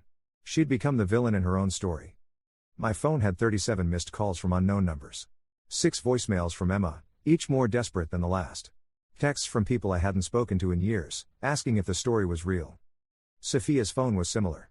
But she also had messages from her parents. Her father's was simple, if you're happy, we're happy. Bring Marcus to Sunday dinner. Her mother's was longer, I wish you'd told us privately first. But I've watched those videos, and Marcus looks at you the way your father looks at me. Come to dinner. Both of you. So, Sophia said, reading over my shoulder. Sunday dinner with my parents. You ready for that? Will Emma be there? Probably. Mom always invites both of us. Then I'm ready. Sunday came with that specific kind of anxiety that lives in your throat. Sophia and I drove to her parents' house together. Her hand was in mine, the sapphire catching the light. Whatever happens, she said, we're a team. Okay? Okay. Her parents' house was a classic suburban 2-story. Neat lawn, flower beds, basketball hoop in the driveway. I'd been here dozens of times with Emma. It felt strange pulling up with Sophia instead. Her father answered the door. Robert, salt and pepper hair, kind eyes. He looked at me, then at Sophia, then at our joined hands. Marcus, he said. Good to see you. You too, sir. None of that sir nonsense. It's Robert. He stepped aside. Come in. Your mother's in the kitchen, Soph. The house smelled like roast chicken and anxiety. Sophia's mother, Patricia, emerged from the kitchen. She was an older version of both her daughters, Emma's sharp features, Sophia's warm eyes. Marcus, she said carefully. Hello. Mrs. Carlyle. Thank you for having me. It's Patricia. She looked at Sophia. Can I speak with you privately? Sophia squeezed my hand once, then followed her mother into the kitchen. I stood in the entryway with Robert, neither of us speaking. Emma's not here, he said finally. She called this morning. Said she wasn't feeling well. I see. Marcus, I'm going to be honest. This situation is complicated. But I've known you for 3 years. You've always been respectful. Kind. You helped me re-roof the garage that summer Emma was too busy. You remembered Patricia's birthday when Emma forgot. Robert, let me finish. Emma's my daughter and I love her. But she made her choices. You don't get to throw someone away and then be upset when they find happiness elsewhere. Especially when that happiness is with someone who's been quietly caring about you the whole time. My throat was tight. Thank you. Don't thank me yet. Patricia's going to grill you over dinner. She did. For 2 hours, over roast chicken and potatoes, Patricia asked every question imaginable. What were our plans? How did we know this wasn't just rebound? What about Emma's feelings? What about family dynamics? Sophia answered most of them. Calm, patient, honest. I jumped in when needed, but mostly I watched her navigate her mother's concerns with grace. Mom, Sophia said finally, I know this is weird. I know it's messy. But I've been in love with Marcus for 2 years. 2 years of watching him with Emma, knowing he was kind and funny and good, and thinking I'd missed my chance. When they broke up, I didn't chase him. He came to me. And what we found together, it's real. It's not revenge or rebound. It's just real. Patricia was quiet for a long moment. Then she looked at me. Marcus, do you love my daughter? Yes, ma'am. I do. Which one? I blinked. I'm sorry? Which daughter do you love? Sophia. I love Sophia. Not both? No. I cared about Emma. Past tense. But I love Sophia. Present tense. Future tense. Patricia's face softened slightly. And this ring? The proposal? Is real. We're engaged. We're not rushing to get married, we want to do this right. But yes, we're engaged. She nodded slowly. Looked at her husband, some unspoken conversation happening between them. Okay, Patricia said finally. Okay. Sunday dinners continue. You're both welcome. But Marcus, if you hurt her, I won't. Everyone says that. I know. But I mean it. Robert raised his wine glass. To Sophia and Marcus. May they figure out how to make decent lasagna before the wedding. Sophia threw her napkin at him. We all laughed. The tension broke. After dinner, Sophia and I sat on the back porch. The sun was setting, April sunset now, warm and golden. Spring had come while we weren't paying attention. That went better than expected, I said. Dad likes you. He always has. Mom will come around completely once she sees this is lasting. And Emma? Emma will have to deal with it. Sophia leaned against me. Marcus, can I ask you something? Anything. Do you ever regret how fast we moved? I thought about it. Really thought about it. No. I regret the 3 years I spent with the wrong person. I don't regret the 3 weeks I've spent with the right one. Even with all the drama? Especially with all the drama. Because it means we fought for this. We chose each other knowing it would be complicated, and we did it anyway. She kissed me. Soft and sure. I love you, she said. I love you too. My phone buzzed. I ignored it. It buzzed again. And again. You can check it, Sophia said. I pulled out my phone. 20 texts from Emma. I need to talk to you. Please. It's important. Not about us. About Sophia. Marcus, please. She needs to know something. It's about Brian. I showed Sophia the texts. She went very still. Brian's her ex, she said quietly. The one who cheated. Why would Emma be texting about him? I don't know. But if she's bringing him up, it's not good. I called Emma. She answered on the first ring. Marcus. Thank God. What about Brian? He's been messaging Sophia. For weeks. She blocked him, but he made new accounts. I only found out because he contacted me, asking how to reach her. My blood went cold. What does he want? He says he made a mistake. That he wants her back. Marcus, he's obsessed. He showed up at Mom and Dad's house last week asking where she lived now. Sophia had gone pale. He what? Sophia, I know we're not exactly speaking right now, but I'm still your sister. And Brian he's not stable. He's been posting about you online, saying you ruined his life by leaving. I left him because he cheated on me. I know. But he's rewritten the story in his head. Marcus, you need to be careful. Both of you. I felt something shift in my chest. Protective and angry and cold. Did you call the police? Dad did. They said unless he makes a direct threat, there's nothing they can do. It's just concerning behavior. That's not good enough. I know. That's why I'm calling. Marcus, I know I don't deserve your help. I know I hurt you. But please, keep her safe. I looked at Sophia. Her face was a mix of fear and fury. We will, I said. Thank you for telling us. And Marcus? I am sorry. For everything. You deserved better than how I treated you. Sophia deserves better too. I'm glad she has you. I hung up. Pulled Sophia close. We're going to the police, I said. Tomorrow. We're filing a report, getting a restraining order, whatever we need to do. He's going to make this worse. Then we deal with it. Together. That night, neither of us slept well. Every sound made Sophia jump. Every car passing on the street made me check the window. In the morning, we went to the police station. Filed a report. They took it seriously, especially when Sophia showed them screenshots of Brian's messages before she'd blocked him. Threats veiled as love. Obsession disguised as concern. We'll make a note in the system, the officer said. Document everything. Don't engage with him. If he contacts you directly or shows up anywhere, call 911 immediately. That's it? I asked. Unless he makes a direct threat or physically harms someone, our hands are tied. I'm sorry. Document everything. We left feeling frustrated and vulnerable. For the next week, we were hypervigilant. Sophia stayed at my apartment instead of hers. We varied our routes to work. Checked over our shoulders constantly. Then, 6 days after Emma's warning, Brian showed up. We were leaving a movie theater, Sophia's hand in mine, laughing about something from the film. I saw him before she did. Standing by my car. Tall, muscular, angry. Sophia, he said. Not yelling. Almost calm. That's what made it scary. She froze. Brian. Leave. Now. I just want to talk. No. We have nothing to talk about. 5 years together and you won't give me 5 minutes? I stepped forward slightly, putting myself between them. She asked you to leave. Brian's eyes flicked to me. And you are? Someone who respects her boundaries. Which you should try. This is touching. Real chivalrous. But this is between me and Sophia. No, Sophia said, voice stronger now. It's not between us. We're done. We've been done for 5 years. You need to move on. Move on? Like you did? Saw your little videos, Sophia. Engaged already? To your sister's ex? That's classy. My relationships are none of your concern. Everything about you is my concern. You're mine, I'm not yours. Her voice echoed in the parking lot. I was never yours. You cheated. You lied. You broke us.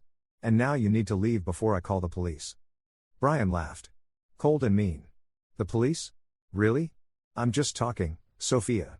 Since when is talking a crime? I pulled out my phone. Started recording. Since you were told to leave and refused. That's harassment. Sophia, call 911. She pulled out her phone. Brian's face changed.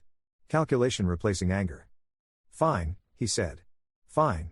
But Sophia, this isn't over. You'll realize what you gave up. When this rebound falls apart, when your sister's ex gets bored, you'll remember what we had. What we had was you cheating on me with someone from your gym. Pretty sure I'm okay without that. He looked at me. Good luck, man. You're going to need it. She's damaged goods. And you're trespassing. Sophia, make the call. She did. Brian left before the police arrived, but we had the recording. Filed another report. Got a restraining order approved within 48 hours. He violated it, we can have him arrested, the officer explained. Keep documenting. That night, back at my apartment, Sophia broke down. I'm so sorry, she sobbed. I brought this into your life. Into our relationship. Stop. Sophia, look at me. I held her face gently. This isn't your fault. You didn't make him obsessive. You didn't make him show up. And you're not bringing anything into our relationship except yourself, which is exactly what I want. But, no buts. We're a team, remember? We face things together. And right now, we're facing this together. I'm scared. I know. I am too. But we're going to be smart. We're going to be careful. And if he violates that restraining order, we're going to have him arrested. What if that makes him angrier? Then we deal with that too. Sophia, I'm not going anywhere. Not because of Brian, not because of Emma, not because of anything. You're stuck with me. She managed a small smile. Promise? Promise. We spent the next few days in a strange limbo. Waiting for something to happen, hoping nothing would. Sophia worked from my apartment. We ordered groceries for delivery. Checked the security cameras I'd installed obsessively. On the fourth day, my phone rang. Emma. Marcus, he contacted me again. Brian. He's asking about your address. You didn't tell him? Of course not. But Marcus, he's getting desperate. He said if Sophia won't talk to him, he'll make her understand. Those were his exact words. I'm calling the police. I already did. They're sending officers to check his apartment. But Marcus, maybe you guys should go somewhere for a few days. Let this cool down. We shouldn't have to run. No, you shouldn't. But being right won't keep you safe. She had a point. I hung up and looked at Sophia. Pack a bag. We're going to a hotel. Somewhere he doesn't know about. Marcus, Emma's right. Being stubborn won't keep us safe. We're leaving for a few days while the police handle this. We packed quickly. Left through the building's back entrance. Drove to a hotel 40 minutes away, paid cash, registered under my middle name. For 3 days, we lived in that hotel room. Worked remotely. Ordered room service. Watched movies. Made the best of an awful situation. On the third day, Emma called again. They arrested him. Brian. He violated the restraining order. Showed up at your apartment building, Marcus. The doorman called the police. Relief flooded through me. Is he in custody? Yes. And Marcus, when they arrested him, he had a duffel bag. With zip ties and duct tape. My blood went cold. What? The police they think he was planning to. Emma's voice broke. Marcus, I'm so sorry. If I hadn't warned you, if you'd been there. But we weren't. We were safe. Emma, thank you. For warning us. For probably saving our lives. She's my sister. Despite everything, she's still my sister. I handed the phone to Sophia. Watched her talk to Emma, both of them crying. Watched something shift between them. Not forgiveness, exactly. But understanding. Acknowledgement that family was complicated but permanent. When she hung up, Sophia collapsed into my arms. It's over, I said. He's in custody. He can't hurt you. He almost did. But he didn't. We were smart. We were careful. And now he's going to face consequences. We went home the next day. The police had finished processing the scene. Brian was being charged with stalking, harassment, violation of a restraining order, and attempted kidnapping based on the contents of his bag and his statements to police. He'll be in jail for a while, the detective told us. And when he gets out, the restraining order will be renewed and expanded. He won't be able to come near you without going back to prison. Slowly, life returned to normal. Or our new normal. Sophia and I moved in together officially. My apartment had better security anyway. We were careful but not paranoid. Aware but not afraid. Emma reached out a few weeks later. Asked if we could meet. The three of us. We met at a park. Neutral territory. Emma looked different. Smaller, somehow. Humbled. I owe you both an apology, she said without preamble. Marcus, I treated you terribly. I took you for granted, broke your heart for selfish reasons, and then got angry when you found happiness. That was wrong. Yes, it was, I said. And Sophia, she turned to her sister. You've always been there for me. Always supported me. And I repaid that by judging you for falling in love. For being happy. I'm sorry. Sophia was quiet for a moment. Then, I forgive you. But Emma, things have changed. I'm not going to hide my relationship or dim my happiness to make you comfortable. If you want to be in my life, you need to accept that Marcus and I are together. I do accept it. I can see how he looks at you. How you look at him. It's real in a way we never were, Marcus. I nodded. We weren't right for each other. That's okay. We don't have to be enemies. Can we be friends? Emma asked. Eventually? Eventually, Sophia said. But not right now. Right now, we all need space. That's fair. We parted civilly. Not warm, but not hostile. It was enough. 6 months later, Sophia and I got married. Small ceremony, close friends and family. Emma came. Sat in the back. Cried during the vows. Hugged Sophia afterward and whispered something I couldn't hear. She said she's happy for us, Sophia told me later. And that she's working on herself. Therapy. Finally addressing why she sabotages good things. That's good. Yeah. It is. We honeymooned in Italy. 2 weeks of pasta and art and making love in ancient cities. It was perfect. When we got back, our apartment felt like home in a way nowhere ever had before. Sophia's art on the walls. My books on the shelves. Both our names on the lease. A life built together, brick by brick. One evening, about a year after the wedding, we were cooking dinner together. Sophia had finally mastered lasagna, when she turned to me suddenly. Do you ever think about how we started? She asked. About Emma and the breakup and everything? Sometimes. Why? Because yesterday I got a message. From Emma. She's engaged. I felt nothing. No jealousy, no regret. Just mild curiosity. Yeah? To who? That guy from work. Turns out he did want a relationship. Just not with her right away. They've been dating for about 8 months. Good for her. You really mean that? Yeah. I do. Emma and I were wrong for each other. But maybe she and this guy are right. I hope they are. Everyone deserves to find their person. Sophia smiled. You're a good man, Marcus. I'm a lucky man. There's a difference. She kissed me. We're both lucky. Yeah. We are. That night, lying in bed, Sophia scrolling through her phone while I read, she suddenly laughed. What? I asked. Emma posted about her engagement. On TikTok. Want to see? Sure. She handed me her phone. Emma's video was sweet, actually. Her and her fiancé looking genuinely happy. The caption read, sometimes you have to lose what you don't deserve to find what you do.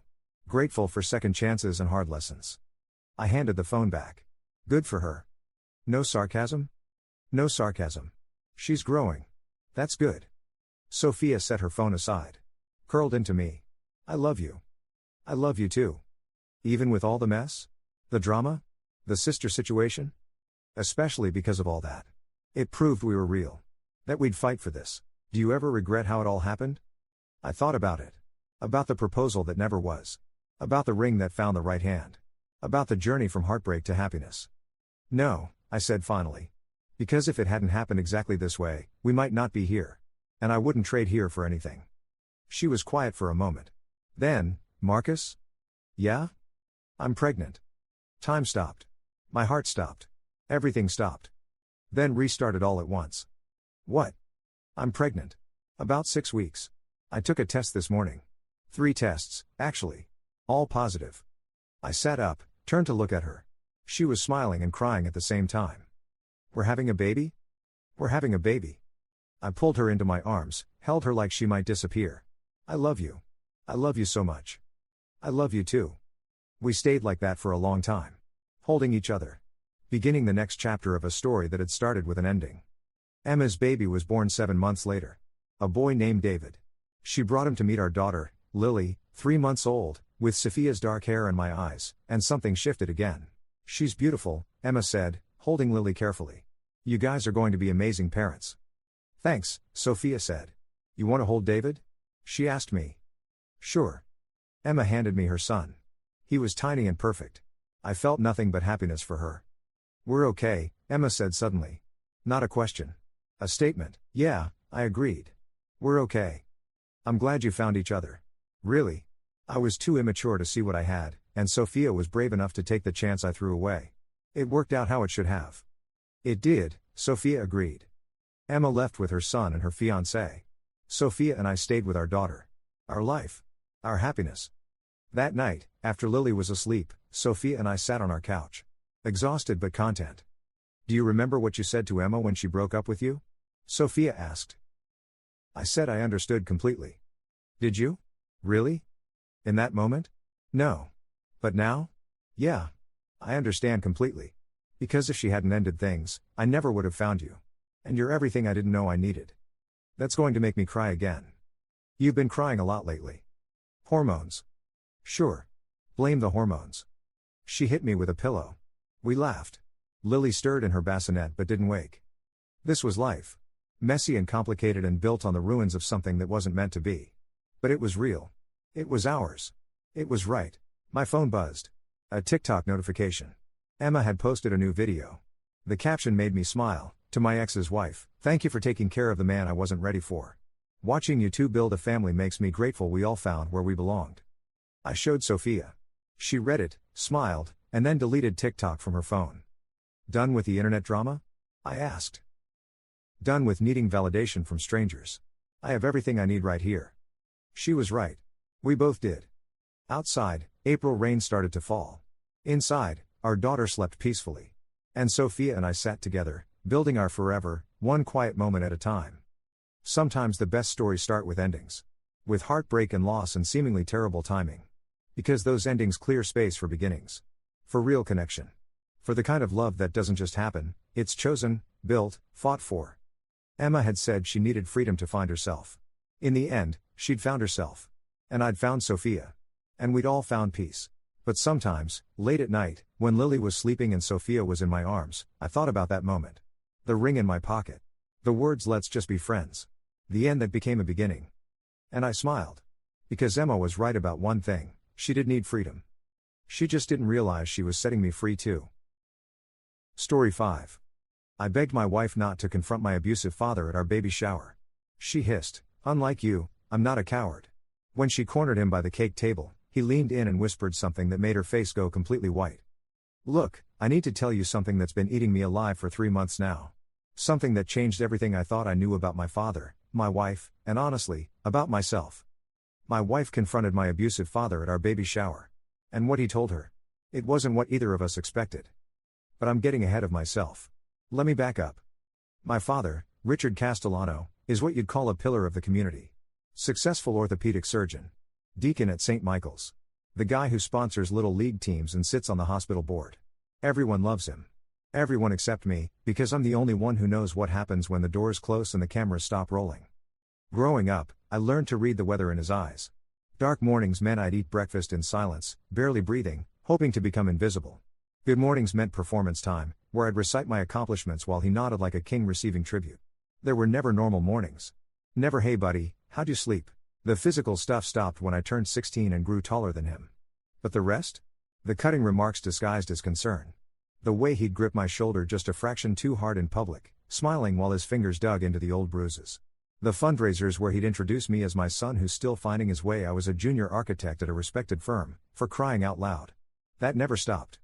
I handled it by keeping distance. Moved across town. Called on holidays.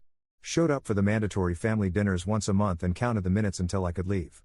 It wasn't perfect, but it was survival. Then I met Sarah. Sarah is, everything my father isn't. Warm. Direct. She says what she means and means what she says. When we started dating, she noticed things. The way I'd tense up when my phone rang. How I'd compulsively check the time during our dates, like I was waiting for something bad to happen. "Your dad really did a number on you, huh?" she said one night, 6 months in. I'd told her the sanitized version. Strict upbringing. High expectations. The kind of story that makes people nod sympathetically without really understanding. "It wasn't that bad," I said, which was my standard line. She just looked at me with those green eyes that seemed to see through every defense I've built. "Mark, I've seen the scars on your back. You think I haven't noticed how you flinch when someone raises their voice?" That was the night I told her everything. The belt. The locked closets. The time he cracked 3 of my ribs and told the ER doctor I'd fallen down the stairs. How my mother would stand in the doorway of my room afterward, wringing her hands, saying nothing. Sarah cried. Then she got angry. "Why do you still see him? Why do you let him in your life?" "He's my father," I said, which even then sounded hollow. "He's a monster." "Sarah, please. It's complicated." She dropped it that night, but I could see the calculation in her eyes. Sarah fixes things. It's what she does as a family therapist. She finds broken systems and repairs them. I could practically see her brain working, filing my father away as a problem to be solved. We got married 2 years later. My father gave a beautiful toast at the reception, talking about how proud he was, how I'd finally become the man he always knew I could be. People teared up. Sarah's hand trembled in mine under the table. "I hate him," she whispered. "I know. One day, I'm going to tell him exactly what I think of him." "Please don't." But I knew, even then, that it was only a matter of time. The pregnancy was a surprise. A wonderful one, but still a surprise. Sarah found out in March, and we decided to wait until the second trimester to tell anyone. When we finally made the announcement, the calls started immediately. My mother, "Oh, sweetheart, that's wonderful. Your father will be so pleased." My father, "About time. I was beginning to wonder if you were capable. What are you hoping for?" "Healthy," I said. That's what people say when they're afraid to have preferences. A boy would be good. Carry on the Castellano name properly. Sarah snatched the phone from my hand. "We'll be happy with whatever we get, Richard. Thanks for your concern." She hung up. "You can't just watch me," she said, her hand on her still flat stomach.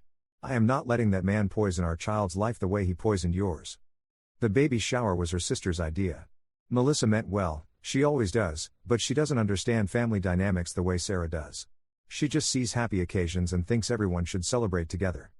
"A co-ed shower," she announced. "How fun. We'll invite everyone. Make it a real celebration." I saw Sarah's jaw tighten. "Everyone?" "Well, yeah. Both families. Friends. It'll be beautiful." That night, Sarah found me in the nursery, staring at the half-assembled crib. "We could tell Melissa not to invite him," she said. "Your sister already sent the invitations. So? We can uninvite him." I turned to face her. She was 16 weeks along, just starting to show, and she looked fierce. Protective. "Sarah, he's my father. If we don't invite him, he'll make your life miserable." "I know." She crossed her arms. "He already makes your life miserable, Mark. The question is how long you're going to let him. It's one afternoon. A few hours. I can handle it." "Can you? Because every time he's around, you turn into this ghost of yourself. You get quiet. You apologize for things that aren't your fault. And I have to watch the man I love shrink down into nothing while that monster pretends to be Father of the Year. What do you want me to do?" My voice came out sharper than I intended. "Cut him off completely?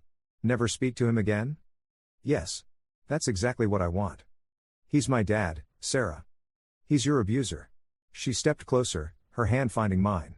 "And I'm terrified, absolutely terrified, that he's going to try to do to our baby what he did to you." That landed like a punch to the gut because it was my fear too. The one I hadn't voiced. The one that woke me up at 3 a.m. in a cold sweat. "I won't let that happen," I said. "Then don't let him come to the shower." But I was weak. I am weak. I let him come. The shower was on a Saturday in June, at Melissa's house. She decorated everything in yellow and white, we weren't finding out the gender, with balloons and streamers and a 3-tiered cake that probably cost more than our monthly mortgage. People started arriving at 2. My father showed up at 2:03. He was wearing his country club casual, khakis, a polo shirt, that watch that cost more than my first car. His hair was perfectly silver, his smile perfectly calibrated. He shook hands with Sarah's father. Hugged my mother-in-law. Compliment Melissa on the decorations. Then he spotted me across the yard. There he is. The father-to-be. He crossed the lawn with his arms spread wide, pulling me into a hug that looked warm but felt like a threat. His mouth was close to my ear. "Try to stand up straight today, You represent me now." He pulled back, smiling, his hand heavy on my shoulder. That old pressure point, the one that still aches when it rains. Sarah saw it. I watched her eyes narrow from across the patio. The first hour was fine. People ate. Played games. Someone had organized a guess the baby food flavor contest that was predictably disgusting. My father held court near the grill, telling stories about his residency, his golf handicap, the vacation home in Scottsdale. I stayed on the opposite side of the yard, helping Sarah open presents, trying to look relaxed. "You okay?"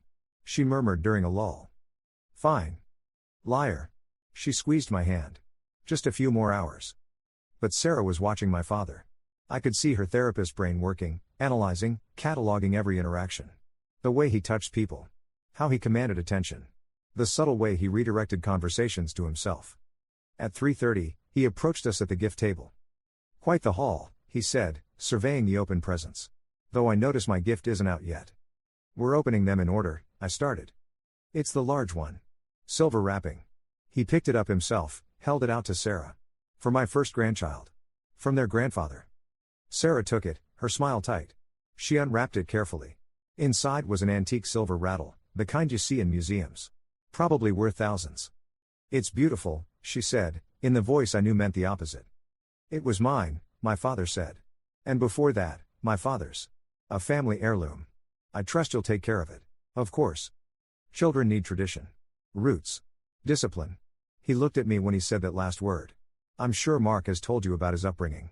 The structure. The expectations. It made him who he is. Sarah's hand tightened on the rattle. Yes, he's told me all about it. Wonderful. Then you understand the Castellano way. We may be firm, but we produce results. Successful, respectful children. He patted my shoulder again, harder this time. Isn't that right, son? I couldn't speak. My throat had closed up completely. Sarah set down the rattle very carefully. Richard, can I talk to you for a moment? Privately? Everything in me screamed no. Sarah, it's fine, my father said, his smile sharp. I'm always happy to talk with my daughter-in-law. They walked toward the cake table, away from the crowd. I started to follow, but Melissa intercepted me. Mark. We need you for photos. The parents to be by the cake. Not now. Come on, just a quick one. By the time I extracted myself, Sarah and my father were already in conversation. I couldn't hear what they were saying, but I could read Sarah's body language. She was angry. Confrontational. Everything I'd begged her not to be. I pushed through the crowd, my heart hammering. Not going to let you do to our child what you did to Mark, Sarah was saying, her voice low and furious. My father's expression didn't change. I don't know what stories Mark has told you. Stories? I've seen the scars. I've held him through nightmares. I know exactly what you are. People were starting to notice. Conversations were trailing off. My mother appeared at my elbow, her face pale. Mark, what's happening? I couldn't answer. I was frozen, watching my wife and my father face off by the towering cake. You should be careful with accusations, my father said, still smiling. Slander is a serious thing. Is it slander if it's true? If I have medical records? Photos? Sarah, please, I finally found my voice, but it came out like a croak. She didn't look at me. No, Mark. No more silence. No more pretending. She turned back to my father. You're never going to be alone with our child. You're never going to have the chance to hurt them the way you hurt Mark. And if you try, that's when my father leaned in close. Close enough that only Sarah could hear what he said next. I watched her face drain of color. Watched her take an involuntary step back. Watched her hand fly to her mouth. What? She whispered. What did you say? My father straightened up, checking his watch. I think it's time for me to go. Thank you for the lovely party. He looked at me over Sarah's shoulder. Mark, walk me to my car. It wasn't a request. My legs moved without permission, following him through the crowd, leaving Sarah standing frozen by the cake. People parted for us. No one said anything. The whole yard had gone silent. At his Mercedes, my father unlocked the door, then turned to me. Your wife is very protective, he said. Admirable, in a way. But misguided. What did you say to her? The truth. He opened the car door. Something you've never had the courage to tell her yourself. My blood ran cold. I don't you? He smiled, and it was the same smile from my childhood. The one that came before the belt. Before the locked closet. I'll be in touch, son. We have things to discuss. Family things. He got in the car and drove away, leaving me standing in Melissa's driveway, my mind racing. What truth? What hadn't I told Sarah? I turned back toward the house. Through the window, I could see Sarah sitting on the couch, Melissa beside her. Sarah's face was buried in her hands. I ran. When I burst through the door, Melissa stood up. Mark, I think you two need to. Out, Sarah said. Everyone out. Now. Melissa looked hurt, but she left. The remaining guests filtered out in awkward silence, leaving baby gifts stacked on every surface, the cake half-eaten, decorations swaying in the breeze from the open door. When we were alone, Sarah finally looked at me. Is it true? Her voice was barely a whisper. Is what true? Sarah, what did he say? He said, she swallowed hard. He said the reason you won't cut him off isn't because he's your father. It's because he has something on you. Something you've been hiding from me. My stomach dropped. That's not. He said you did something. Years ago. Something that would destroy your career, our marriage, everything. And he's been protecting you. Keeping your secret. And that's why you can never leave him. Why you'll always come when he calls. Because if you don't, he'll tell everyone what you did. I couldn't breathe. The room was spinning. Mark. Sarah stood up, crossed to me, grabbed my arms. Mark, look at me. Is it true? Is there something? Did you do something? No. The word came out automatically. Then, I don't know what he's talking about. But that was a lie, and Sarah knew it. I could see it in her eyes. You're lying to me, she said. Right now, you're lying to me. Sarah, what did you do? Her voice broke. What could possibly be bad enough that you'd let him torture you for years? That you'd let him into our lives, into our baby's life, just to keep it secret? Nothing. I didn't, but my mind was racing backward, through years of memories, trying to find what he meant. What he knew. What he'd been holding over me all this time without me even realizing it. And then it hit me. The summer I was 17. The accident. Oh no. Oh no, no, no. Sarah saw the recognition on my face. What is it? Mark, what did you remember? I sat down heavily on the couch. My hands were shaking. There was a night, I said slowly. The summer before my senior year. I'd just gotten my license. My father and I had fought about something, I don't even remember what. He'd hit me. Split my lip. I was so angry, I took his car. The Mercedes. Just to spite him. Sarah sat down beside me, not touching me, waiting. I went to a party. Had a few beers. I wasn't drunk, but I wasn't sober either. And on the way home, driving down Maple Street, my voice cracked. There was a dog. It ran into the street. I swerved to avoid it and hit a mailbox. Took out someone's fence. Did you stop? That was the question, wasn't it? The one that had haunted me for 15 years. No, I whispered. I panicked. The car was damaged, and I knew my father would kill me. Actually kill me. So I drove home, parked it in the garage, and went to bed. In the morning, the car was gone. My father said he'd had it towed for repairs. He never mentioned it again. Never brought it up. I thought I'd gotten away with it. But he knew. He must have known. The whole time. I looked at her, my vision blurring. That's what he's been holding over me. A hit and run. It would ruin my career. The licensing board would never let me keep my certification. But you were 17, Sarah said. A minor. And it was just property damage, right? No one was hurt? I don't know. The words burst out of me. I never checked. I was too scared to go back, to see what I'd done. For all I know, I hit more than a mailbox. What if someone came out of their house? What if there was something I didn't see in the dark? Sarah was quiet for a long moment. Then, we need to find out. What? We need to find out what actually happened that night. The police reports. Property damage records. Whatever there is. She took my hand. Mark, he's been controlling you with this for 15 years. Using it to keep you trapped. We need to know the truth. What if the truth is worse than I remember? Then we'll deal with it. Together. She squeezed my hand. But we can't let him keep using it. We can't raise our baby in the shadow of his blackmail. That night, we started digging. Sarah has a friend from grad school who's married to a paralegal. She made some calls. By Monday, we had police reports from that night in July, 15 years ago. Property damage. 1 mailbox. 20 feet of fence. No injuries. No witnesses who came forward. The homeowner filed an insurance claim for $3,000 in damages. That was it. That was the terrible secret my father had been holding over me. This is nothing, Sarah said, staring at the report. Mark, this is nothing. You were a minor. It was property damage. Even if they'd caught you then, you probably would have gotten community service. But now? Bringing it up now? Statute of limitations is 5 years for property damage. This happened 15 years ago. They can't prosecute you. They can't even fine you. She looked up at me, anger flashing in her eyes. He's been lying to you. Controlling you with a threat that's completely empty. I should have felt relief. Instead, I felt rage. 15 years. 15 years of walking on eggshells. Of taking his calls. Of letting him dig his fingers into my shoulder and smile that knowing smile. All for nothing. I'm going to kill him, I said. No. Sarah's voice was sharp. You're going to do something better. You're going to take his power away. She grabbed her laptop, started typing. What are you doing? Finding the homeowner from that night. The one whose mailbox you hit. She paused, squinted at the screen. Margaret Chen, 412 Maple Street, still lives there, according to this. Sarah, we absolutely can. She kept typing. We're going to pay her. We're going to pay her for the damage, plus interest, plus extra for the trauma of having her property destroyed. We're going to apologize. And we're going to get it in writing that the matter is settled. Why? She looked at me like I was stupid. Because then he has nothing, Mark. No secret. No leverage. Nothing to hold over you. It took 3 days to track down Margaret Chen and arrange a meeting. She was in her 70s now, a tiny woman with sharp eyes and a firmer handshake than mine. We met at a coffee shop. I'd prepared a whole speech, but when I saw her, the words just tumbled out. I'm the one who hit your mailbox, I said. 15 years ago. July 17th. I was 17, And I was scared, and I drove away.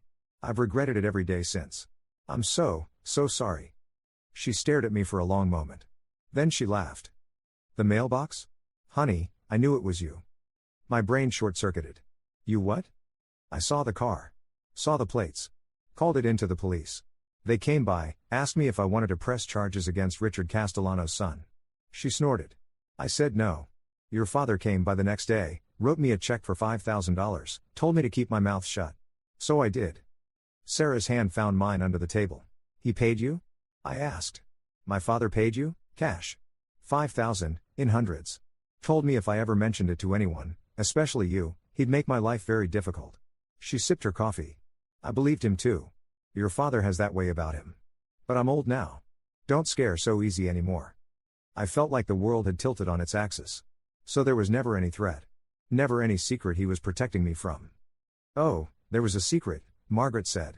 But it wasn't about the mailbox. It was about control. He wanted you to think you owed him. That you'd destroyed something that could never be fixed. She leaned forward. That's how men like him work. They find your shame and they feed it. Water it like a plant until it's big enough to strangle you with. Sarah pulled out a check. We'd still like to pay you. For the damages. For your silence all these years. For anything extra the insurance didn't cover. Margaret waved it away. Keep your money. Use it for that baby. But if you really want to do something for me? She looked directly at me. You cut that man out of your life. Don't let him near your child. And you remember that the only power he has is the power you give him. We left the coffee shop in a daze. Sarah was already on her phone. What are you doing? Texting your father. Telling him we need to meet. Sarah, we can't just. Yes, we can. We're going to his house. Tonight. And you're going to tell him exactly what we found out. My father's house is exactly what you'd expect. Colonial. Perfect lawn. The kind of place that appears in Better Homes and Gardens. He answered the door in a cardigan, holding a scotch. Mark. Sarah. What a surprise. We know, Sarah said, pushing past him into the foyer. We know about the mailbox. About Margaret Chen. About the money you paid her to stay quiet.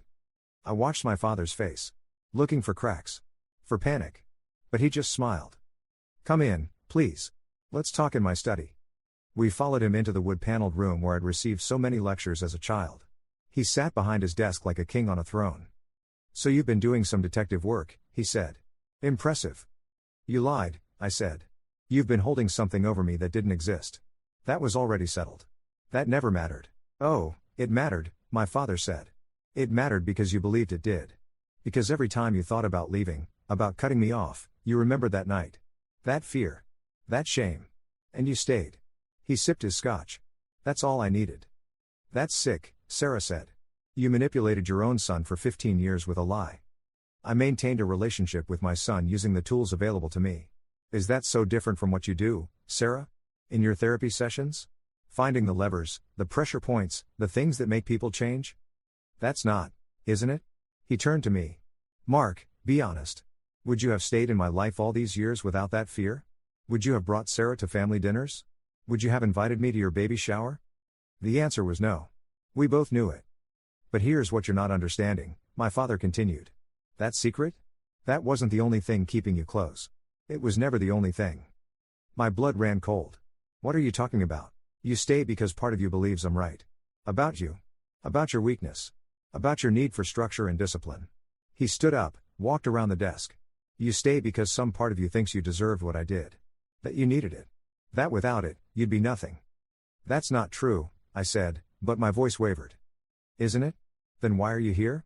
Why not just text me we found out, leave us alone? Why come in person? He stepped closer. Because you need me to release you. To give you permission to go. You can't just leave on your own. Sarah stepped between us. That's enough. Is it? My father looked at her. Or is the truth uncomfortable? Your husband isn't just a victim, Sarah. He's complicit. He's chosen this. Every family dinner. Every phone call. Every time he flinched and did nothing, that was a choice. You're wrong, Sarah said. He was a child when you started this. A child you were supposed to protect. And now he's a man. A man who's still here. My father's smile widened. So go ahead. Cut me off. Block my number. But ask yourself, will it stick? Or will Mark find his way back eventually? Will he come crawling back because deep down, he believes he needs me? I looked at my father. Really looked at him. At the man who'd beaten me, manipulated me, controlled me for 32 years. And I realized something. He wasn't larger than life. He wasn't all-powerful. He was just a sad old man who needed to feel important by making someone else feel small. "You're right," I said quietly. "I've chosen to stay. Every time, I chose it. Because I was scared. Because I thought I owed you. Because some messed up part of me believed your version of love was the only kind I deserved." My father's smile grew triumphant. "But that ends now," I continued. "Not because you're giving me permission. Not because Sarah's making me. Because I'm choosing to leave. I'm choosing to be better than you. I'm choosing to be the father you never were." "Mark, I'm done," I said. The words felt like breaking chains. "We're done. Don't call me.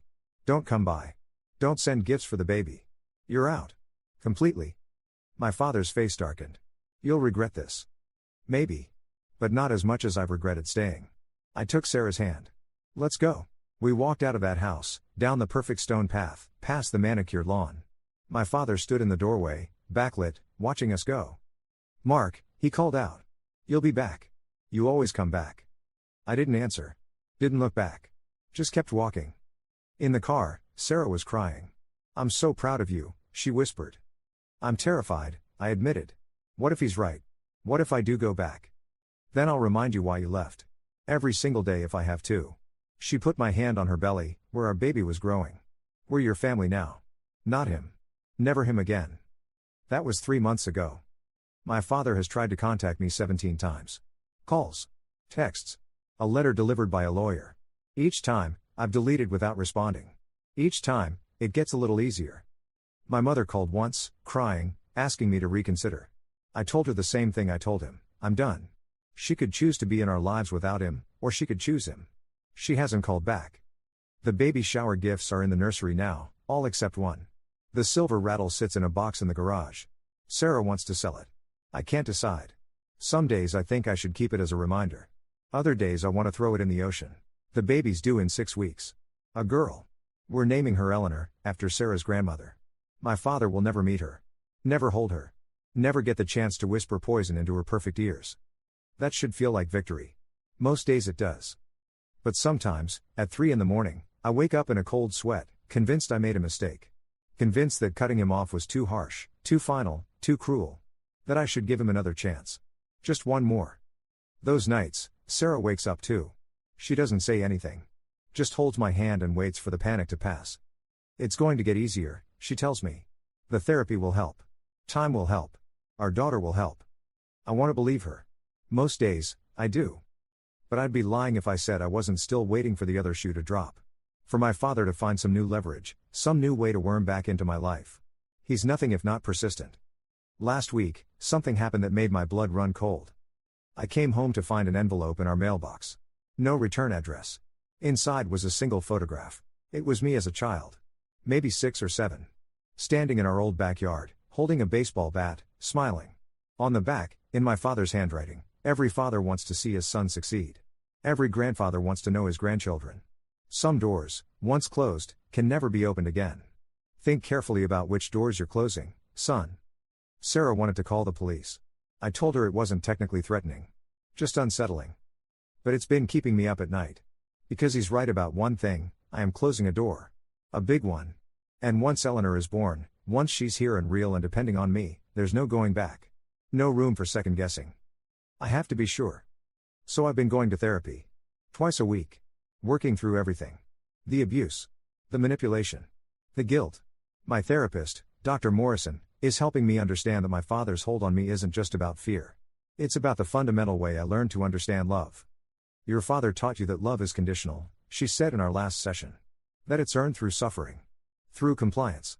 You're having to relearn everything. What if I can't? I asked. What if I'm too broken? You're not broken. You're healing. And healing isn't linear. There will be bad days. Days when you doubt everything. That's normal. It doesn't feel normal. Mark, you're doing something incredibly brave. You're breaking a cycle of abuse that's probably been in your family for generations. That's not easy. It's not supposed to be easy. She's right. I know she's right. But knowing something intellectually and feeling it emotionally are two different things. Yesterday, I drove past my father's office. I didn't plan to, it just happened. And I saw him through the window, talking to a patient, smiling that smile. looking like everyone's dream of what a doctor should be. And for just a second, I wondered if I'd made it all up. If it was really as bad as I remembered. If maybe, somehow, I was the problem all along. Then I saw Sarah's car pull up next to mine. She'd followed me from work, knowing somehow that I'd need her. "Hey," she said, getting in my passenger seat. "You okay?" "I don't know," I admitted. "Some days I think I am. Others you question everything." "Yeah." She was quiet for a moment. Then, you know what I realized? About what he said to me at the baby shower? I'd almost forgotten. In all the chaos of discovering the truth about the mailbox, about confronting my father, I'd never asked her to tell me exactly what he'd whispered. He said, "Mark will never leave me. Because he knows, deep down, that he's exactly like me. And someday, when your child disappoints him, he'll understand why I did what I did. He'll thank me for preparing him." My stomach turned over. I would never. "I know," Sarah said firmly. "I know you would never. But he wanted me to doubt you. To plant that seed of fear. To make me wonder if the cycle would continue." She took my hand. "But here's the thing. You've spent 3 months proving him wrong. Every therapy session. Every time you choose to feel your feelings instead of shutting down. Every time you talk to me instead of hiding. You're nothing like him. How do you know? Because he would never question himself the way you do. He would never worry about becoming a monster. Monsters don't worry about being monsters, Mark. They just are." I wanted to believe her. Needed to believe her. "What if he tries something else?" I asked. "What if he shows up at the hospital when Eleanor's born? What if he? Then we'll handle it. Together. We'll have security remove him if we have to. We'll get a restraining order if necessary. But we are not letting him back in." She said it with such certainty that I almost believed her. Almost. The photograph is still on my nightstand.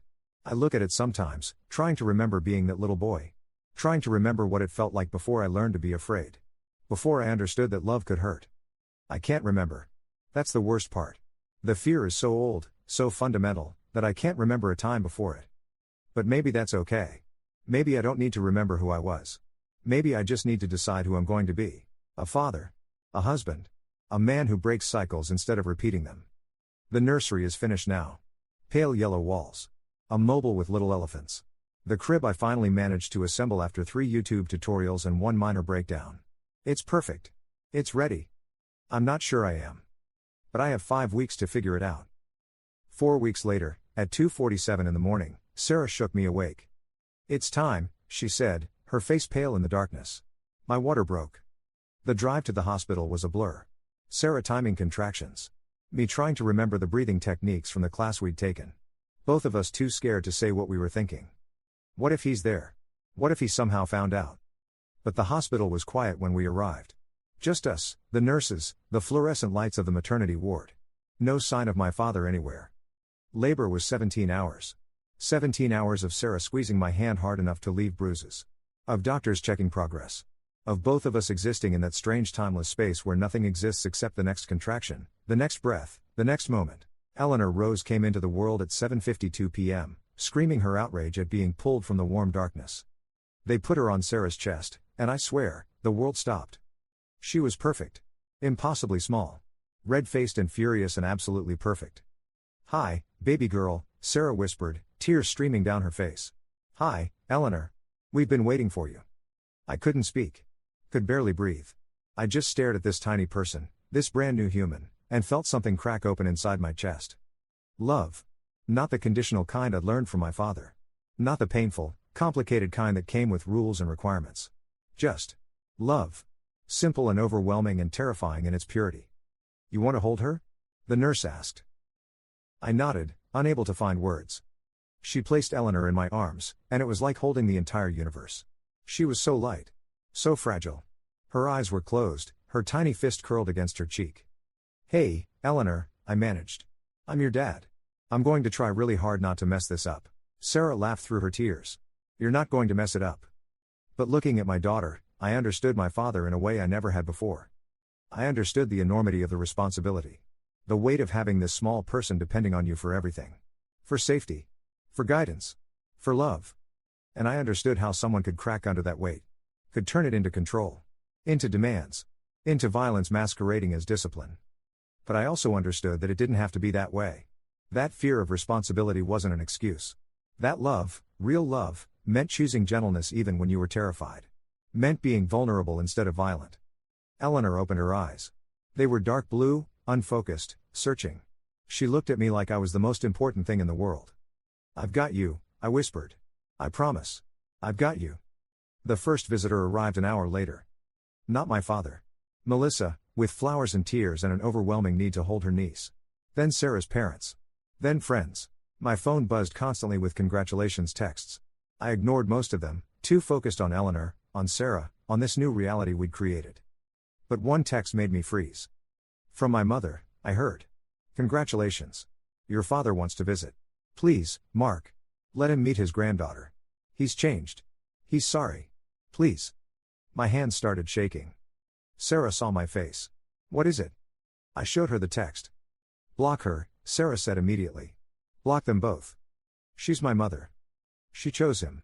She's always chosen him. She stood by while he hurt you, and she'll stand by while he tries to hurt Eleanor." Sarah reached for my hand. "Mark, this is it. This is where you prove he's wrong. Where you choose differently." I looked at Eleanor, sleeping in her bassinet. So small.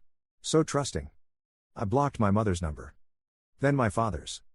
Then I deleted every photo, every email, every trace of them from my phone. It should have felt like a loss. Instead, it felt like breathing for the first time. "It's done," I told Sarah. "They're gone." She kissed me, tasting like tears and exhaustion and relief. "I love you. I'm so proud of you." "I love you too." We took Eleanor home 2 days later. The car seat installation took 45 minutes and several near meltdowns. The drive home was 5 miles an hour under the speed limit, with me checking the rearview mirror constantly to make sure she was still breathing. Everything felt different. The house. The street. The world. All of it filtered through this new lens of being responsible for someone so small, so precious. That first week was chaos. Sleepless nights. Learning to nurse. Learning to change diapers. Learning Eleanor's different cries, hungry, tired, uncomfortable, just generally furious at the state of existence. But it was our chaos. Our family. No one else's. On day 5, I was holding Eleanor at 3 a.m., both of us exhausted and overwhelmed, when I started crying. Not sad tears. Relief tears. Because I realized, I was doing it. I was being a father. A real one. The kind who comforted instead of threatened. Who held instead of hit. Who loved without conditions. And my father wasn't here to see it. Wasn't here to criticize or control or poison it with his presence. He'd lost. Not because I'd destroyed him. Not because I'd exposed him or ruined him or gotten revenge. But because I'd simply left. Walked away. Chosen something better. And that was the one thing he couldn't survive. Not being needed. Not being important. Being irrelevant. Eleanor stirred in my arms, making small sleepy noises. "You're safe," I whispered to her. "I promise. You're safe." Eleanor is 3 months old now. She's sleeping better. Smiling. Making these little cooing sounds that destroy me every time. She has Sarah's eyes and my nose and a personality that's entirely her own, determined, curious, occasionally furious at minor inconveniences like having her diaper changed. We haven't heard from my father since that text from my mother. No calls. No letters. No mysterious photographs. Sometimes I wonder if he's given up. If he's moved on to other ways to feel powerful, other people to control. Other times, I worry it's the calm before the storm. That he's planning something. Waiting for the perfect moment to strike. Dr. Morrison says that's normal. That hypervigilance is a trauma response. That it will take time to learn that silence can just be silence, not a threat. I'm working on it. We're working on it. Sarah went back to work last week, part-time. I'm taking paternity leave, spending my days with Eleanor. Learning her rhythms. Her preferences. The exact angle she likes to be held. The specific song that makes her stop crying. It's terrifying. Not because I don't know what I'm doing, though I mostly don't, but because I love her so much it physically hurts. Because I understand now what my father threw away. The privilege of this. Of being trusted by someone so completely. Of being someone's entire world. And he chose violence instead. Chose control over connection. Chose power over love. What a waste. I'm sitting in the nursery now, Eleanor asleep on my chest, her breath warm against my collarbone. The afternoon light is golden through the curtains. Dust motes dance in the air. It's perfect. Ordinary and perfect. And I almost missed it. Almost let my father's poison keep me from this. From her. From the chance to be better. But I didn't. I'm here. She's here. We're safe. The doorbell rings. Eleanor stirs but doesn't wake. I stand carefully, supporting her head, and walk downstairs. Through the window, I can see a delivery truck driving away. There's a package on the porch. Medium-sized. No return address. My stomach tightens. I should leave it. Should call Sarah. Should. But I open it. Inside is a photo album. Old, leather-bound. The kind my parents kept when I was young. I open it with one hand, Eleanor still sleeping against my shoulder. The first page is photos of me as a baby. My father holding me, smiling. My mother looking exhausted but happy. Me in a bassinet, wrapped in a blue blanket. The second page, me learning to walk. My father's hand steadying me. Both of us laughing. Page after page of moments I don't remember. Birthdays. Holidays. My father teaching me to ride a bike. To throw a baseball. To swim. Before it all went wrong. Before the violence. Before the fear. The last page has a note, tucked into the plastic sleeve. In my father's handwriting, I wasn't always what I became. I was a father once, before I was a monster. I don't ask for forgiveness. I don't ask for anything. But I wanted you to know, it wasn't always darkness. There was light once. I hope you find more light than I did. My hands are shaking. Eleanor makes a small sound, and I realize tears are dripping onto her soft hair. I don't know what to feel. Anger, that he's still trying to manipulate me, to pull at my heartstrings with carefully curated memories. Sadness, for the father he could have been. For the grandfather Eleanor will never know. Relief, that maybe, this is goodbye. Not reconciliation. Not redemption. Just an ending. I close the album. I should throw it away. Should burn it. Should refuse to let these ghosts into my home. But I don't. I put it on the top shelf of the hallway closet. Not on display. Not in reach. But not destroyed either. Because maybe someday, Eleanor will ask about her grandfather. About my childhood. About why we don't see my parents. And maybe I'll show her these photos. Let her see that people are complicated. That even monsters were human once. That cycles of abuse don't start with hatred, they start with broken people who don't know how to heal. But I'll also tell her the rest. The truth. All of it. And then I'll show her what breaking the cycle looks like. What choosing different looks like. What real love, unconditional, gentle, safe love, looks like. Eleanor shifts in my arms, yawning. Her tiny hand finds my finger, grips it tight. I've got you, I whisper. Always. I've got you. My phone buzzes. A text from Sarah, how's my girl? I send her a photo, Eleanor sleeping peacefully, tiny and perfect and completely unaware of the weight of the moment. Sarah responds immediately, perfect. You're both perfect. Love you. Love you too. I carry Eleanor back upstairs, to the sunny nursery with the elephant mobile and the yellow walls. I sit in the rocking chair, the one Sarah's grandmother used, the one with decades of love worn into the wood. And I rock my daughter. Back and forth. Safe in the light. My father was wrong about so many things. He was wrong that I needed him. Wrong that I would come back. Wrong that I was too weak, too broken, too damaged to be a good father. But he was right about one thing. Some doors, once closed, can never be opened again. This is one of them. And I'm finally okay with that. Eleanor sighs in her sleep, content. Trusting. Loved. Outside, the world continues. My father is out there somewhere, living his life. My mother too. They'll have their own stories, their own justifications, their own versions of events. But they're not my story anymore. This is my story. Mine and Sarah's and Eleanor's. The one where the cycle breaks. Where the child becomes a better parent. Where love wins. Not because it's easy. Not because it's simple. Not because there aren't scars and doubts and 3 a.m. panic attacks. But because we choose it. Every single day. We choose light over darkness. Gentleness over violence. Connection over control. We choose better. And that's enough. That's everything. I kiss Eleanor's forehead, breathing in that impossibly sweet baby smell. Welcome to the world, little one, I whisper. It's got some dark corners, but I promise, we're going to fill your life with so much light. She sleeps on, peaceful and perfect, completely unaware that she's already saved me. The afternoon sun streams through the window. The elephant mobile turns slowly in the breeze from the air vent, casting gentle shadows on the wall. And for the first time in 32 years, I am exactly where I'm supposed to be. Home. Free. Finally free. Story 6. My fiancé screamed, the wedding's off, but I'm keeping the ring. Consider it compensation. After she got proof of me cheating from her best friend, I didn't argue. I smiled, keep it. When she tried to pawn the $15,000 ring and discovered what I'd actually given her, her mother called me screaming.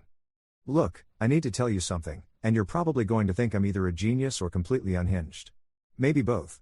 But here's the thing, when your fiancée of 3 years stands in your living room, mascara running down her face, screaming that she's keeping your grandmother's ring as compensation for your alleged infidelity, and you just smile and say keep it, you're either broken or you know something she doesn't.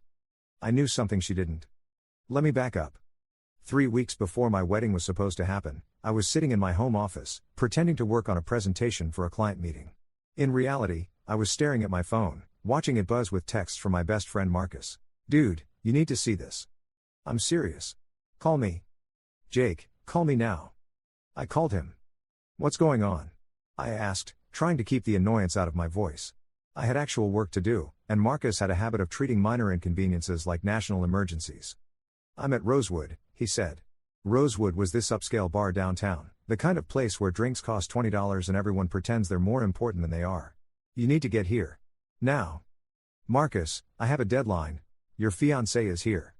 I paused. Okay? She said she was going out with Claire tonight. Girls' night or whatever. Jake. His voice dropped to barely above a whisper. She's not with Claire. She's with someone else. A guy. And from where I'm sitting, it doesn't look like a business meeting. My stomach did this weird flip-flop thing. You know that feeling when you're on a roller coaster, right at the top before the big drop? That moment of weightlessness where your body doesn't know whether to be excited or terrified? That's what hit me. What do you mean, doesn't look like a business meeting? I mean, she's touching his arm. Laughing. Really close. Too close. And Jake. She just kissed him. On the mouth. I'm looking at it right now. The thing is, I didn't feel what I expected to feel. No rage. No heartbreak. Just this weird, cold clarity settling over me like I'd been dunked in ice water. Take pictures, I said. What? Take pictures, Marcus. As many as you can without being obvious. Jake. Just do it. Please. I hung up and sat there in my office, the blue light from my computer screen washing over me. The presentation was still open, some meaningless corporate slideshow about market penetration and quarterly projections. None of it seemed real anymore. My phone buzzed. Photos. Marcus had delivered. And there she was. Sophia. My Sophia. The woman I'd spent 3 years building a life with, the woman who'd cried when I proposed on that beach in Maui, the woman whose mother had already booked the venue and sent out save the dates. She was leaning into some guy I'd never seen before. Broad shoulders, expensive suit, that kind of effortlessly confident posture that screamed money. Her hand was on his chest. In another photo, they were kissing. Not a friendly peck. This was the kind of kiss that told a story, and that story didn't include me. I should have been devastated. Should have been planning to drive to that bar and confront them both. Instead, I felt something else entirely. Something calculating. Because here's what you need to understand about Sophia, she was smart. Manipulative, even. She had this way of turning every situation to her advantage, of making you feel like you were the problem even when she was clearly in the wrong. I'd seen her do it to friends, to coworkers, even to her own family. And I'd loved her anyway. Or I thought I had. But looking at those photos, something clicked. All those late nights working. All those girls' trips that seemed to multiply over the past 6 months. The way she'd started picking fights over nothing, like she was trying to create distance. She wasn't just cheating. She'd been planning something. I opened my laptop and started digging. Bank statements first. We had a joint account for wedding expenses and household bills, but we'd kept our main accounts separate. Smart, in retrospect. Her spending had increased dramatically over the past few months. Designer clothes. Expensive dinners at restaurants we'd never been to together. A charge from a hotel in the city, the Grandview, one of the nicest places downtown. Then I checked her credit card statement. I know, invasion of privacy. But she'd given me access months ago when she asked me to help her track her spending for budgeting. She'd clearly forgotten about it. More hotels. More expensive dinners. And then something interesting, a charge from a jewelry store.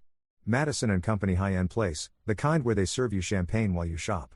The charge was for $8,000. $8,000.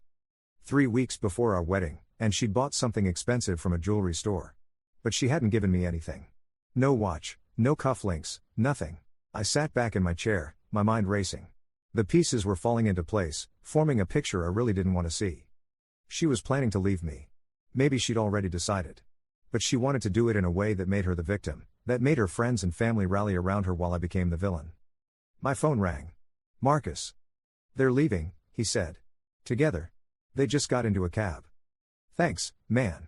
I appreciate you looking out. What are you going to do? Good question. What was I going to do? The ring. The thought hit me like a lightning bolt. My grandmother's engagement ring, the one I'd proposed with. Appraised at $15,000, a family heirloom that meant everything to me. Sophia knew that. She knew my grandmother had worn it for 60 years, that my grandfather had worked 3 jobs to afford it back in 1952, that it was the only thing of real value my grandmother had left me when she passed. Sophia had that ring. And if she was planning what I thought she was planning, she'd want to keep it. Sell it, maybe. Use the money to start her new life with Mr. Expensive Suit. I needed insurance. I needed a way to make sure that when this all blew up, and it was going to blow up, I wasn't left with nothing. I grabbed my keys and drove to my brother's house. Derek was a jeweler, ran his own small shop in the Arts District. He was still up when I got there, working in his home studio. Jake? He looked up from whatever piece he was working on, surprise written all over his face. What are you doing here? It's almost 11. I need a favor. A weird one. And I need you to not ask questions. Derek set down his tools, studying me with that older brother concern that I usually found annoying but right now actually appreciated. What kind of favor? I pulled out my phone and showed him a picture of Sophia's engagement ring. I need you to make me a replica of this. Exact replica. Same setting, same style. But instead of a real diamond, I need you to use cubic zirconia. Jake. I said no questions, Derek. Can you do it or not? He was quiet for a long moment, then nodded slowly. Yeah, I can do it. But it'll take a few days, and it won't be cheap. The setting alone. How much? For a rush job? Maybe $3,000. I pulled out my credit card. Do it. I need it by Friday. That was 3 days away. 3 days to pull off what was probably the stupidest or smartest thing I'd ever done. Derek took my card, still looking at me like I'd lost my mind. You want to tell me what this is about? Friday, I said. I'll explain everything Friday. I left his place and drove home. The house was dark. Sophia was still out. Probably at a hotel. Probably with him. I didn't sleep that night. Just lay in bed, staring at the ceiling, playing out scenarios in my head. The next morning, Sophia came home early. She looked tired, but there was something else in her expression. Guilt, maybe. Or maybe I was just seeing what I wanted to see. Hey, she said, dropping her purse on the counter. Sorry I stayed at Claire's. We had a lot of wine and I didn't want to drive. Claire's. Right. No problem, I said, keeping my voice neutral. How was girls' night? Good. You know. Just needed to blow off some steam before the wedding craziness really kicks in. She kissed my cheek, and I smelled cologne. Not mine. Something expensive and woody. I'm going to shower, she said. Want to grab brunch after? Sure. Sounds good. I waited until I heard the water running, then grabbed her phone from her purse. I knew her passcode, 1, 2, 3, 4, because she was lazy about security. I opened her messages. There was a thread with Claire that was obviously not Claire. The contact photo was of Mr. Expensive Suit. Last night was perfect. Can't wait to see you again. 2 more weeks and we're free. Just hold on, baby. I love you so much. This is going to work out, I promise. 2 more weeks. That was after the wedding. After we'd combined finances completely. After I'd added her to my insurance, my retirement accounts, everything. She wasn't just cheating. She was running a con. I took screenshots of everything and sent them to myself, then deleted the evidence from her phone. My hands were shaking, but my mind was crystal clear. She wanted to play games? Fine. I'd play. Friday came. Derek called me at noon. It's done, he said.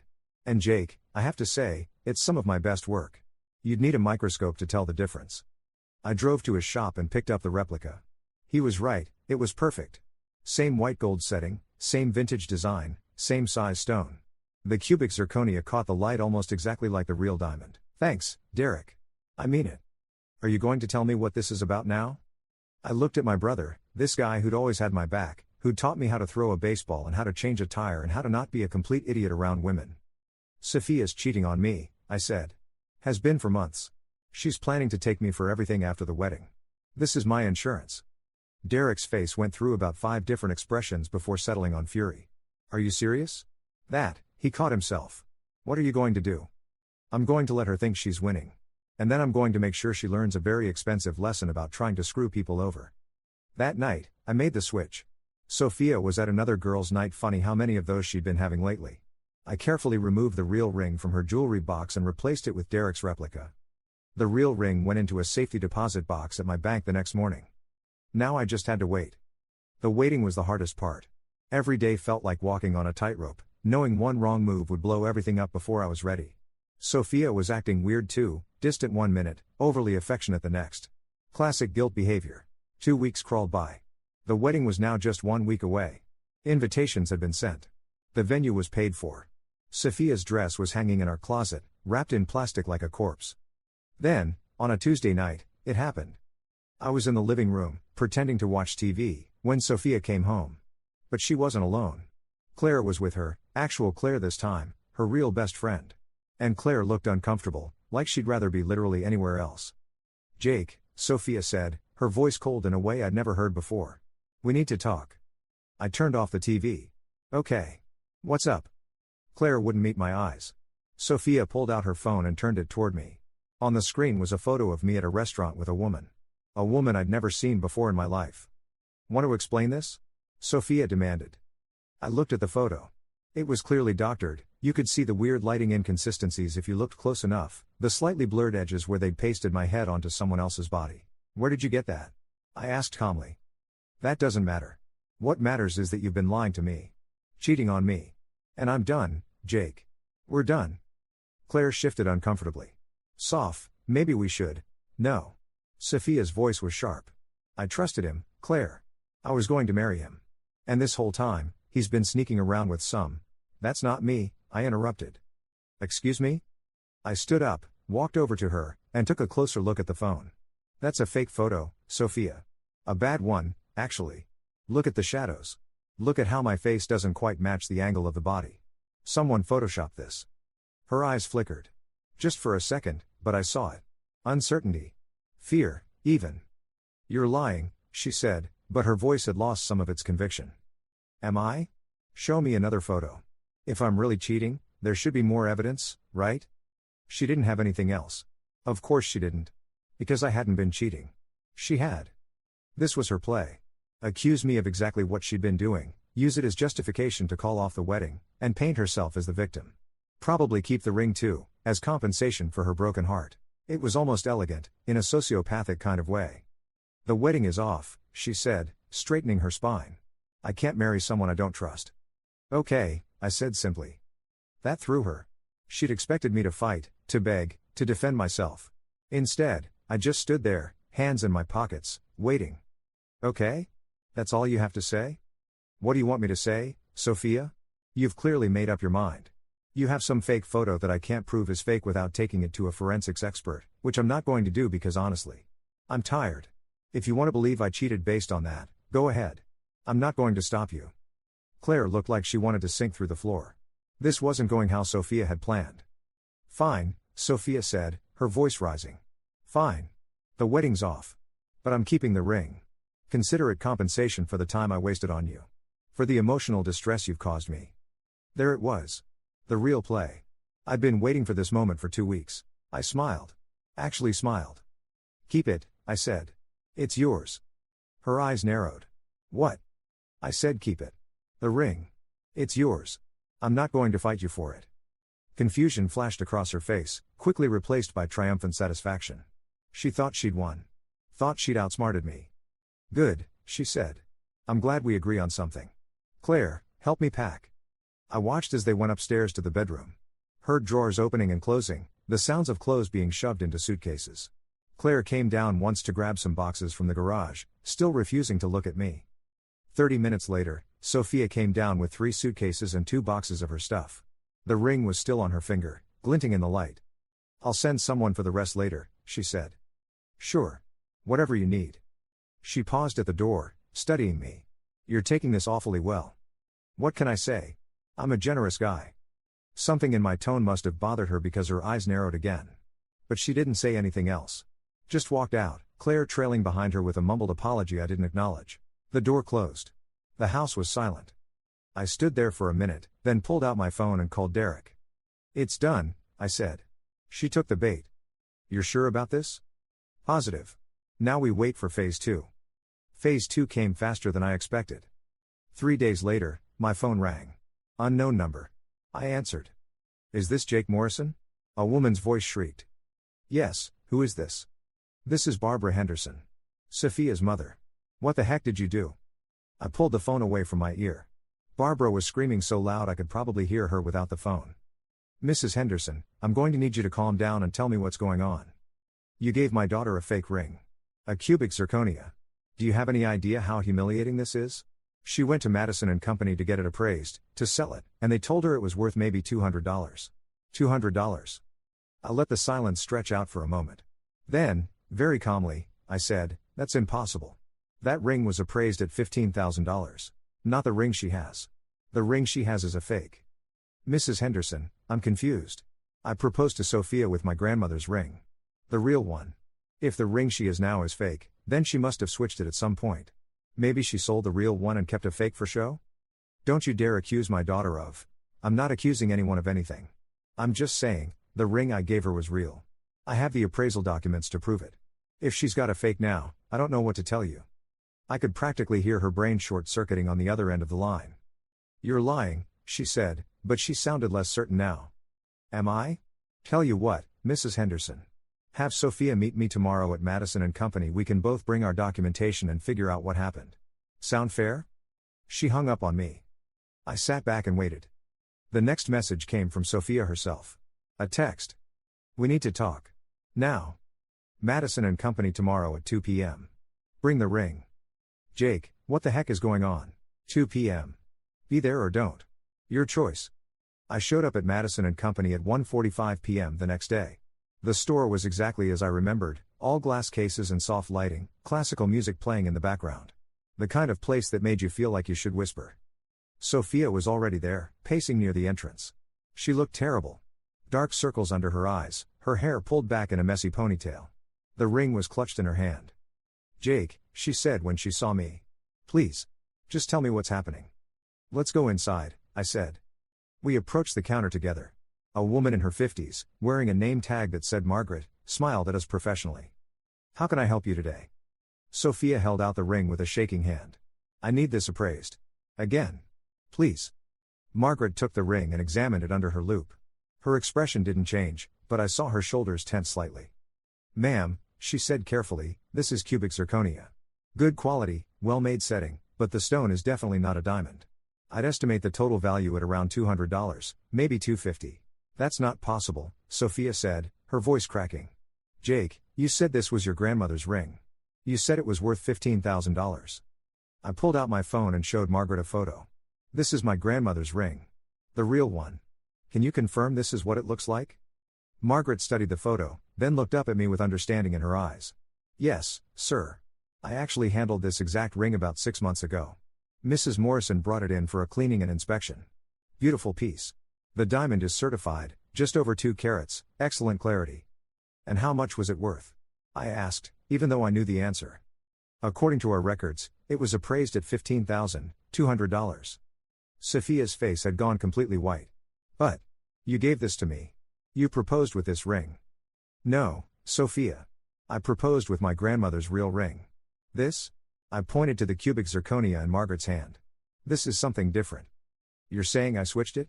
That I stole your ring and replaced it with a fake? Did you? No. Of course not. I would never. She stopped, realization dawning on her face. You did this. You switched it. Before you gave it to me, or later, while I had it. Interesting theory, I said. But I have a better one. Want to hear it? She just stared at me, tears starting to stream down her face. I think, I said slowly, that you've been planning to leave me for months. I think you found some rich guy who promised you a better life.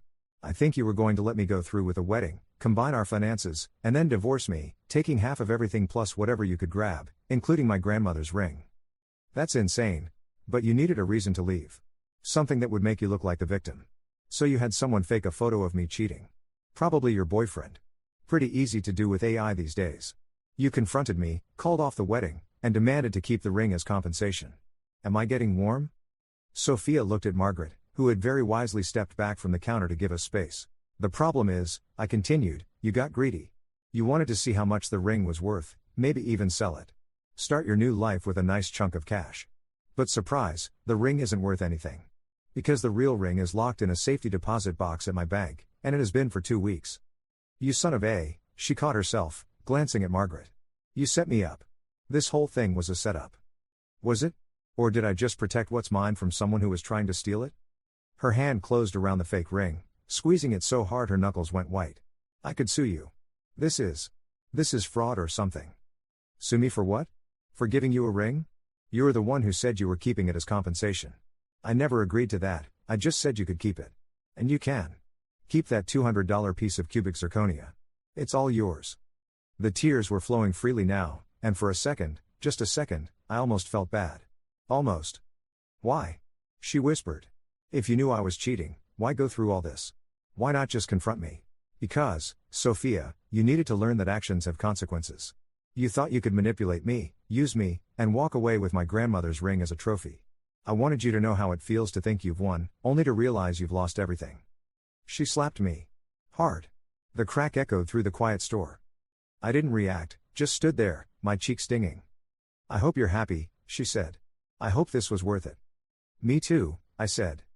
She threw the fake ring at me, it bounced off my chest and clattered on the marble floor, and stormed out of the store. Margaret approached cautiously. Sir, are you all right? Should I call security? I'm fine. Thank you for your help. She nodded, still looking concerned. For what it's worth, I'm sorry you had to go through all that.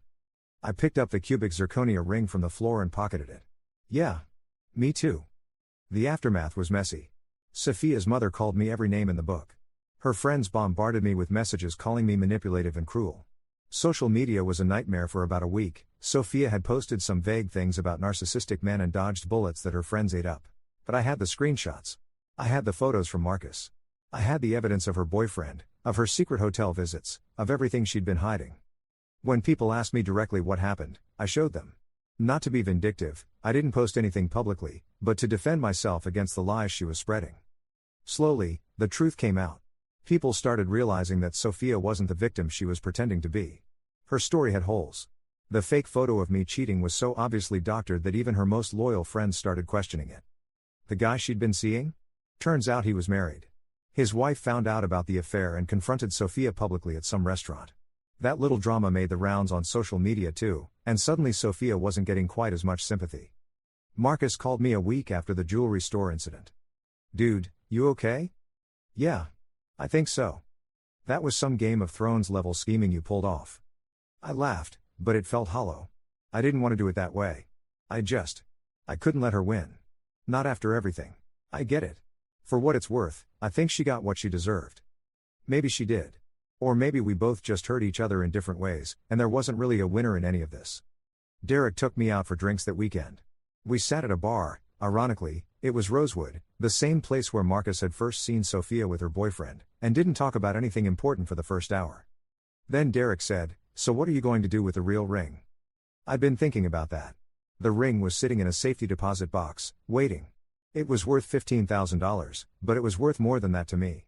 It was my grandmother's love story, her 60-year marriage, the life she built with my grandfather. I'm going to keep it, I said. For now, at least.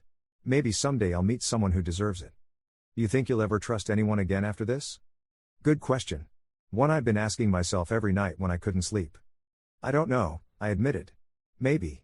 Probably not for a long time. But yeah, maybe eventually. Derek raised his glass. To maybe. To maybe, I echoed. We drank, and I tried not to think about the fact that 3 weeks ago, I was supposed to be married right now. Supposed to be on a honeymoon in Greece, living the life I'd planned for 3 years.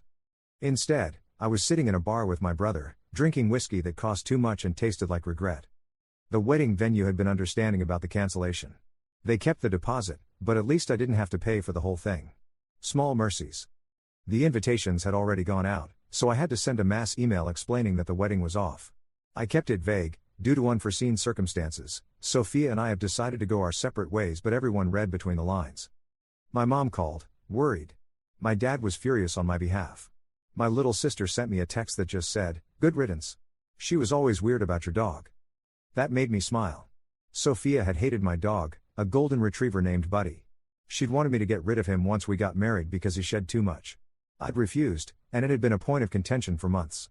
Buddy was currently lying at my feet, his head resting on my shoe. At least someone was loyal. A month passed. Then two. The anger faded, replaced by something quieter. Not quite peace, but not rage either. Just acceptance, maybe. I'd been burned. Badly. But I'd also learned something about myself. I was more resilient than I thought. More capable of protecting myself, even if it meant doing something morally gray. Was I proud of what I'd done? Not really. Switching the ring, letting Sophia think she'd gotten away with something only to have it blow up in her face, it felt petty in retrospect. Justified, maybe, but petty. But would I do it again? Yeah. Probably. Because here's the thing nobody tells you about betrayal: it doesn't just hurt in the moment. It changes you. Makes you harder, more cautious. You start seeing manipulation in every kind gesture, deception in every white lie. I didn't want to be that person. Didn't want to spend the rest of my life suspicious and guarded. But I also didn't want to be a victim. Didn't want to be the guy who got taken for everything by someone he trusted. So maybe I found a middle ground. Maybe I learned to protect myself while still leaving room to trust again someday. Or maybe I'm just rationalizing. Trying to make myself feel better about the whole mess. 3 months after everything went down, I got a message from an unknown number. "I'm sorry." That was it. Just 2 words. I stared at my phone for a long time, trying to figure out if it was from Sophia. The number wasn't saved, but the timing felt right. I typed out a response. Deleted it. Typed another one. Deleted that too. Finally, I settled on something simple. Me too. I don't know if she ever saw it. I blocked the number right after sending it, because I didn't want to risk having an actual conversation. Didn't trust myself not to say something I'd regret, or worse, to forgive her. Some things can't be forgiven. Shouldn't be forgiven. But acknowledging that we were both sorry? That felt important somehow. Life moved on, the way it always does. I threw myself into work, started going to the gym more, spent more time with friends and family. Standard post-breakup recovery stuff. I went on a few dates. Nothing serious, just coffee here and there with women I met through apps. They were nice enough, but I always found excuses not to see them again. Derek called me out on it one night. "You're self-sabotaging," he said. "Every time you meet someone who could actually be good for you, you find a reason to bail." That's not true. Really? What about that teacher you met last month? Rachel? She was smart, funny, into the same weird music you like. You had 3 great dates and then ghosted her. I didn't ghost her. I told her I wasn't ready for a relationship. Which is ghosting with extra steps, Jake. I couldn't argue with that. I can't do it again. Can't trust someone like that. Not yet. Derek's expression softened. "Look, what Sophia did was horrible. But you can't let her ruin every future relationship. That's letting her win in a different way." He had a point. A good one. "I'll work on it," I said. "You better. Because I didn't spend 40 hours making that fake ring just so you could die alone with a dog." That got a laugh out of me. "Buddy's great company, thank you very much." Yeah. Just promise me you'll try. Okay? Okay. I promise. And I meant it. Sort of. 4 months after the breakup, I was at the grocery store when I saw her. Sophia. She was in the produce section, examining avocados like her life depended on finding the perfect one. She looked different. Thinner. Tired. Her hair was shorter, cut into a sharp bob that didn't quite suit her face. I should have turned around. Should have gone to a different store. But something kept me rooted in place, watching her. She looked up, and our eyes met. For a second, neither of us moved. Then she set down the avocado and walked toward me. "Jake," she said. "Sophia. How are you?" The question seemed absurd given everything that had happened, but I answered anyway. "I'm okay. You?" She paused, searching for words. "I'm trying." We stood there in the middle of the produce section, 2 people who'd almost built a life together, now strangers making small talk among the organic vegetables. "I really am sorry," she said quietly. "For everything. I wasn't thinking clearly. I made terrible choices, and I hurt you, and I'm sorry." Part of me wanted to throw it back in her face. Wanted to list all the ways she'd destroyed my trust, my plans, my vision of the future. But looking at her now, seeing how much the guilt and consequences had already taken from her, I realized I didn't need revenge anymore. I'd already had it. "I appreciate that," I said. "I hope things work out for you." She nodded, blinking back tears. "You too. You deserved better than what I gave you." "Yeah. I did." There wasn't anything else to say. She walked away, and I watched her go, feeling something shift inside me. Not forgiveness, exactly. But maybe the beginning of letting go. I grabbed what I needed and checked out, driving home with Buddy sitting in the passenger seat, his head out the window, tongue flapping in the wind. That night, I pulled out the safety deposit box key. I hadn't looked at the real ring since I'd locked it away. Hadn't wanted to. But now I drove to the bank, went down to the vault, and opened the box. The ring sat there, gleaming under the fluorescent lights. My grandmother's ring. The symbol of a love that had lasted 60 years, through wars and recessions and everything else life threw at it. I picked it up, held it up to the light. The diamond caught the glow, splitting it into rainbows. This ring had survived my grandmother's entire life. It had survived my grandfather's death, my grandmother's passing, and now it had survived Sophia's attempt to steal it. Maybe that meant something. Maybe it meant that real things, real love, real commitment, could survive anything if they were built on the right foundation. Sophia and I hadn't been built on the right foundation. We'd been built on attraction and convenience and the idea of what we thought we wanted, not what we actually needed. I put the ring back in the box and locked it away again. Someday, I'd give it to someone who deserved it. Someone I could trust. Someone who understood that love wasn't about manipulation or games, but about showing up every day and choosing each other. Not today. Maybe not even this year. But someday. 6 months after everything imploded, I was at a coffee shop working on my laptop when someone sat down across from me. "This seat taken?" I looked up. It was a woman about my age, with kind eyes and a genuine smile. She had a book tucked under her arm, some literary fiction thing I'd never heard of. "No, go ahead," I said. She settled in with her coffee and opened her book. We sat in comfortable silence for a while, both absorbed in our own things. Then she glanced at my screen and said, "You know, you've been staring at that same sentence for 10 minutes." I looked at my laptop. She was right. I'd written, "The market analysis indicates a significant shift in consumer behavior," and then just stopped. "Writer's block," I said. "Or maybe you're writing the wrong thing." "Maybe. What should I be writing instead?" She shrugged. "I don't know. What do you actually want to say?" It was a simple question, but it hit me harder than it should have. What did I want to say? What did I want to do with my life now that all my plans had gone up in smoke? "I have no idea," I admitted. She smiled. "That's honest, at least. I'm Emma, by the way." "Jake." "Nice to meet you, Jake. Want to hear something weird?" "Sure." "I was supposed to get married in 2 weeks. Called it off yesterday. He was great on paper, but..." She trailed off, staring into her coffee. Paper doesn't mean much when the reality is all wrong. I felt that familiar pang of connection, the kind you only get when someone understands exactly what you're going through. "I was supposed to get married 6 months ago," I said. "Turned out my fiancé was planning to scam me. Whole thing went nuclear." Emma's eyebrows shot up. "Okay, you win. That's way worse than my story." We both laughed, and it felt good. Natural.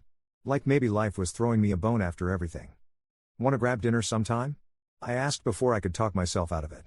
Just as two people who dodged bullets comparing war stories? She considered it for a moment, then nodded.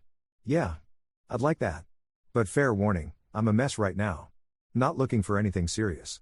"Good. Me neither. Just dinner." "Just dinner," she agreed. We exchanged numbers, and she went back to her book. I went back to my laptop, but this time, the words came easier.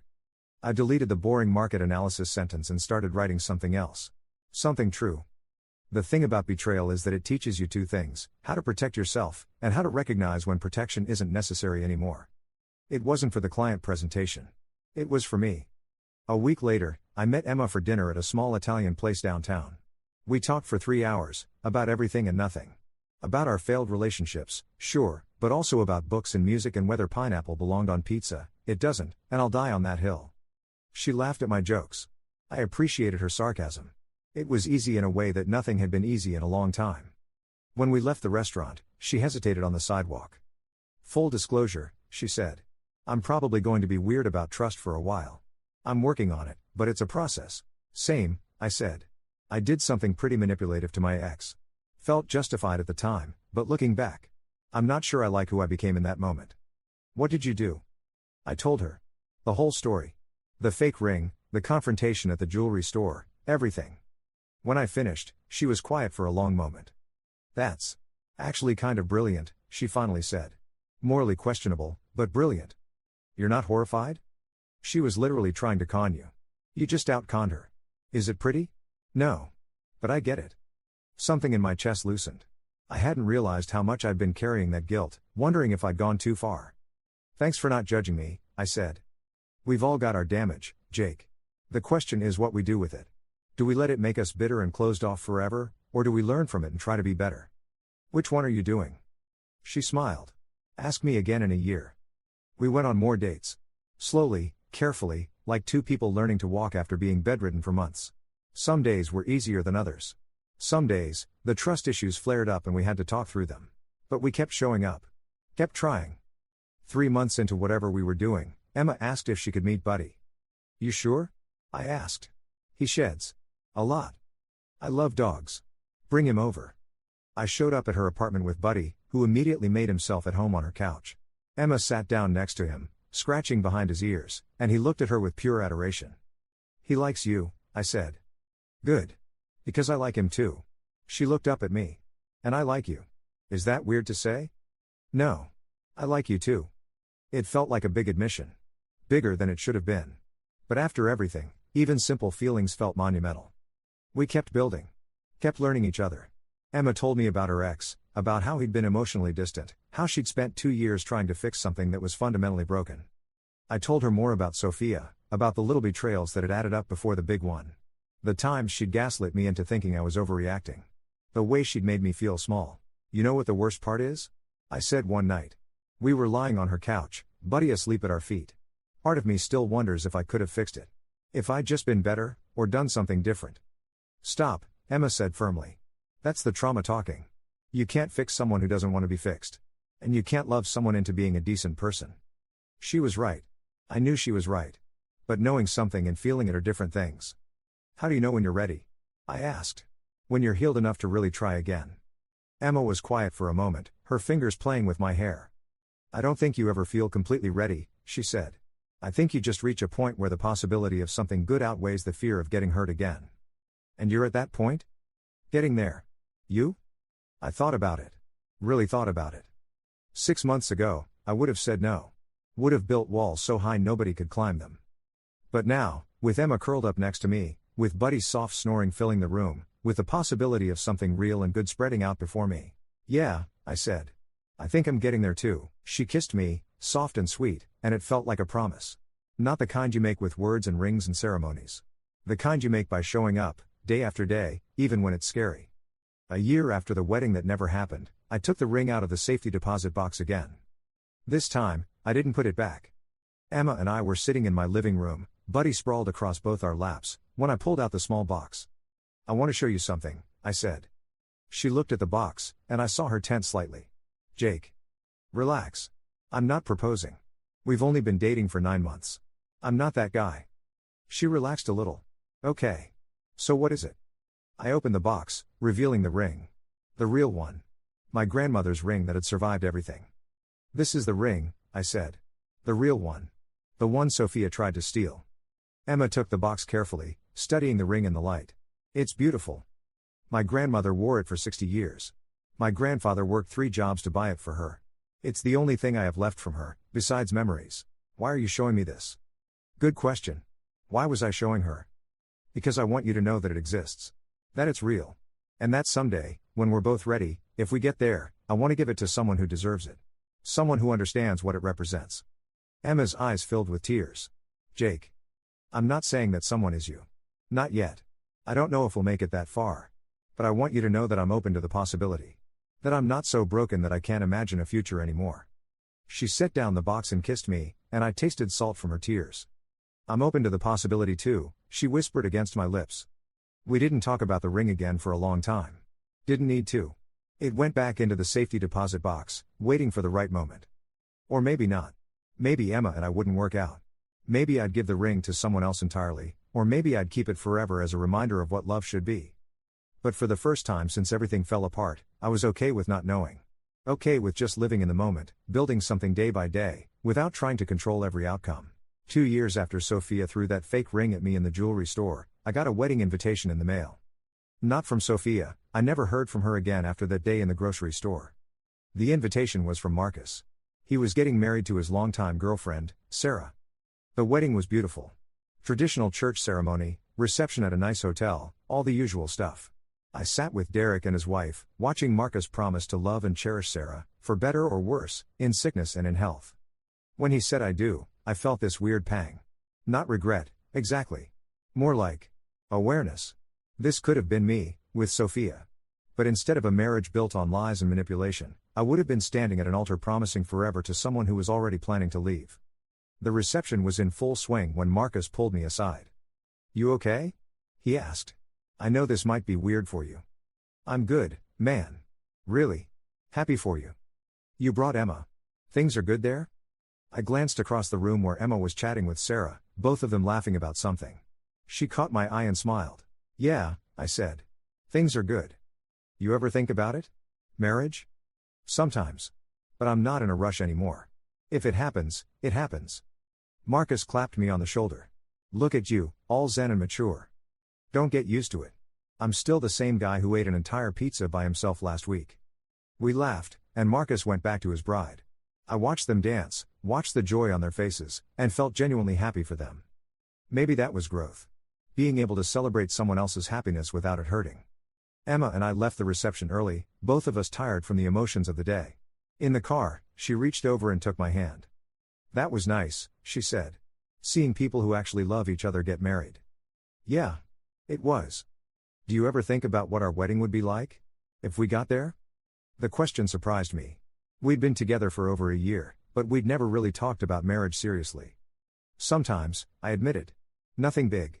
Maybe just family and close friends. Somewhere meaningful. Like where? I don't know. Maybe the beach. My grandparents got married on a beach. Emma was quiet for a moment. Would you use the ring? Your grandmother's ring? Yeah. I would. If you wanted it. I'd want it. When the time is right. When the time is right. Not if. When. Something shifted in that moment. Not a proposal, not a promise, just an understanding that we were both thinking about the same future. No rush, I said. No rush, she agreed. 6 months later, I proposed. Not at the beach, and not with some elaborate plan. Just the two of us, in my living room, with Buddy as our witness. I'd been thinking about it for weeks, carrying the ring around in my pocket, waiting for the perfect moment. But perfect moments don't really exist, do they? There's just real moments, honest moments, moments that feel true. We were watching a movie, some comedy neither of us was really paying attention to, when Emma said, I love this. Just being with you. It's easy. And that's when I knew. I paused the movie and pulled out the ring. Jake, Emma said, her eyes going wide. What are you? I don't have a speech prepared, I said. I thought about writing something perfect, but that's not really us, is it? We're not perfect. We're both damaged and working through our issues and probably always will be. This is a terrible proposal so far, she said, but she was smiling, tears already forming. What I'm trying to say is, I love you. I love how you call me out when I'm being an idiot. I love how you're patient with me when the trust issues flare up. I love that you love my dog almost as much as I do. Buddy's tail thumped at the mention of his name. And I want to keep doing this. Keep building with you. Keep showing up, even when it's hard. So, Emma. Will you marry me? She laughed through her tears, nodding. Yes. Yes, you idiot, of course I'll marry me. I slipped the ring onto her finger, my grandmother's ring, the one that had survived everything, and it fit perfectly. We kissed, and Buddy barked, and it was chaotic and messy and absolutely perfect in its imperfection. That night, Emma kept looking at the ring, watching it catch the light. Your grandmother would have liked me, right? She asked. She would have loved you. She always said the most important thing in a marriage was finding someone who made you laugh and called you on your nonsense. You do both. I can't believe this is the ring Sophia tried to steal. Yeah, well. She didn't get it. You did. Emma was quiet for a moment. Do you ever think about her? About what happened? Sometimes. Mostly I just feel grateful it ended when it did. If we'd actually gotten married. I trailed off, not wanting to finish that thought. You would have figured it out eventually. And you would have been okay. You're resilient like that. Maybe she was right. Maybe I would have been okay regardless. But I was glad I didn't have to find out. The wedding was small, like I'd imagined. Just family and close friends, on a beach at sunset. Derek was my best man. Marcus was there with Sarah. My parents cried. Emma's parents cried.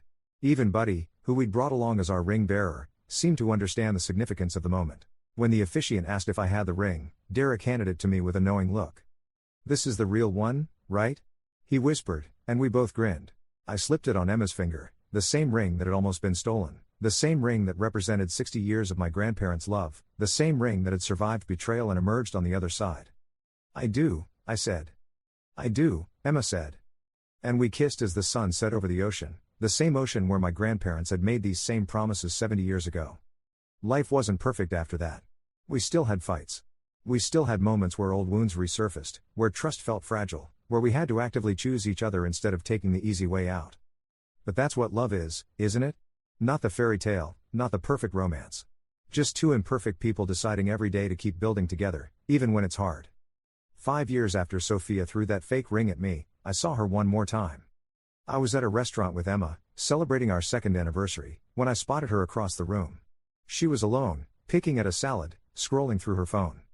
She looked ordinary. Not villainous or cruel, just like a regular person having dinner by herself. Our eyes met, and she gave me a small nod. Not friendly, but not hostile either. Just acknowledgement. I nodded back, then turned my attention back to Emma, who was telling me some story about her coworker. That was it. No dramatic confrontation, no closure speech, no final showdown. Just two people who used to know each other, now living completely separate lives. And I was okay with that. Because here's the thing I finally learned, sometimes the best revenge isn't revenge at all. It's just moving on. Building something better. Proving to yourself that you deserved more than what you got, and then actually finding it. Sophia tried to take something from me. And in a way, she did. She took my innocence, my blind trust, my belief that love was simple and straightforward. But she didn't take everything. She didn't break me beyond repair. She didn't steal my grandmother's ring, and she didn't destroy my ability to love again. I took those things back. Maybe not in the healthiest way, switching that ring was manipulative, petty, maybe even cruel. But it was necessary. For me, at least. It taught me that I could protect myself. That I didn't have to be a victim. That I could fight back, even if the fighting wasn't pretty. And then it taught me something else, that protection and love aren't mutually exclusive. You can guard your heart and still open it to someone worth the risk. Emma squeezed my hand across the table, pulling me back to the present. "Where'd you go?" she asked. "Just thinking," I said. "About how lucky I am." She smiled, the ring, my grandmother's ring, our ring, glinting on her finger. Me too. We finished dinner, went home to Buddy, and fell asleep on the couch watching a movie we'd seen 100 times. It was ordinary. It was simple. It was everything I'd ever wanted, even when I didn't know I wanted it. And the ring? The ring that survived my grandmother's 60-year marriage, my broken engagement, my petty revenge, and finally found its way to someone who deserved it? It was right where it belonged. On the hand of someone who chose me every day, not because she had to, but because she wanted to. Someone who knew all my damage and loved me anyway. Someone who made that ring mean what it was always supposed to mean, not a transaction, not a trophy, but a symbol of real, honest, imperfect love. And that, more than any revenge, more than any vindication, was worth everything.